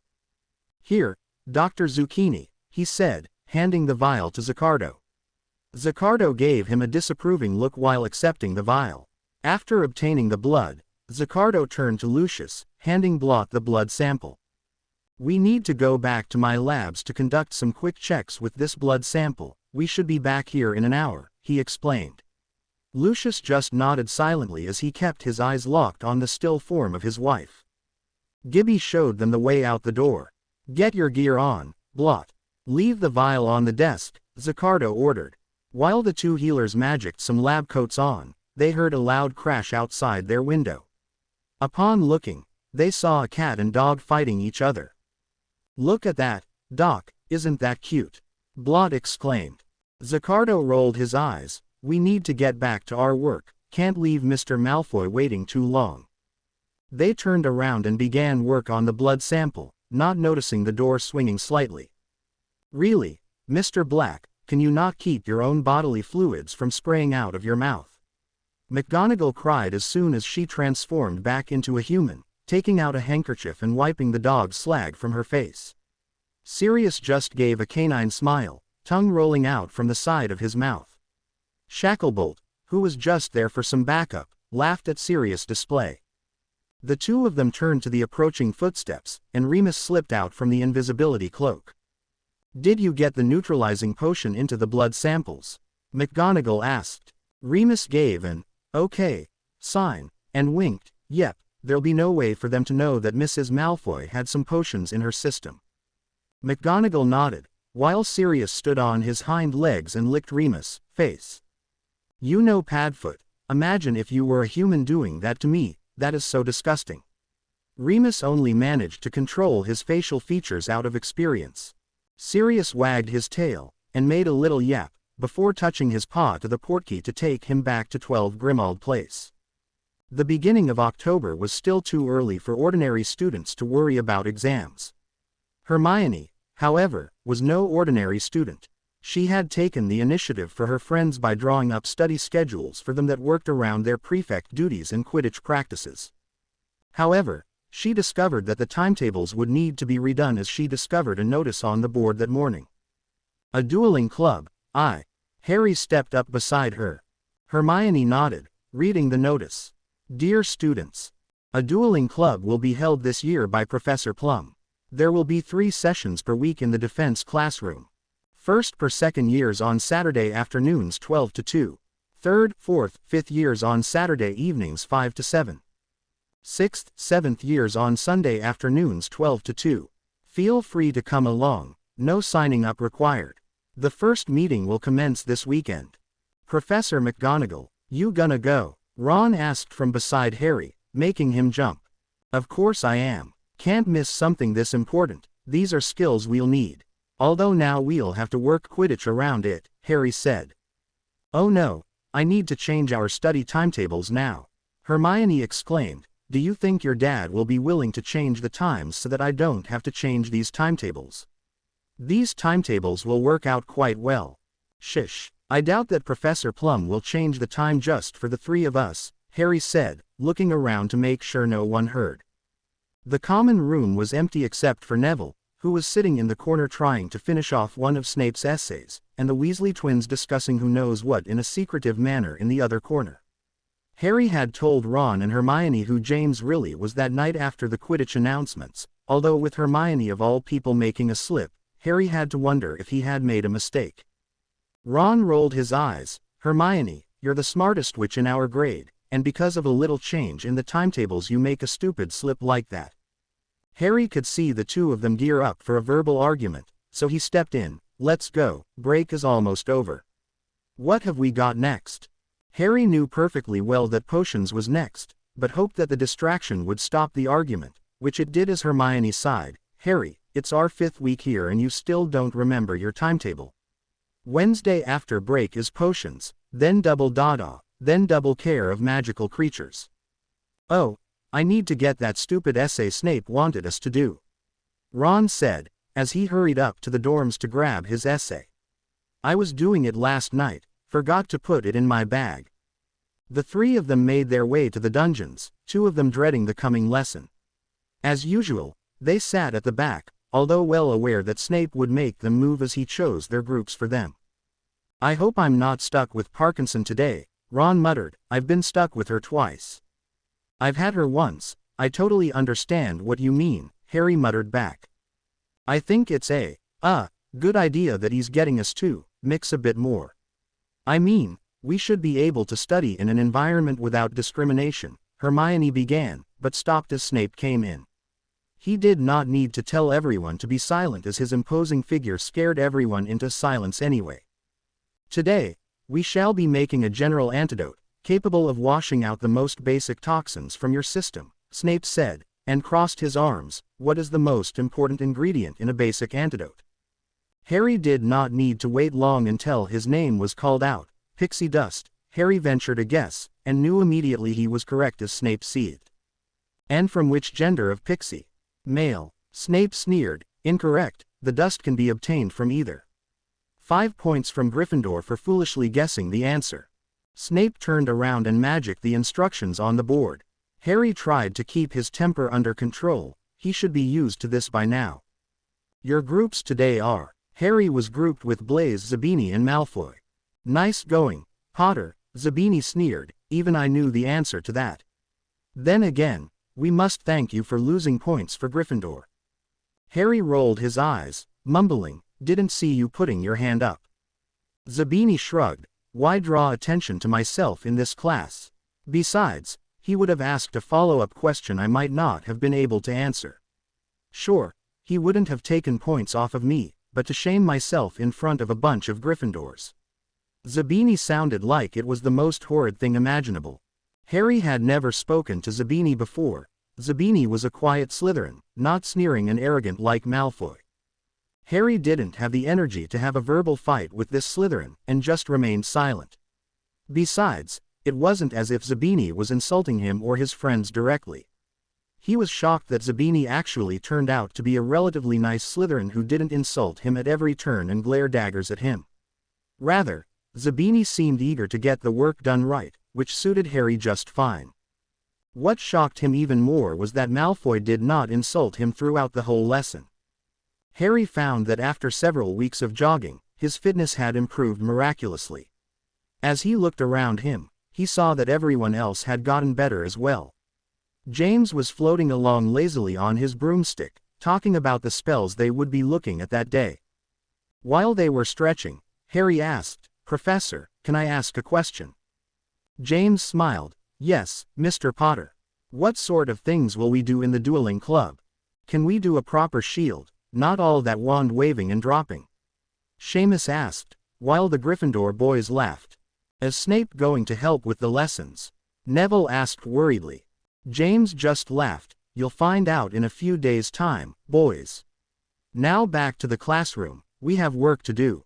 Hagrid looked dejected as he showed them several tanks full of remoras, magical silver fish that are the guardian of seafarers. As they divided into groups, the trio found out why. Professor Dumbledore wouldn't let me bring any rumpant to show the class, Hagrid sighed. Harry looked at Ron with questioning eyes. Ron just shrugged while Hermione frowned. Aren't they large and dangerous though? Only if provoked. And all creatures are only dangerous if you provoke them. Really? Ah. Ron jumped back as a remora jumped out of the water and made a huge splash. He bumped into Malfoy, who happened to be standing at the next tank. Watch it, Weasel, Malfoy snarled. It was an accident. Ron snarled back, and if anyone should watch it, it should be you. At least we don't hide illegal objects in our home. The whole class was looking on, and Harry suddenly realized the mirror in his pocket felt warm, but he didn't want to take it out to have a look in front of so many people. Harry knew that Ron was referring to the ministry raids that were to occur over the next few weeks. Malfoy uncharacteristically stayed silent, as he and Ron turned their backs on each other at the same time. As the class was dismissed, Harry chanced a quick look at the mirror, only to see unidentifiable shadows. And he was also left with another mystery, which saintly cat had got hold of Malfoy's tongue. Absolutely predictable, Remus scoffed, as he stepped from the shadows. No one looked twice at Remus, a dark creature all but belonged down Nocturne Alley, and anyone in a werewolf's company was most likely also up to no good. Well, we couldn't have done it without Harry's useful information, Sirius, in disguise, said, as he kicked the unconscious form of Lucius Malfoy. Honestly, at the first word of a ministry raid, he goes straight to Borgins. We only had to wait here. Too easy. And it was almost too easy. It makes me wonder if we are the ones walking into a trap. Remus said as he looked around. The alley was relatively empty, and he couldn't sense anyone lingering around. Not to mention they had cast several spells to keep any attention away from them. The two marauders port-keyed with Malfoy to one of the dungeons at 12 Grimmauld Place. Are you sure it's safe to bring him here? Remus asked one more time, as they made sure a charm was placed to keep Malfoy sleeping. Stop being such a worrywart, Moony. I thought you got over that after your prefect days were over. If there's one thing I'm proud of about the Black family, it is their ability to keep a prisoner where they want them, Sirius grinned. No magic can be done from inside the cell, so Malfoy's as good as a squib as long as he is kept within these cells. I see our guest has arrived, Sirius said from the doorway. He's as ugly in this world as he is in ours. I didn't know you checked out guys, Remus said from behind him. There's more to you than I knew. Sirius was about to reply when Creature appeared. I is doing as master wants. The greasy man is here with the old crazy man, he said in a normal voice. Then quietly, I is hoping that this time greasy man will finish off mistress's treacherous son. The Marauders just ignored the rest of Creature's babble as they made their way to the dark lounge to greet Snape. Snape was already waiting for them with Snape, and Dumbledore was sitting comfortably, having conjured a plate of biscuits and a cup of tea for himself. Both Snapes were too nervous to insult the Marauders, and the Marauders respected the nervousness. This was the type of plan where so many things could go wrong. You have Mr. Malfoy? Dumbledore asked. Yep, easy as pie, Sirius said with a grin. Dumbledore nodded. Now, Severus, are you ready? Snape looked a little nervous, but he did not hesitate. Yes, Albus. I have observed Malfoy's reaction to his wife's illness, and am capable of acting as he has. And the potion. By using the subject's blood, the potion should last 24 hours at a time, rather than 1 hour, Snape said. Ah, Remus breathed. Blood is used in the most powerful of magics, he said in understanding. Now all we need to do is extract some information from him, and then you are to take his place. Dumbledore nodded to Remus and said to Snape, then turned to Snape, and you are aware of our Severus routine. Snape nodded a little stiffly, licking his lips in anticipation. Then it is time to proceed. On Saturday evening, a large group of students milled about in the defense classroom. All the tables and chairs were neatly stacked along the side, and a raised platform was magicked into the center of the room. It also seemed as though the room was magicked to have more space than usual to accommodate all the students.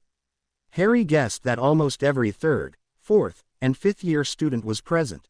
Professor Plum was such a popular teacher, even some of the Slytherin students seemed to like him regardless of Snape's dislike.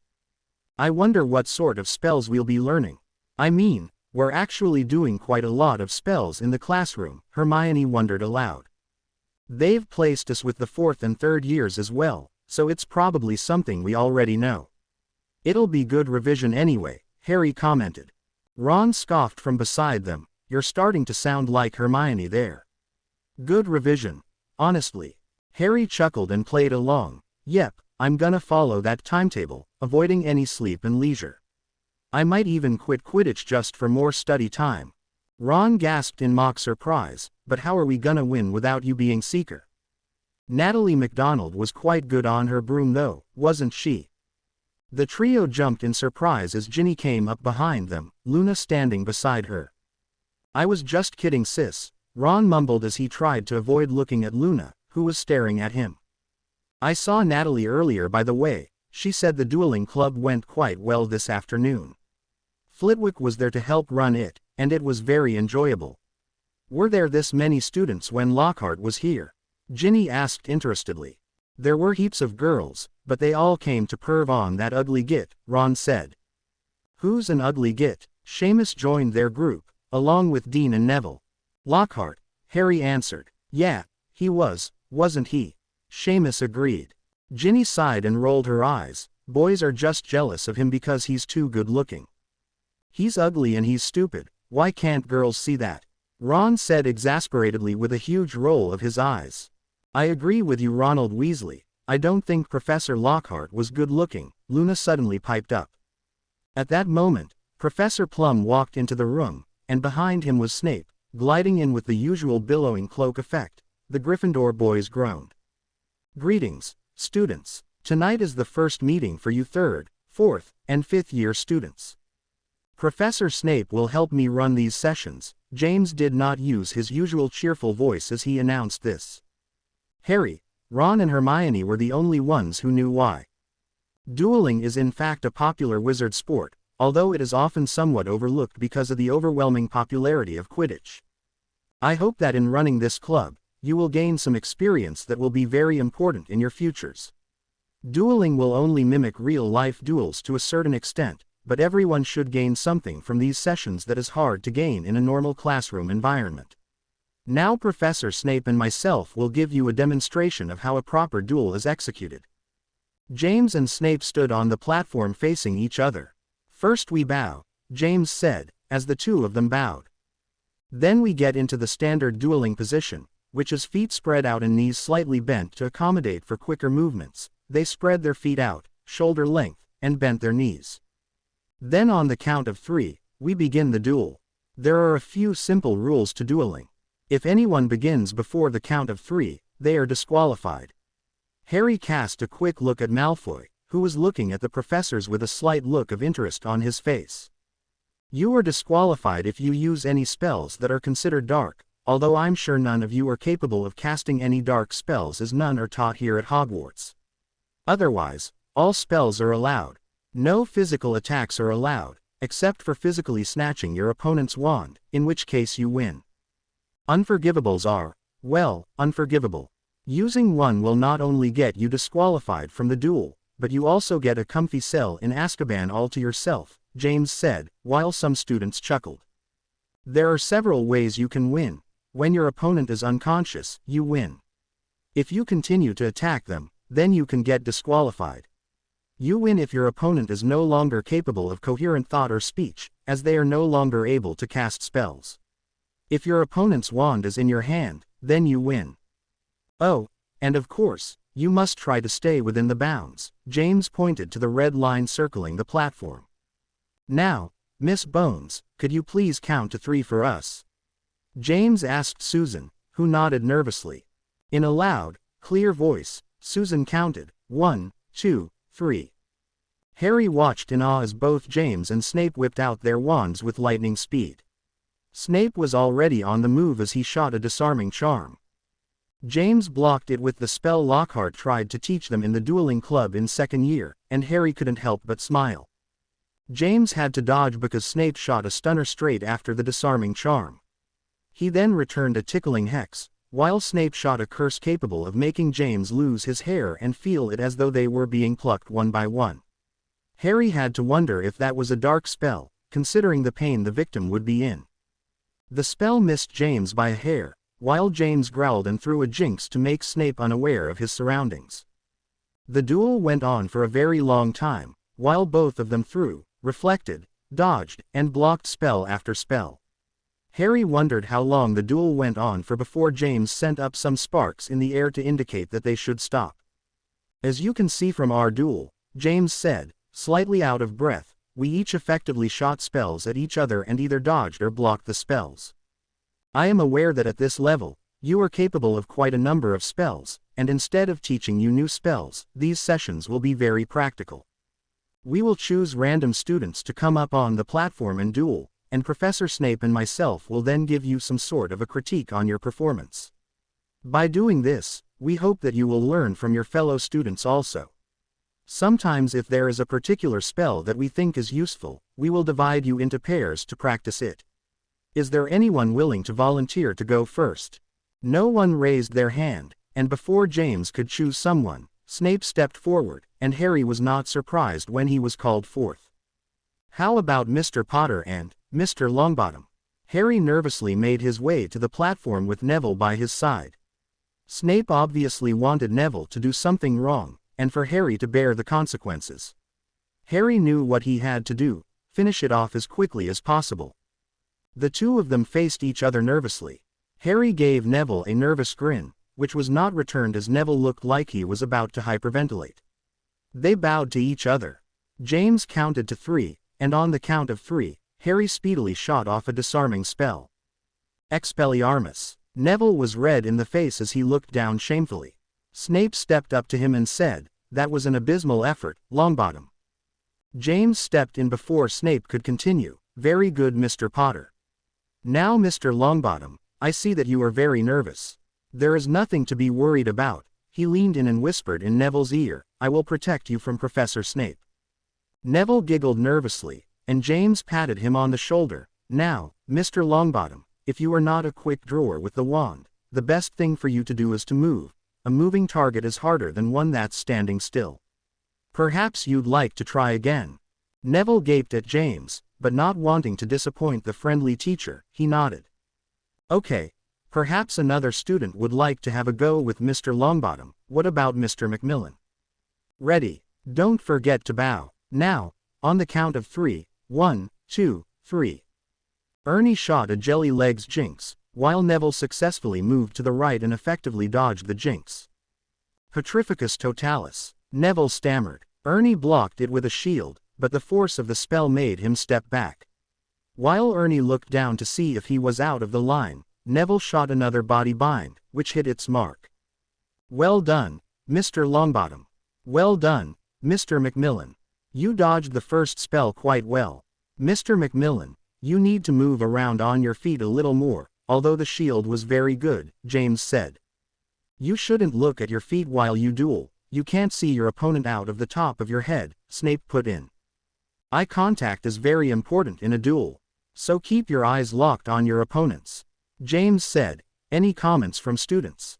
Harry in fact had a comment, but wasn't sure if he should say it. He didn't want to stand out any more than he usually did. However, as soon as he decided that it would be for the benefit of the students if he commented, Malfoy had his hand up and said it for him. Yes, Mr. Malfoy. Macmillan was aware that Longbottom would dodge. He should have shot another spell in the direction he thinks Longbottom would have gone, he said. Harry looked at him in surprise. He wasn't drawling in that annoying voice for once, he was talking normally. Very good, Mr. Malfoy. 10 points to Slytherin. James looked slightly pained giving points to Slytherin, but nobody seemed to notice. Snape sneered. Now, are there any volunteers? No volunteers. Well, how about Miss Bulstrode and Mr. Corner? The rest of the night continued in the same fashion, and by the end of it, half the students have had a go. Very well done, everyone.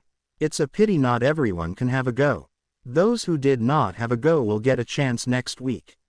Now I'm sure your stomachs call to you, so this will be all for this week. Snape glided out of the room as soon as James finished talking. Ron's stomach grumbled. He's not wrong when he says our stomachs are calling for us. He said. Only boys think with their stomachs, Ginny said matter-of-factly. Next to their group, they heard Crabbe and Goyle's stomachs rumble, and they all laughed. I want you all to transfigure a rock into a worm, just as I did before. You may begin. Hermione, as usual, got the transfiguration in the first few attempts, and then turned to help Ron and Harry with their attempts. This is supposed to be easy, boys. It's just a small object, Hermione was exclaiming.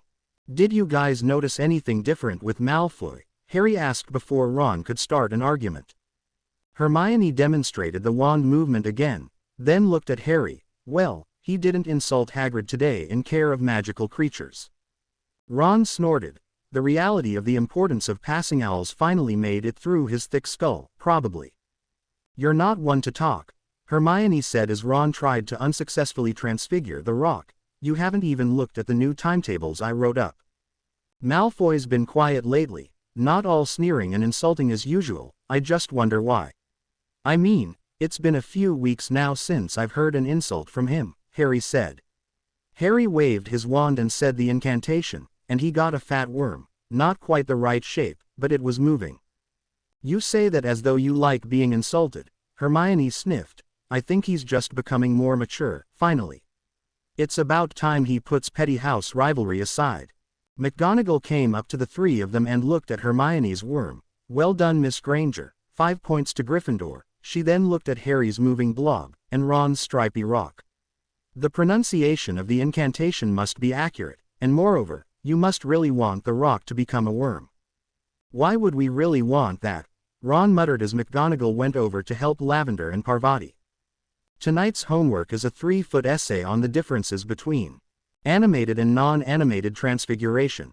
You are to cover the different wand movements, incantations, and the difficulties associated with each type of transfiguration.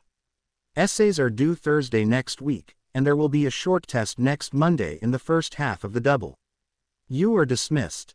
I can't believe she's assigning homework and a test at the same time, and it's Halloween tomorrow, Ron complained. I don't think I can get it finished, what with Quidditch practice and the dueling club, Harry beeped. And prefect duties, I don't think I'll be getting any sleep, Ron whined, cramming his parchment and quill into his bag, and getting ink all over his fingers. Well, it's easy really. All you need to do is minus the wizard's chess time from your schedules, and you should be fine, Hermione said, packing her books neatly into her bag.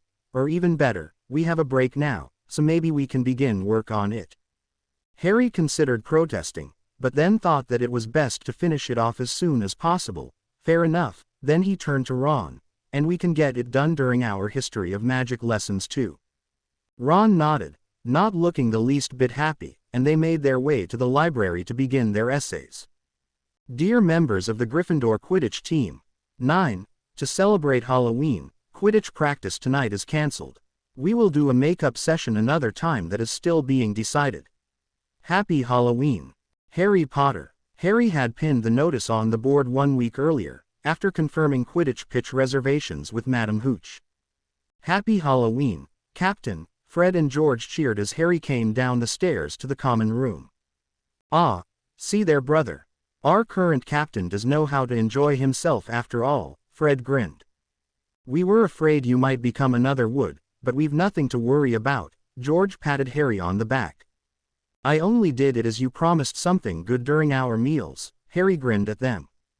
Ooh, perfect. Potter likes our petty pranks, Fred grinned, while George pulled something out of his pocket, and looked around to make sure no one was listening. As a token of our gratitude to you for your funding, we present you with a free sample of our Halloween special stink bomb. George grabbed Harry's hand and placed a mini jack-o'-lantern in it. What's so special about it, apart from the fact that it's in the shape of a pumpkin head? Harry asked. Oh, perhaps you can test it out on some Slytherins if you want to see what's different about it, Fred said offhandedly. We must be on our way, there is business to attend to, and the twins hurried off, leaving Harry standing there with the pumpkin head in his hand. Harry grinned as he thought about who he should throw the bomb at, and made his way down the steps. There were bats flying around in the entrance hall, and pumpkin heads floating around. Even the armor down the corridors had been polished and had eerie music coming from them. Peeves was flying around as usual, throwing unpleasant things such as bugs and water bombs at students, singing the Addams Family song. He quickly made his way into the Great Hall and to the seat between Ron and Ginny, barely avoiding Peeves' large worm, hoping it wasn't a rock partway transfigured into a worm, and piled his plate with food. Attention, students! The students quietened and looked up to Dumbledore, who was standing and beaming at all of the students. To celebrate Halloween, I would like to announce that the Weird Sisters have agreed to perform for us tonight, so dinner will begin an hour earlier than usual. Good thing I cancelled Quidditch practice, Harry thought.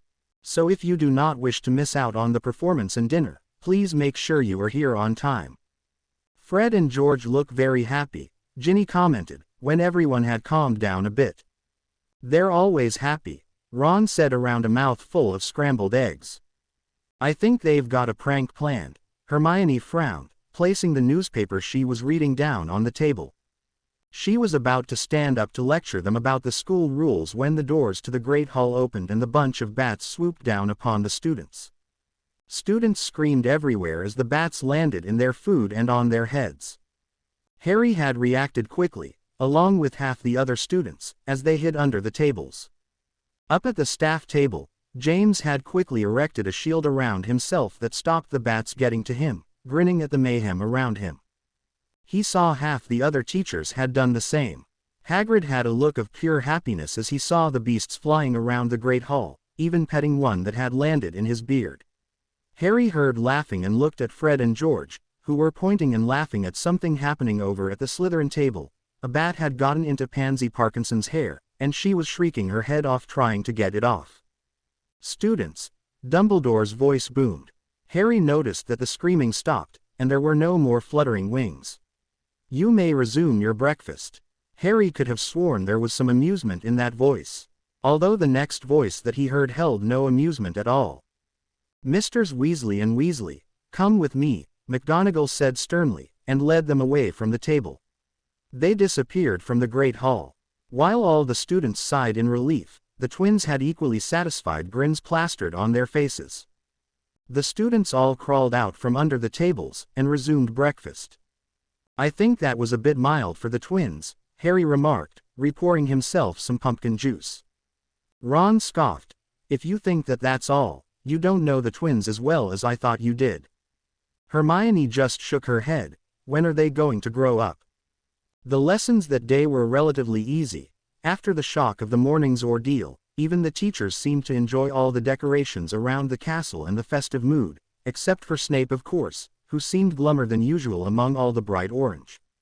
Peeves had managed to paint the dungeons a bright orange, and Snape still hadn't managed to charm away the color. 50 points from anyone who comments on the change of decor, Snape had snarled the moment the class started. Fred and George had both gotten a week's worth of detention, which was nothing to them after their years of detention experience. They hinted that there was more to come at dinner. Harry made a point to himself to sit near them so that whatever came, hopefully he wouldn't be too close to a victim. And so it was with great excitement that all the students turned up early in the Great Hall. The Great Hall was decorated like every other Halloween. Black and orange streamers, bats and jack-o'-lanterns floating above them, and other Halloween decorations filled the walls from the ground to the enchanted ceiling. The Hogwarts ghosts and various others Harry had never seen before were floating around and chatting away to one another. Gone were the long house tables, replaced by dozens of round tables scattered around the hall. Each round table seated about 10. Early comers had already claimed half the tables. It looked like Slytherins were gathered near the back, so Harry, Ron, and Hermione decided to seat themselves near the front. Not too near the front though. Harry still liked to keep his distance from Snape. Harry shared a table with most of his Gryffindor year mates, and also invited the twins and Lee Jordan to share their table. Ginny was seated a few tables over from them with some Ravenclaws who Harry recognized as several members of the Ravenclaw Quidditch team, including Cho Chang. Parvati and Lavender, who looked suspiciously like they were wearing makeup, and adorning dangly earrings and dangly necklaces around their necks, were with Padma and some other Ravenclaws. In fact, Harry then noticed that a lot of the girls had gotten a little more dressed up for the occasion, whereas the boys were still in the same clothes they were in that morning. He looked over to Hermione, and noticed that she had changed too, and had her hair pulled up into a neat ponytail. That was just strange. There were flashes as Colin Creevey took photo after photo of decorations and people. Smile, Harry. Harry tried not to look in Colin's direction as he took photos. Lee had brought his tarantula, and let it crawl around on the table. Ron had escaped for the meantime, pretending to go to talk to his little sister. As a prefect, Ron should have confiscated the animal, but his fear far outweighed his sense of authority. Harry didn't want to spoil the fun, but he did want Ron back at their table. Maybe he should tell Hermione, who was lecturing Neville about the Muggle Halloween celebrations, to see to the matter. So, what were you going to do tonight? Harry questioned the twins. Do you really think that we would spoil the surprise for you? George asked. Well, you'll have to wait until the end of the night, Captain, Fred said. We were going to carry out our plan before dinner, but decided we wanted to see the band perform a bit before we did anything. Dinner began with soup as an entree. Ron eventually made it back to their table after Hermione asked Lee none too nicely to get rid of the animal or facepoint deduction. The Weird Sisters played some ballads in the background as everyone ate their soup. As they finished soup, the band played a more upbeat song while dinner was served. The dinner was comparable to any other Hogwarts special occasion feasts. Like all the other boys on his table, Harry piled his plate high and dug in. Not for the first time that night, Harry felt as though someone was staring at his back, only to find no one was doing any such thing as soon as he turned around. Are you waiting for the twins' pranks? Ron asked. No, it just felt as though someone was staring at me, Harry said, scanning the hall nervously. It's probably just your imagination. You might want to stop being so jumpy, you'll become a moody one day. Can't have you hexing us when we least expect it, Ron laughed, while Harry forced a chuckle. He was sure someone had been staring at him from the back of the hall. He had felt that tingling at the back of his neck as though a pair of eyes were boring into the back of his neck. He had no idea who it was, but of course, it could just be any other student staring at the great Harry Potter. I doubt it's his imagination. Tonight is such a fun night, and even Muggles know that some people can feel it when they are being stared at. Some people like to call it sixth sense, or instinct, Hermione said, frowning at Harry. Although those instincts could be wrong too. One time Dudley swore that a boy was staring at him and punched him, when the boy was doing no such thing. Harry said, then pondered, but then again, Dudley probably just didn't like the fact that the boy had gotten better results in our language class. Are you actually saying that Moody has some sixth sense, which enables him to hex random people when he is sufficiently surprised? Ron asked skeptically. Don't try to argue with the lady, Ronnikins, Fred said wisely, while Ron scowled at what he was called. We know from experience, you can never win in an argument with women, George agreed. Well, at least not when that woman's our mother. Or our sister. Or some hot-headed Gryffindor. I am not hot-headed, Hermione shot at them. She noticed Neville cower back from her slightly, and tried her best to appear calm. Ron sniggered when he saw this, which earned him a glare. Everyone enjoyed dinner and the entertainment immensely. Before the end of dinner, Harry felt someone staring at him again, but again didn't catch anyone staring at him when he turned around. Assorted desserts appeared, and regardless of how full most of the students were, they all made an effort to fit that little bit more in. For the first time, Harry wondered what the house elves did with the leftover food. As most people almost finished their desserts, Dumbledore stood up to make an announcement. Curfew tonight has been extended to midnight, for you to stay and enjoy the music and company. Happy Halloween everybody. With a dramatic puff of smoke, the Weird Sisters began a rock song. As some people finished dessert, they got up and began dancing to the music. Fred and George went right up to the front of the stage and did some head-banging, although the song wasn't overly heavy. Suddenly, the cutlery on the table seemed to come to life as they floated into the air and moved around, just out of reach of the students' hands. The flower decorations on the table began to cackle, while wisps of orange smoke came out of their petals. Students sitting leaning into the table got a whiff of the smoke, and began to laugh uncontrollably. Harry saw this and quickly made his way under the table, narrowly escaping the smoke. I should have gone to the dance floor with the twins, he thought to himself, while using a napkin to fan away any smoke, and hoping that he made the right decision by going under the table, his instincts telling him there was more to come. At that moment, the doors to the great hall opened, and in floated a dozen large jack-o'-lanterns, laughter coming out of the cut-out mouths. As the jack-o'-lanterns hovered above the students, mini jack-o'-lanterns began spewing out of their mouths. Harry recognized them as the special edition stink bombs. There were screams, both of horror and laughter, as the bombs exploded. One exploded on the Hufflepuff table, and students choked on the smell, and their laughter made their choking worse. As the smoke cleared, Harry saw Justin with bright orange hair and mini pumpkin heads printed on his robes. The hall was then attacked by the mob of bats, making Harry felt like he had a sense of déjà vu. The staff were all trying to get rid of the bats and the pumpkins, and to uncharm the flowers and the cutlery, but Fred and George must have put some charm on them to avoid having them being vanished. Harry looked to them, and saw McGonagall dragging them out of the hall. If you are interested in any of the items demonstrated tonight, please contact us, Fred or George yelled as they were leaving. Harry then looked at the staff table to see if anyone was more orange than before. Most of the teachers had performed a shield charm, and out of the corner, Harry saw James aim his wand at Snape, creating a hole in the shield, allowing him to slip a mini pumpkin into Snape's shield. Harry tugged on Ron's sleeve and pointed up at Snape, and they both burst out laughing at Snape's surprise and expression of horror as he coughed from the stink and realized his beautiful black hair was now a bright orange. It looked like Snape made a good effort to keep his cool, while performing what looked like a complex spell to cleanse the orange from his hair. Not really cleansed, as Hermione pointed out that Snape must have done a spell to return the prank to whoever pulled it, and James ended up with the orange hair. And to finish the night off, a bat the size of a helicopter swooped in with a banner that said, "Happy Halloween." After 5 minutes of chaos, the teachers were able to get rid of all the pranks. The smokes and fumes vanished, a lot of priori incantatums performed on the students countered the laughing, and the cutlery back in usable condition. "I'm sorry about that," Dumbledore addressed the band, bowing his head. "No problems, it is nice to see that your students have a good sense of humor," the lead singer of the Weird Sisters said. Luckily, that was all the pranks in store for them that night, although Harry heard some expressions of interest in the pranks. Some students remained to get more autographs, while others returned to their seats to continue chatting while picking away at the remaining dessert, which had safely survived the stink bombs and bat attacks. Harry returned to his seat with Ron and Hermione.